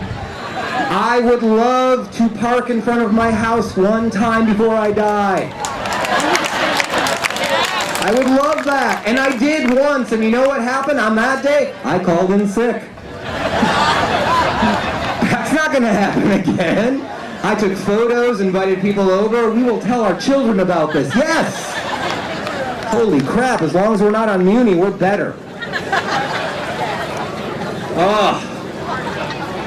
I've been lucky in comedy. I get to travel a lot. That's good and that's bad. About 80% of the time, here's what happened when I say I am from San Francisco. I get this. Oh, you're from San Francisco, so you're gay. That's all right. That doesn't bother me. I have no problem with that. I have learned the best way to deal with that kind of ignorance. Screw with people's heads. Oh, you're from San Francisco, so you're gay. Well, yeah, it's the law. You can't even register your car at the DMV without honk, honk, right there in the line. You thought it was a pain in the ass before, don't get me started. That's why my eyes are so wide in the license photo. That is dirty jokes masquerading as social commentary, crowd. I am tired of being the guy that has to answer for America when I travel, man. Holy crap! At the beginning of the year, people will come up to me and go, Do Americans really believe that Jesus was white? Do you remember that fucking nonsense? It was Fox News. Well, of course, Jesus is white. Of course, all good things come from white people. We all know that. And you would have thought that Jesus being white would have been in the Bible somewhere. You know, a Jew born in Palestine 2,000 years ago, where everyone was olive complected, that didn't get into the Bible anywhere. Like, dude, that guy just cured me. Which guy? The white guy. It's a long way to go, but if it works in a fucking park at 4 in the afternoon, that's a good joke. I've lived in this town for so long. I live right on the Great Highway. I'm lucky. I'm originally from the Midwest, so all of my friends are very impressed. They're like, dude, you live by the beach in California. I'm like, no, I live by the beach in San Francisco. You know. It's a very different experience out there. Nobody goes to the beach in San Francisco to hang out or get a tan. You go to the beach in San Francisco to contemplate suicide. That's what it's there for. If you go there right now, you see 5 guys, 3 of whom are on the show, just walking around going, what's it all about? There's just footprints and uni transfers and cigarette butts. We don't ask questions. We're like, somebody's gone, well, a parking space has opened up. A parking space has opened up. Hell yes. The suicide hotline phones on the Golden Gate Bridge, that's not there to talk you down. That's just there so we know that space has opened up. That's what it's there for. I tried to get in shape in this town. I bought a bicycle. You'll get in shape if you have a bike in this town, or die. I have no bicycle helmet. My friends are like, Joe, that's dangerous. You've got to get a bicycle helmet. I'm like, well, you don't understand. I'm a comedian. I have no health care. So if something happens, I have to die. It's a poor person's plan. Anybody else? I did that joke one night, and a guy in the audience yells out, you could make a bike helmet out of top ramen. How high are you? I can never ride my bike in the rain again, could I? Be out there riding, all of a sudden, boom, wow, chicka, wow, wow. That is a good joke, let's enjoy it. I once saw a coupon for top ramen. Yeah, think about that for a second. There must have been more nutrition in the actual coupon rather than the top ramen coupon, man. You can just whip those up. This is good eating, man, yeah. A couple of weeks ago, I was working up in Reno. I'm not bragging. It's a shithole. But Reno does not know it's 2014. I know it takes some balls to say that with this haircut, but I'm doing this ironically, okay? This guy was driving a Pinto, a mint condition Pinto, with a working 8-track tape stereo, blasting some Molly Hatchet song out into the night. This guy pulls up next to me. I'm standing there in the corner with my cell phone, and he's just like, where are you from? The future? You're gonna love it. We have teeth and MP3s now. It's awesome. And then the guy actually goes, can you give me $1 for something to eat? No. Homeless guy with a car? How about a fucking top ramen coupon? How about that? No, let the F word fly, and there's a children's playground right there. That's not good. Get off the stage now. Let's do it. I love this town because you cannot walk around San Francisco and say, wow, you don't see that every day, because you do.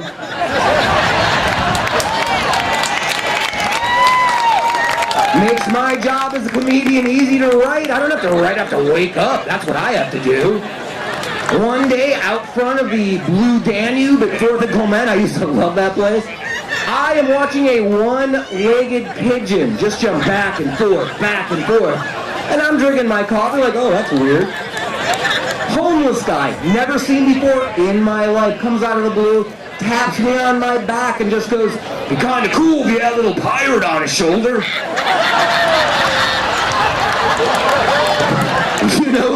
coffee? How about some LSD to go with your coffee? And that's how I met Bob Sarlot, everyone. All right, I'm Joe Closett. Thank you very much, Comedy Day. Support live stand-up comedy. Here comes Bob.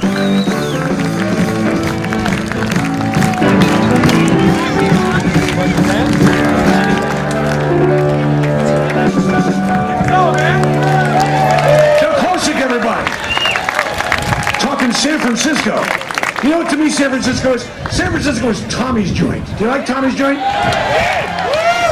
Tommy's Joint is the only place where the guys who carve the meat look like the meat they carve. I'm getting old, I mentioned it, man. I went to Starbucks the other day. I'm trying to stop drinking very unsuccessfully. Anyway, I go to Starbucks. I'm the only guy in there. I'm a little testy. I walk in, the guy says, what do you have? I said, I'll have a mocha. And he says, okay, what's your first name, please? I go, how about only fucking guy here, okay? That's my name. Just get me some coffee, you know? I got no patience. Joe was talking about Pintos and cars. I can't fix cars. You know, none of us know about cars. I went to get my car fixed the other day, and by law, when you get your car fixed, they're supposed to show you the old part of the car they're taking out, right?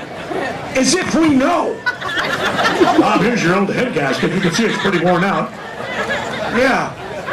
Looks like my head gasket, yeah. I better put a new one in, I guess, you know? And they could do whatever they wanted, couldn't they? Jesus, Bob, it's only cost you $50. But look at this, we found this German Shepherd in your exhaust pipe. It looks like my dog, yeah. Better put a new one in, I guess, yeah. Anyway, great bunch of people in this set, some old friends. This guy's a great friend, actually a talk show host and an actor, and just an all-around good guy and a good friend. He's got the longest-running show in San Francisco history on stage. You can catch him at the Marsh, I should say, in October, with Not a Genuine Black Man and The Waiting Period. And he'll be hosting his first, this is cool, his first NBC special in October. Give it up for my buddy, Mr. Brian Copeland, ladies and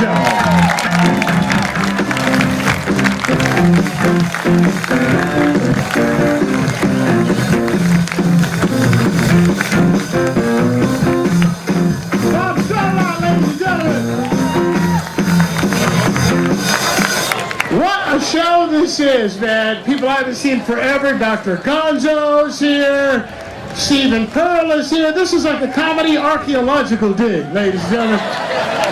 But Billy J, how the hell did he get down there?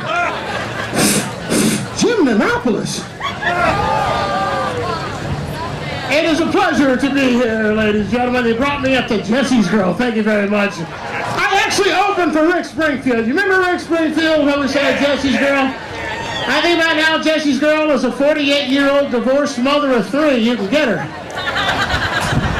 Where can I find a woman like that? I try throwing a rock into a crowd, Rick. I did 2 shows in Yoshi's with Rick Springfield. It was like 500 moms behaving badly and 2 guys. I talked to one of the guys, I go, what are you doing here? He goes, I messed up. I go, dude, there are easier ways to apologize. Get her some shoes, man. My girlfriend's got a pair of, I'm sorry I messed up, Louboutins. She's also got some, I swear nothing happened, Jimmy Choos. Well, this is a treat to be here. My very first comedy day I did here, I was 18 years old at the dance show, my first one. I turned 50 this past April, believe it or not. 50 years old. I'm dyeing my hair because I'm completely gray. And see, I can't do that. White guys can pull that off, you know? Like Steve Martin, you know? John Slattery from Mad Men. Those guys can go gray. I go gray, people start asking me for cream of wheat and shit. Hey, Ryan, about some more rice. Shut up! Your attitudes about things change. I got a kid who's 18 years old. I look at him and I go, man, when I was 18, you're all piss and vinegar, you know? Screw the police! Hell with the police, that was Jack Brothers up. Screw them! You hit 50? Yeah, they got a hard job, limited resources. When you're 18, you do pretty much anything if you think there's the slightest possibility you might get laid. When I was 18, I was sure from San Francisco to LA on the off chance I might get lucky. This girl I was going to school was down there during spring break. We're talking on the phone. She says, I'm lonely. 10 minutes later, I'm on I-5. She said she's lonely, not horny. I heard what she said. When you get 50, she's too damn much trouble, isn't it? My girlfriend calls me up, Brian, and I'm naked. It's 9 o'clock. Castle's on. Come over, you're gonna get lucky. I do not feel like going all the way across the street. So here's something, man. I was reading this in the paper. Believe it or not, when he was in Pakistan, Osama bin Laden got stopped by the cops. He got pulled over. Do you know why I stopped you? 9/11? Everybody's upset now because we have all of these undocumented young people coming across the border. I love the phrase undocumented resident, you know? That's like saying, no, he's not a drug dealer, he's an undocumented pharmacist. Big year for gay rights, of course. More and more states making gay marriage legal. That's great. I say let gay people get married. Why should they be happy? I've been married twice. See where I cut myself shaving? I'll tell you what I never understood. Don't ask, don't tell. And thank God they got rid of don't ask, don't tell. I didn't get that, because if you can't ask and you can't tell, how did they know who was gay? Was there like a trick interview process? Your name? John Smith. Your age? 19. What do you think of Bette Midler? She's okay. Does a wicker basket belong on the table or on the wall? On the wall. Are the socks I'm holding green or teal? If assigned to Arctic duty, would you be willing to wear a white uniform? That after Labor Day. Joe was talking about the myth that Jesus is white, but I don't buy the other one. You heard this myth that they say that Jesus is probably black? I don't think so. Because I don't think that the Last Supper would have been sanitary enough for black people. This is my body. Take it and eat it. Man, do you have to put your nasty ass hands all over everybody's bed? You out there touching hookers and lepers and shit? This is the cup of my blood. Drink from it. Stand up, you had your lips all over that cup, honey. People have told me that I am not a genuine black man. I don't know why they say that. If it's how I dress, how I talk, because I like watching reruns of Frasier. Sorry, I don't talk ghetto. I'm not going to apologize for that. When I hear the word axe, I think of it as a noun. Not a verb. I'm going to go axe my mother. What are you, Lizzie Borden? Get out of here. I'm Catholic. Is that black? I was an altar boy for 5 years. Apparently, one of the lucky ones. True story. A while back, a priest I served Mass with as a child was arrested for abusing altar boys during the time that I was serving Mass with him. Now, my only question is, what was wrong with me? Wasn't I cute? I was probably only one of the white altar boys. What kind of racist bullshit is that? It's nice to be asked. Or axed. I need a minute. I can't swim. That's black. Can't play basketball either. That's not even male, really. I like chitlins, only I call them chitterlings. Chitterlings. So, to me, that would sound like it was family name. The chitterlings have arrived. And then nasty-ass people stink up this house every time they come over here. I don't talk back to the screen at the movie theater. And that is definitely a black phenomenon. We've all seen this. Well, don't go up in there. He hiding up in there. He got a gun up in there. He might know. He can't hear you. I just spent $10 in there, $47 on popcorn. Shut the hell up. I like white women. That's right. Got real quiet in this park all of a sudden, didn't it? You guys have been great. Enjoy the rest of the show, Robin.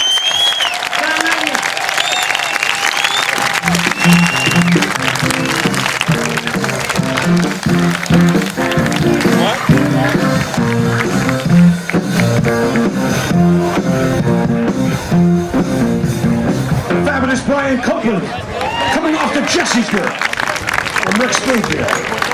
Oh man. So you know I still coach CYO basketball. Anybody basketball fans here? Huh?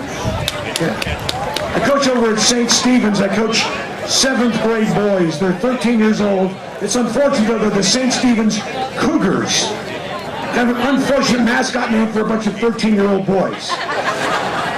They don't have numbers on their back. They have pictures of Courtney Cox. So it's good. I'm a big baseball fan. How did the Giants get beat today? Yeah. That's all right. 4-2. I used to collect baseball cards as a kid. And you remember you used to be able to rub the nickel on the back of the baseball card. It would tell you something exciting about the player. Like you get Ted Williams' card, rub the nickel on the back and say, Ted Williams at 406 in 1941. But for the shitty players, they never knew what to put on the back of their cards. Get a guy like Whitey Herzog, lifetime batting average about 110. Rub the nickel on the back. Whitey's wife is a stewardess. Likes to hunt and fish in the off-season. Whitey's a shitty hitter. Okay. You ready for your next act? I love this guy. Let's get excited here. Come on now, get excited now. Come on. This guy's not only a great comic, he was a writer on The Simpsons forever, and a very funny guy. This weekend, he'll be co-headlining the Walnut Creek Punchline with Ray Hanna. So check that out. They almost got there. They almost got there. Would you please welcome the very funny Dana Gould, everybody?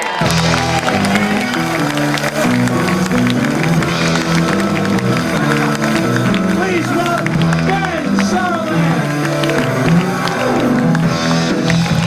The voice of Ozzy Osbourne and the dress sense of Ozzy Nelson. He's bringing Argyle back.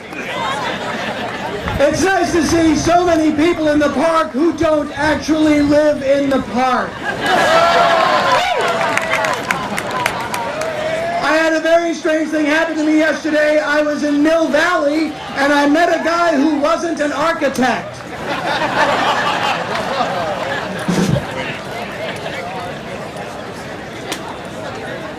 I'd like to tell you a couple small things about myself. I was born on August 24th, 1964, which is exactly 9 months and 2 days after the Kennedy assassination.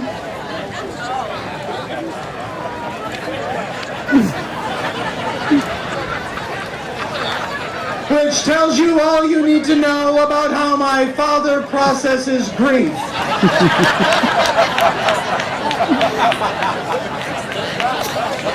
Apparently, Lee Harvey Oswald wasn't the only fella to get off a lucky shot that day.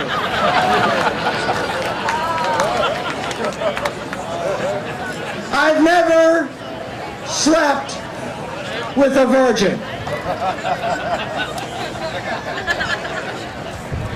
But I make up for it in strange ways. For example, I love breaking the seal on a new peanut butter.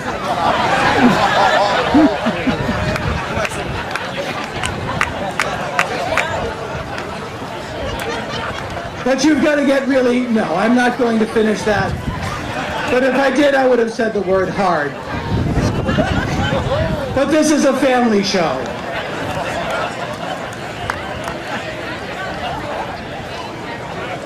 My year started rather strangely. I lost my wedding ring.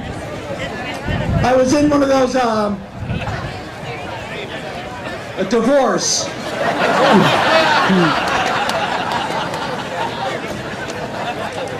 Nothing good ever comes from a conversation that starts with, "Hi honey, you're probably wondering why I cut your eyes out in our wedding photo."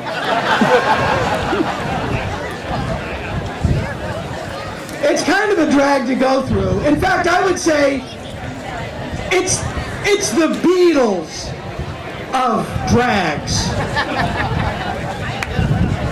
If that represents the most you can be of a thing,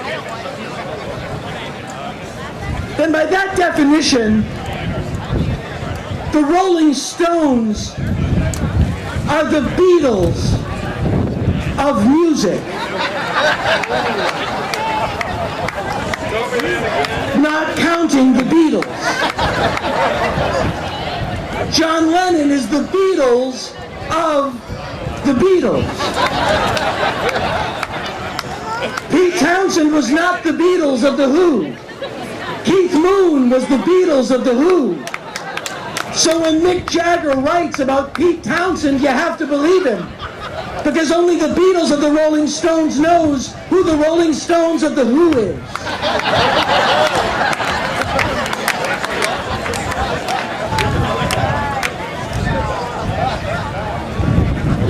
I'd now like to do a new thing that I wrote on my way here from the airport.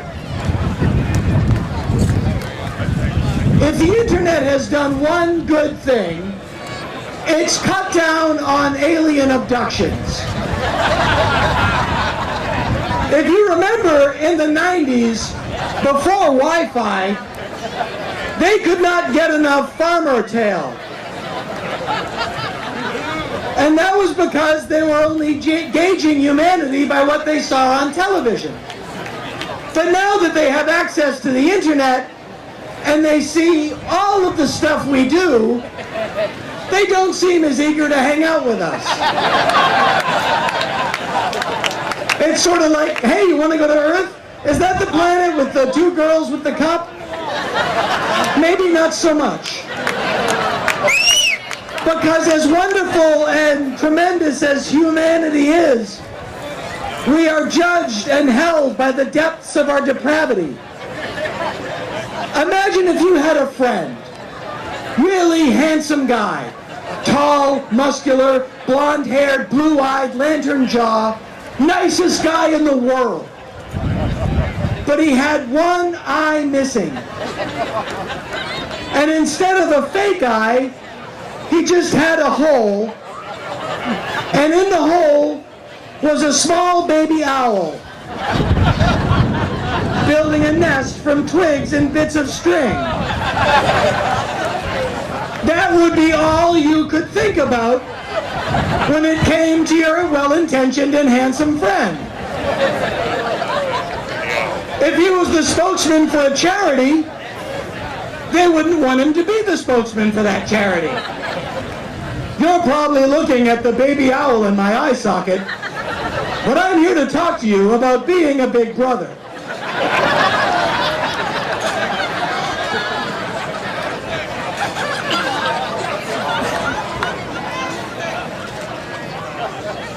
One? All right. Because the fact of the matter is, sadly, life does not always work out the way you wish. We live in a world where cats kill rats, dogs kill cats, homeless dogs are held in horrible shelters, and maybe one day a young couple adopts a dog and brings it home, and that dog is their baby until they get a real baby. Then the dog is demoted to dog. He's still around, but he doesn't star on the Christmas card anymore. And one day maybe he'll had enough and he'll just run away. And that night he'll almost get run over because a guy driving a Mack truck wasn't paying attention and he ran a red light because he was too busy texting his wife, maybe it's time we adopted a dog. I've seen too many bald guys with ponytails to expect this world to make sense.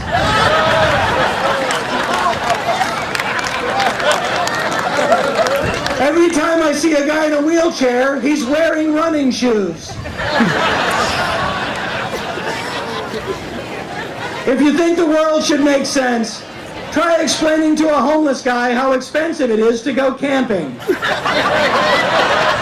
Thank you very much.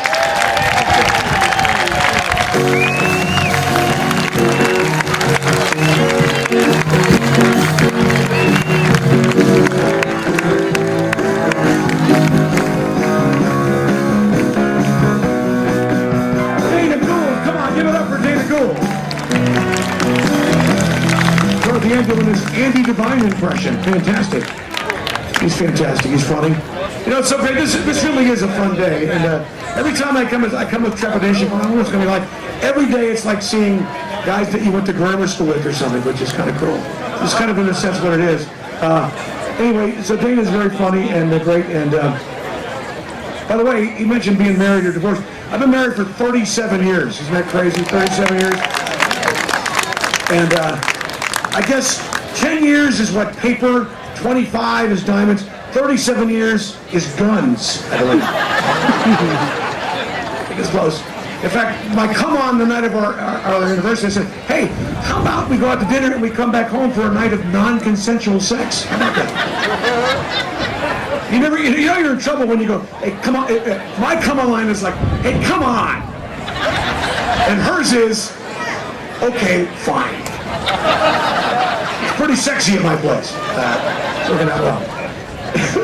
Next act's a really funny guy. I worked with him last year at a Brian Copeland gig we do in East Bay.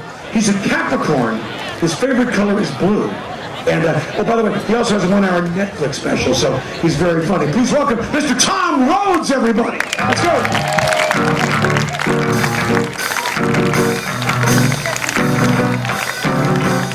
right, hi, everybody. Yay. Can I have the sign-up from South Africa come and replace her? Okay, hi, everybody. All right, that's a crowd on fire. I just spent a month in Asia, and the knowledge nugget I have brought back for you from Asia is that the most beautiful women in the world are Thai men.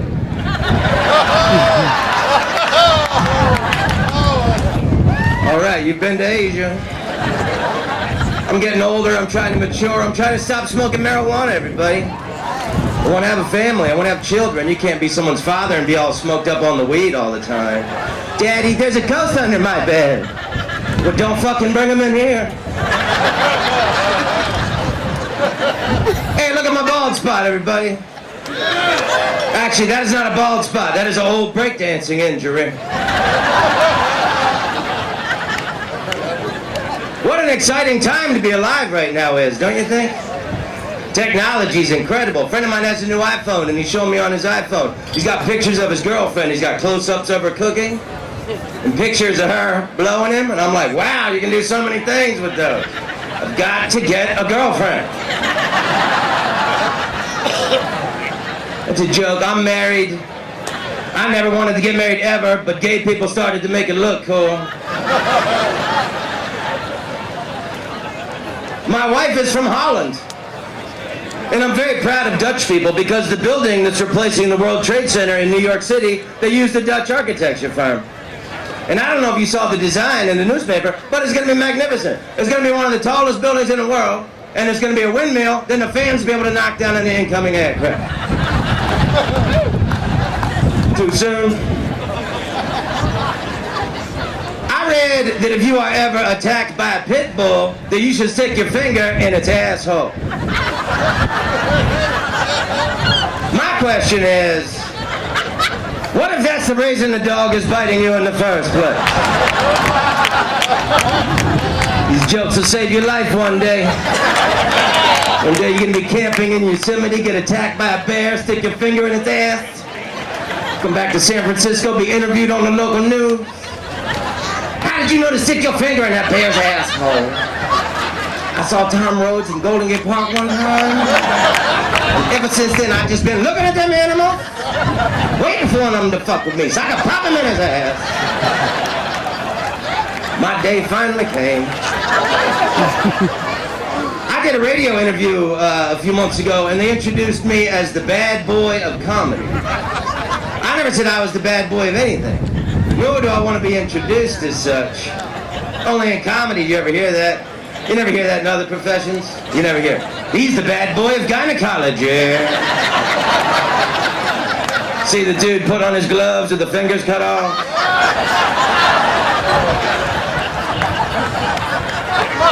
That would be speculum-tacular.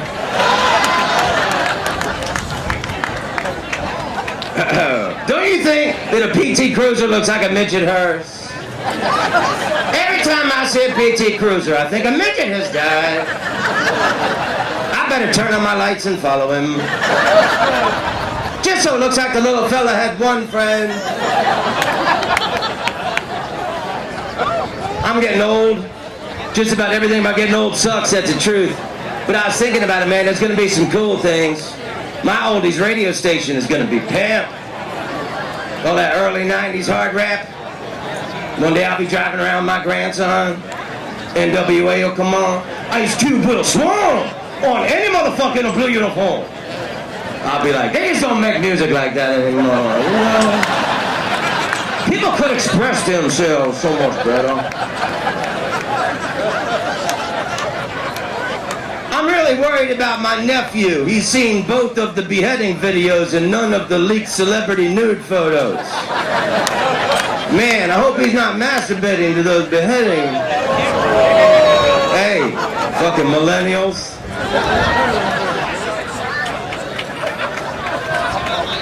I think it says a lot about the United States and how far we've come as a people, and that now it's no big deal that at one time our president smoked marijuana. 10, 20 years ago, that was a big issue in this country. But we grew, we evolved. Now it's no big deal. Imagine how much further we're going to grow as a people. Imagine 10, 20 years from now, maybe it'd be no big deal that at one time our president took a picture of his dick and texted it to a girl. And we will have all seen it and discussed it. He was young when he did that. But what a beautiful dick he had. How could he resist? And then we'll be like, why didn't the other candidate release pictures of his dick? I'm not going to vote for somebody I don't know what his hard dick looks like. He gonna run my country. I want to know what his hard dick looks like. Men with penis problems start wars. Yeah, wow, what a nice, so I'm glad that I came back for this, man. San Francisco, I lived here for most of the 90s. It's really nice to come back and experience this because I want to move back here, but I can't afford it. And for so long, I've been praying that a natural disaster kills half of you people so I can afford to live here. Now I'm going to reconsider. Half of you people dying in a horrific plague.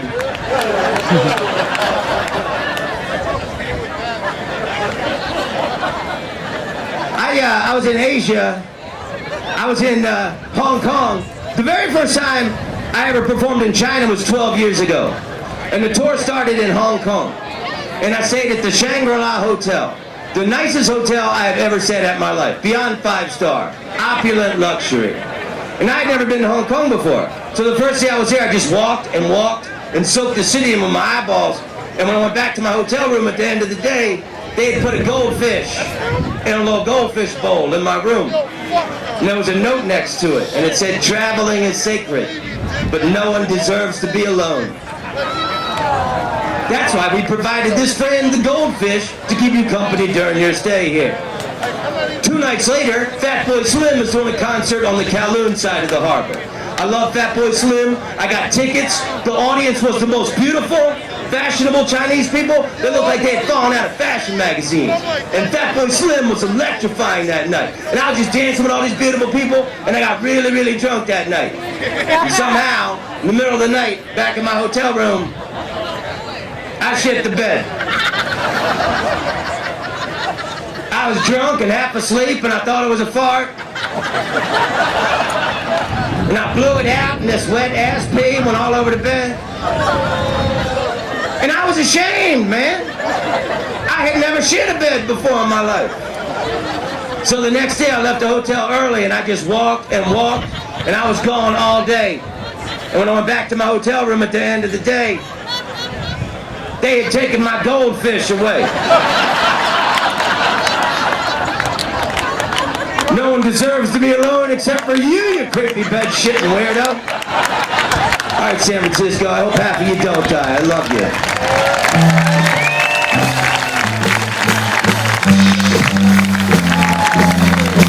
I remember the left guard next to me spent his entire senior year laughing at a knock-knock joke. So yeah.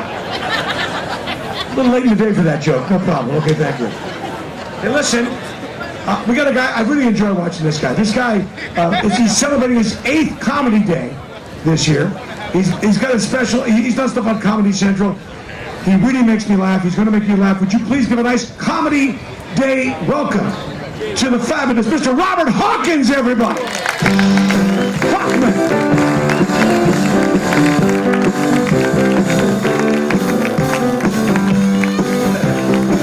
Wow.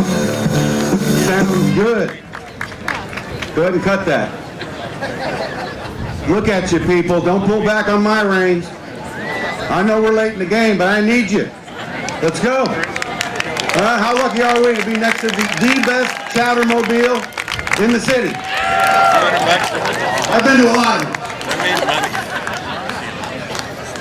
Good to see you. Don't you shit on my parade, people. I'm partying. My dreams of being a high-paid actor have come true. I had a slip and fall at Walmart. Don't you pull on my... Cut that. Don't you pull on my rein. I got my pecker seaweed wrap today. That's not the weird part. I got it done at a sushi restaurant. What do we got? I'm partying. I just took a multivitamin. Come on, stay with me. Silver. It's time. I'm old, but everything's working. Don't kid yourself. Do not kid all yourselves. Everything's working. The root, the brain, the root. I went to a titty bar the other day out in the parking lot. My buddy gave me a Viagra. He says, here, man. I don't need that. He goes, then give it back. I said, no. The brain. And I want every trivia contest in there. Steppenwolf. ZZ Top. Who is he? Who's this guy? Come on, Papa. Tell you about myself. I was raised Catholic. I was an altar boy. And no. I don't remember what happened. There was a youth outing. I was the only youth. Next thing I knew, I was in show business. What do I care? I'm originally from Florida. Everyone knows Florida is shaped like a penis. That's why they had to move Michigan. Get your GPS out, sir, in the hat. I have seen some weird stuff in South Florida, my friends. I have seen flies doing it in the missionary position in South Florida. You know how weird that is? For flies to do it face to face? For one fly to tell another fly, hey, flip over. I want to look into your 8 million eyes. Ah, but life's a mystery, isn't it? Life's a mystery. Even though we have all the world's information at our fingertips, some things don't make any sense. Everyone has a smartphone. All the smartphones have clocks on them, but people still wear wristwatches. Big, stupid, 5-pound, they're getting gaudy. Big, with giant Flavor Flav face on it. What do you need that for? What time is it? It's 5:30 like a son of a bitch. Look how 5:30 it is. It's getting so you look like a weirdo if you don't have your phone. You ever forget your phone? You're out somewhere, airport, whatever. You're just saying hi to people. Hello. People pulling their kids away from you. What's he doing? Is he trying to engage others? Come, Billy. Life's a mystery. Whenever I see somebody smoking one of those vape pens, I always expect to hear music come out of it. My name's Pan. Friend of the woodland creatures. I mean, a cigarette's nasty, but way cooler than a freaking vape, right? What's up, man? How you doing? I'm alright. Life's a mystery. Well, at my age, it's a cold case file. I love you. Doesn't it seem like we mostly eat animals that don't do tricks? I thought it was premise night. Oh, life. You ever get hammered, wake up the next morning, Taco Bell wrappers everywhere, you have no idea where they came from? What the hell? Who broke in here? Who came in here last night and ate $100 worth of Taco Bell? Some things don't make any sense. Why is hot coffee so good and iced coffee so yummy, but room temperature coffee so shitty? 2 degrees different. What the hell? Who broke in here? We gotta get cameras. I live in hotels mostly. And you know, you take for granted how much privacy you have when you live in a hotel, or even if you live in an apartment complex. You figure that's your place. That's the one place you can ill out. Say what you want, loud as you want, anytime you want. You don't realize how thin those walls are until you hear your neighbor go like this.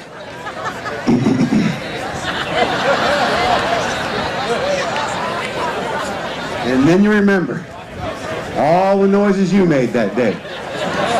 You woke up, airborne. It's your place.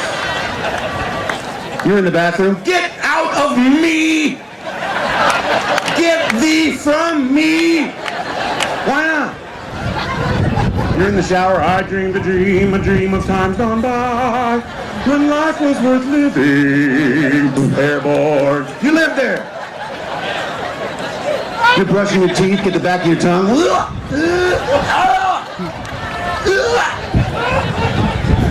You're on the phone. Yeah, my credit card number's 5546-6302, expiration 0117.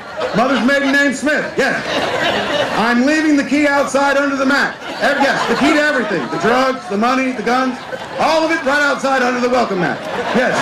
And for the last time, I don't want any black people at my basketball game. How many times do I have to tell you, I don't want any black people at my basketball game?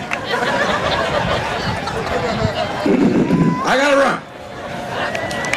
You guys are awesome. Keep coming back. See you later.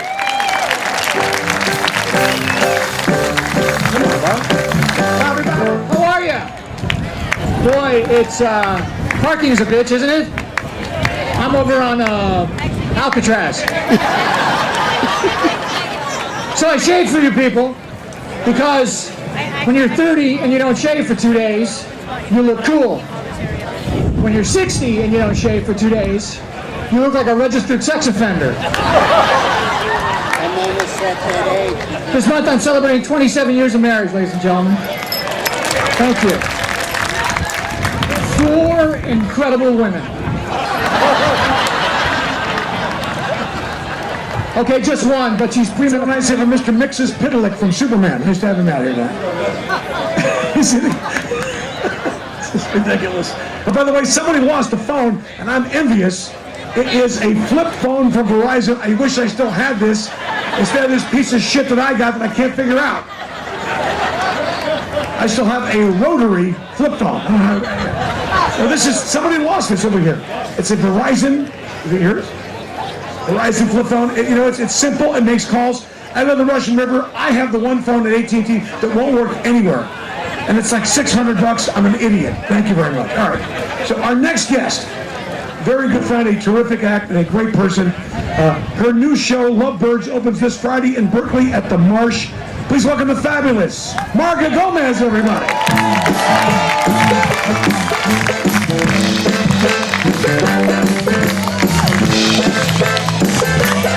Thank you very much. Bob Sarla borrowed that letter. Some applause today, please. And more. Keep it going for the Stupids. The best house band outdoors. I want to say hello to the child who is here today.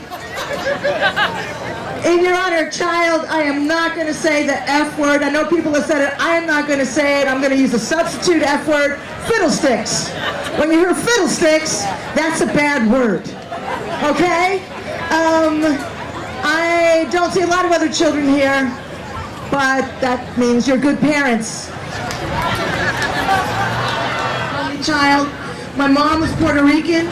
She got me a Barbie doll. Okay, I don't want that Barbie doll. I don't want that stupid cold eyes from that Barbie doll. I want a Barbie doll.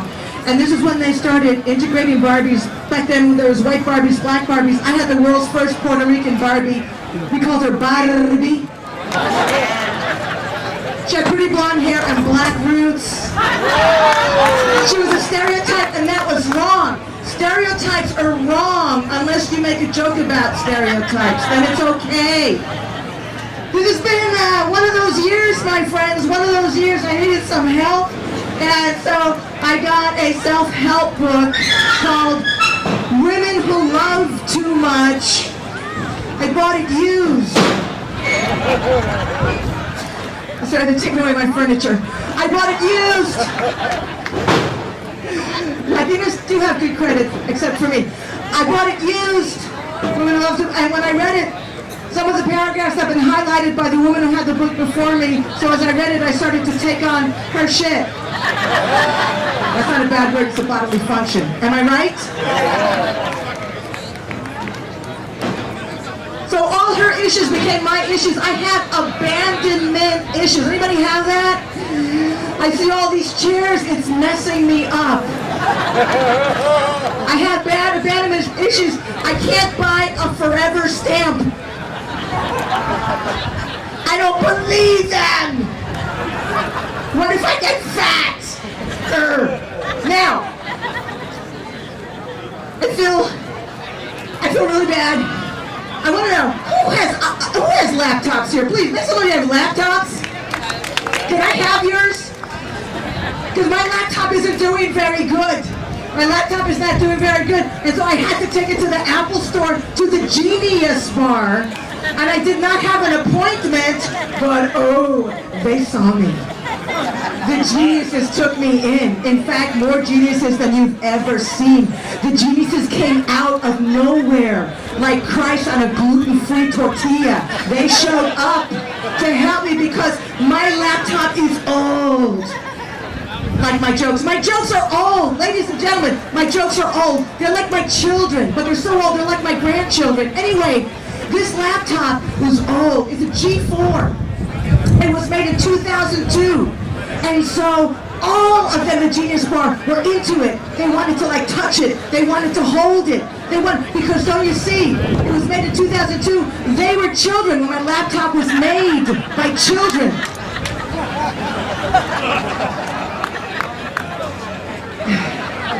This has been a really exciting year. This is an exciting event. One of the exciting things that happened this year was that I performed on a lesbian cruise through Europe. I performed a lesbian cruise through Europe, and lesbians aren't here, but I am, and so I speak for all. Let me tell you, Europe loves lesbians. We're on this cruise ship through Europe, and widows are swimming to the ship. They love lesbians. We stopped in Amsterdam. Do you know Amsterdam? San Francisco is the San Francisco of Europe. Amsterdam, oh my God.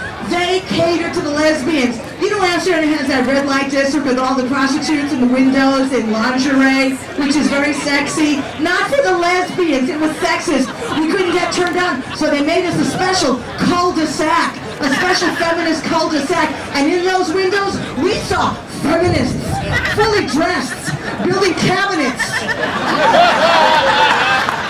composting, and rescuing senior dogs. This boner, that is not a curse. Now, I did not get high in Amsterdam, and I'm going to tell you why. Because I got too high here at Comedy Day. I got too high here at Comedy Day last year. I did. Yeah, and I lost my shoes. And that's really too high when you lose your shoes. You don't notice until you're on uni? That sucks. Now, it really sucks. But it's like I'm too old to get high. I'm too old to get high. I am so, come on. They're too old to get high. We're too old to get high. It doesn't look cute. You know when you're in your 20s and you get high, you look so sexy. You know, your eyes are swollen and pink. You know, very attractive. Your hair has wave. Your skin is like blotchy in a sexy way. But when you're old, you're in your 50s and you're high, it looks like Alzheimer's, doesn't it? That's not sexy. I want to know, anybody here from the East Bay? Who's from the East Bay? Thank you very much. I'm doing a show in the East Bay, and it's going to be at the Marsh in Berkeley. It's called Lovebirds, and so I'm working there. Oh, thank you. Oh, thank you very much. I'm working at, oh, well, you saw it. Well, I'm screwed. Okay. Anyway, it's going to be at the Marsh in Berkeley, and I'm going to Berkeley a lot. A lot of babies. A lot of people having babies in Berkeley. Let me tell you something. All you having babies, thank you, because we need to fill these seats. But, please, breastfeed your baby. It's good for your baby, but there's a time and a place. I don't want to see people breastfeeding on BART. Am I wrong? Am I wrong on that? Please don't breastfeed on BART, especially when you're sitting under the map. and I'm lost. Because that's how I wound up in Orinda. I want to thank Robin Williams. I mean, there's many reasons to thank Robin, but I want to tell you something a lot of people don't know. He was one of the first superstars to be an ally to the gay and lesbian community in San Francisco. And I want to thank you for that. I want to thank you for everything you do for the gay community. And I want to close with the last joke that he loved of mine. His favorite joke. It's an old joke, but I'm going to do it. I'm a lesbian, and I know a lot of you straight women are thinking, how do I get started? Hey, slow down, okay? It's not as easy as it used to be. You'd be butch or femme. Now it's very complicated. I'm what they call a soft butch. And I'll break that down for you, Park. I'll break that down for you. Like a butch, I refuse to wear dresses and heels, but I'm a soft butch. I also don't want to carry anything heavy, run fast, or play sports of any kind. Thank you very much. Enjoy the amazing people who are up here. Thank you very much. Thank you, Comedy Day. 34 years. Keep it going. Go Giants. And screw you, fiddlesticks, Dodgers. MC, Mark Gomez, come on now. What is that song? Looking hard for the money. Borax. We got a permit till 6 o'clock. We're going to stay here till 5:59.59, everybody. I'm not kidding. A couple quick messages here. I mentioned the Little Florence Hotel.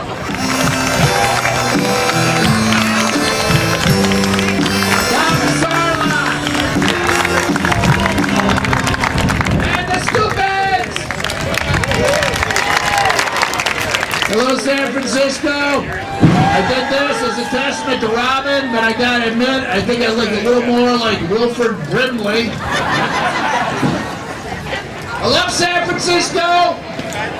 They call us the best city in the world for a reason. Everybody on the planet wants to live in America. Everybody in America wants to live in California. All the smart and pretty people in California want to live in San Francisco. San Francisco, where we have militant vegans who will punch you right in the face. Doesn't hurt, but still.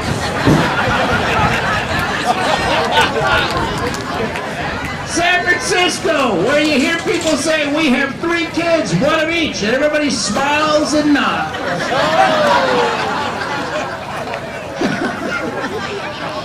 Except I'm confused about the future. It was supposed to be easier. We don't have labor-saving devices. We pump our own gas. We print our own movie tickets. You gotta paw through your garbage, separating it under penalty of law. Strip half naked when you fly. You gotta walk a block to and from the parking meter pay stations. That's why I drive, for Christ's sake. You gotta bag your own groceries, and God forbid you don't bring your own bag. You're scurrying back home, clutching your food in your chest like a crazed looter. I ain't paying no goddamn dime. And now they want us to check ourselves out. Well, screw you. No wonder I'm so tired. Look at all the part-time jobs I have. And the future is dangerous. You take your life in your own hands every time you enter a public restroom. Who here hasn't been startled by a presumptuous automatic flush? What was wrong with the big chrome toggle on the side? You could use your foot. Seems a lot more sanitary than a series of unrequested butt douches. Hey, I'm not anti-European. I don't mind sitting on a bidet. When I know I'm sitting on a bidet. I don't want surprise bidet. Happy bidet. And it hardly seems really friendly. Flushes when you enter, flushes when you twitch a cheek, flushes when you get up. Before you can turn around and identify the fruits of your own labor, I just want to know what color it is. I don't remember eating corn. Then you stagger to the sink. You need an engineering degree from Caltech in order to operate the faucet. Where'd they hide the electric guy in this one? shuffling across the room like some psycho swatting away swarms of invisible gnats. The soap dispenser that is supposed to be automatic, but it's obviously calibrated to arthritic snails.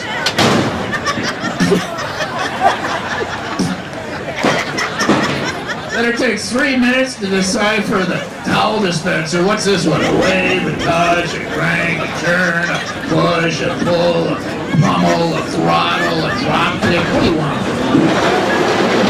Or the new vertical hand dryers you stick your hands in, powered by jet engines. Sure, they dry your hands, but you also get irreparable hearing damage. And then there's the 80s classic. They're all upgrades.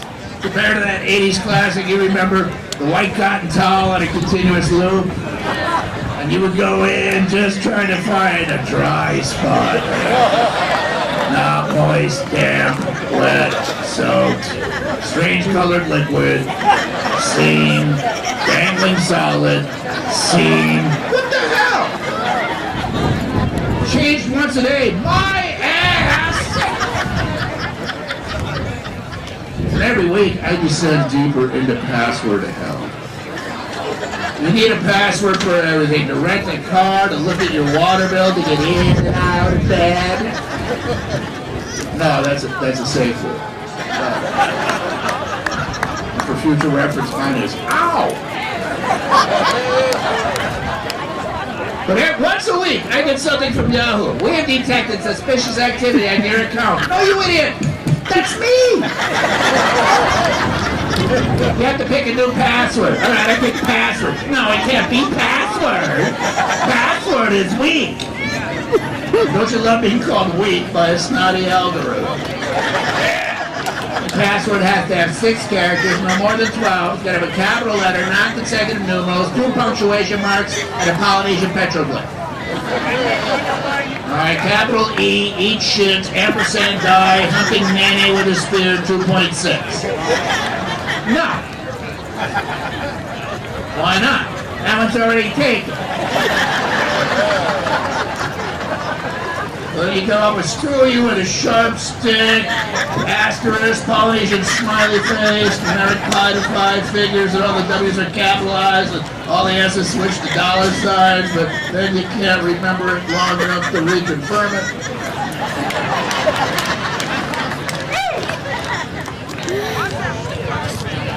I want to take this moment to thank Barry Sobel for his wonderful tribute, Debbie Durst for her tribute. He does. And I also want to thank Debbie Durst for putting all this together, and thank God this puppy is over. There's one more act. I just mean today is the day, so I get my wife back. And don't forget, Free Still Standing. It's a movie. It's premiering on October 4th at the Sequoia Theater. It's part of the Mill Valley Film Festival. And tonight at 6 to 7 p.m. on 960 a.m. on your way home while you're not listening to the Niner game. Listen to the Will and Willie Show on 960 The Patriot. And I hope to see you guys next year at the 35th Annual Comedy Celebration Day.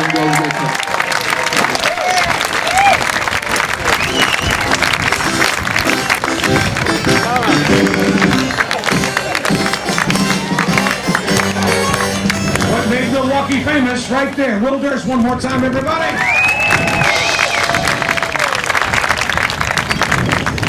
All right. So have you had a good time this afternoon? Have you had a good time? Have you got enough energy for our last act this afternoon? Do you really have it? I want you to make some constant noise for a second because he needs to get a little jacket. Beautiful. Our final act of the afternoon in a show called Totally Biased on FX. His current one-man, well, his current cinema's called I'll Owe Everything, which he just did at Throckmorton. He'll be at the Cynic Cave in the Mission all, I think, October. Would you please welcome warmly W. Kyle Bell, everybody!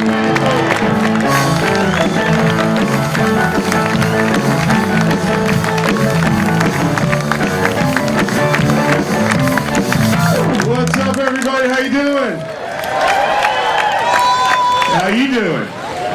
I've always been curious about something. I'm not going to say it out loud. I just want to know how to say this. I just want to see how it says in sign language. So.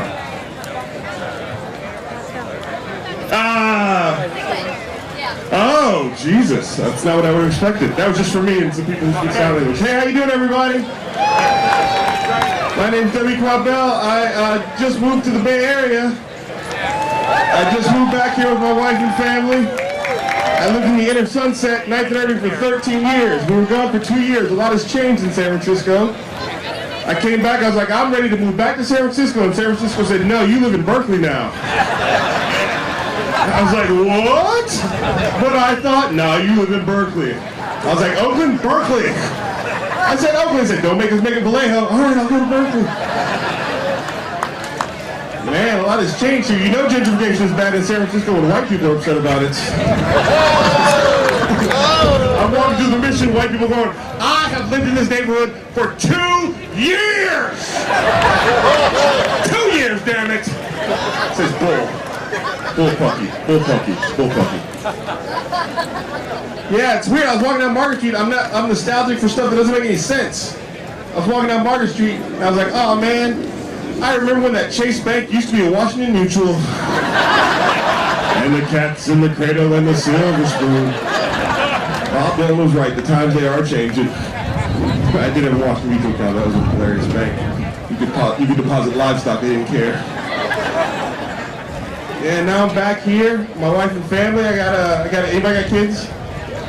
Okay, of those people, who has mixed race kids? Mixed race, oh yeah. Everybody else, racist one and all. Okay, here we go. Damn shame. How can I describe having a mixed race kid? This is what having a mixed race kid is like. Remember the first time you saw an iPad? And you're like, oh my God, look at it, it's from the future. How do I get one? That's amazing. That's what the mixed race kid is right now. When I walk around the streets with my 3-year-old daughter, people are like, oh my God, look at her, how did you get that one? I want one of those, it's so awesome. It's from the future. Look at her. And look at you, look at her, look at you, look at her, look at you, look at her, look at you, look at her. She's got your nose, but the skin is completely different. Oh my God! Then my wife walks up, that's where the skin comes from. Oh my God!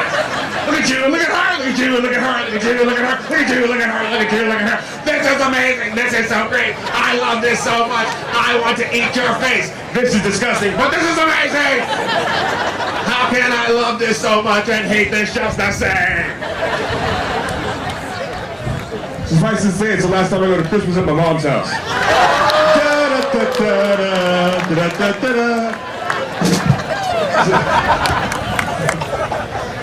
That joke isn't true. It's about my in-laws. I'm not allowed to say that. Okay.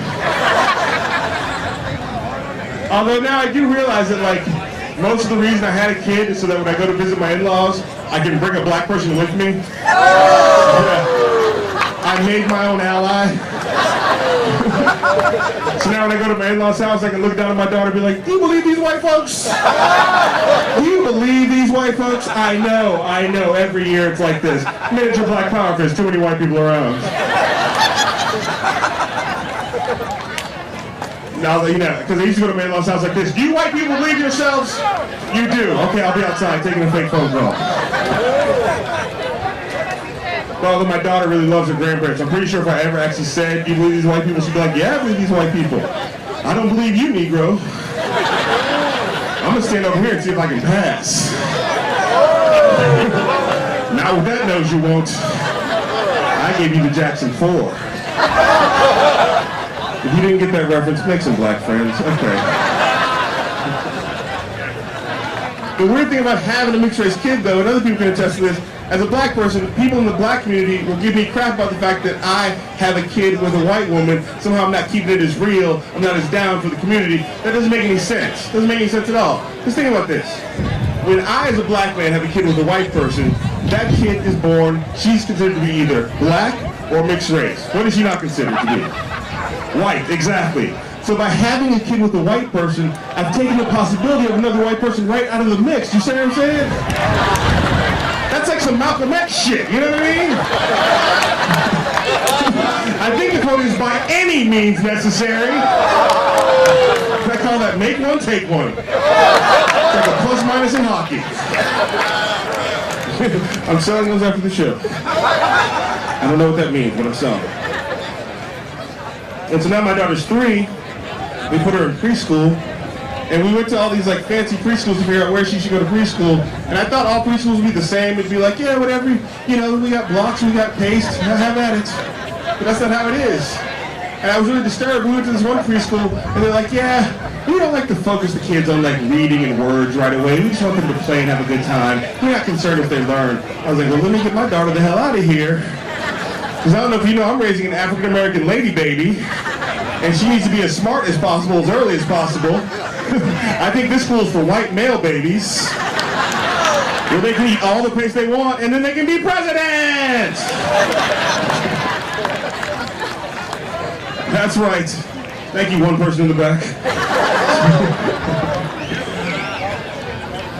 You know, living in New York was strange. It was a real weird experience, because, you know, New York is supposed to be liberal.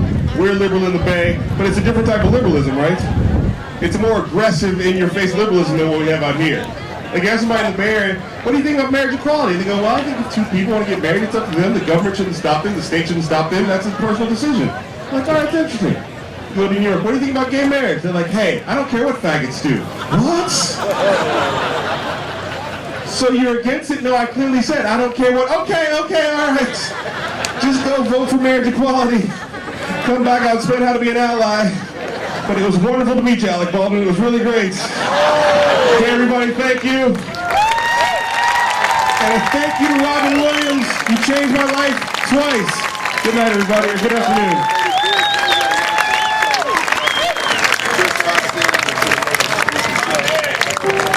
Mr. Bell, W. Canal Bell, let's hear it for him, please. Can we hear it for Righteous Raoul and the Stupids? This band was kicking butt all afternoon. Dave Jess, Eric Rothko. I mean, you know what? I actually thought the band sounded no hit on the guitar, but I said, true, you really rocked. And sang well too. So hear it for him again. I'm going to bring Debbie Durst back out here. A little parade of comic talent coming your way. Keep an eye on everybody coming up. Here comes Deb who did this and finished it on time. It's 8 minutes to 6. You're beautiful. Big Bob Sorlot, ladies and gentlemen. Give yourself a round of applause for living through the show. Golden Gate Park. Sunshine all day long.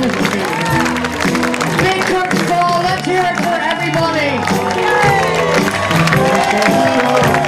This was for you, big guy. We'll never forget. We'll see you next year for the 35th annual Comedy Celebration Day. God bless.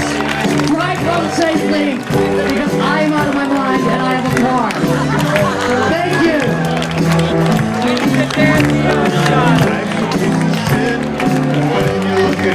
We'll see you next year, September 20th, 2015. Mark it down.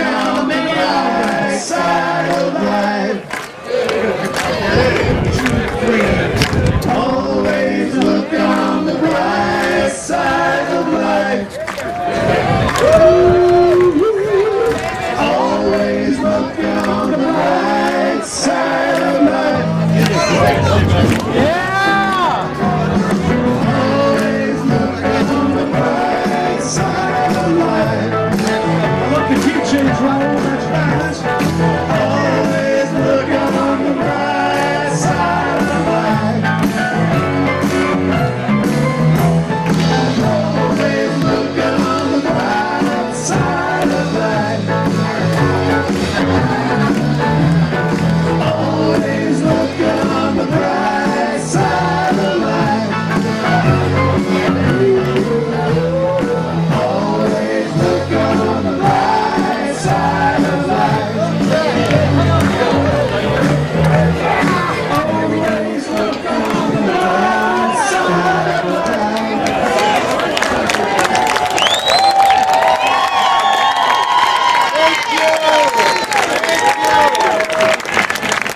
We will be holding auditions for next Comedy Day.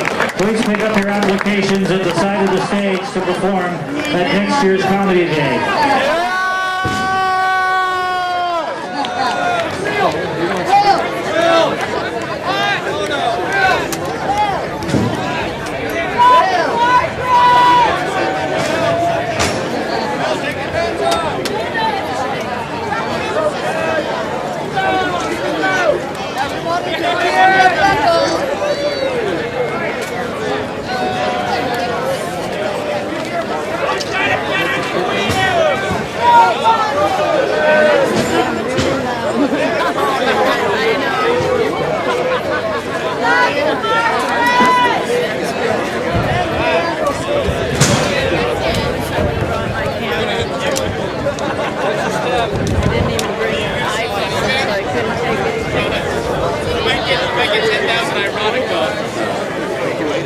There it is.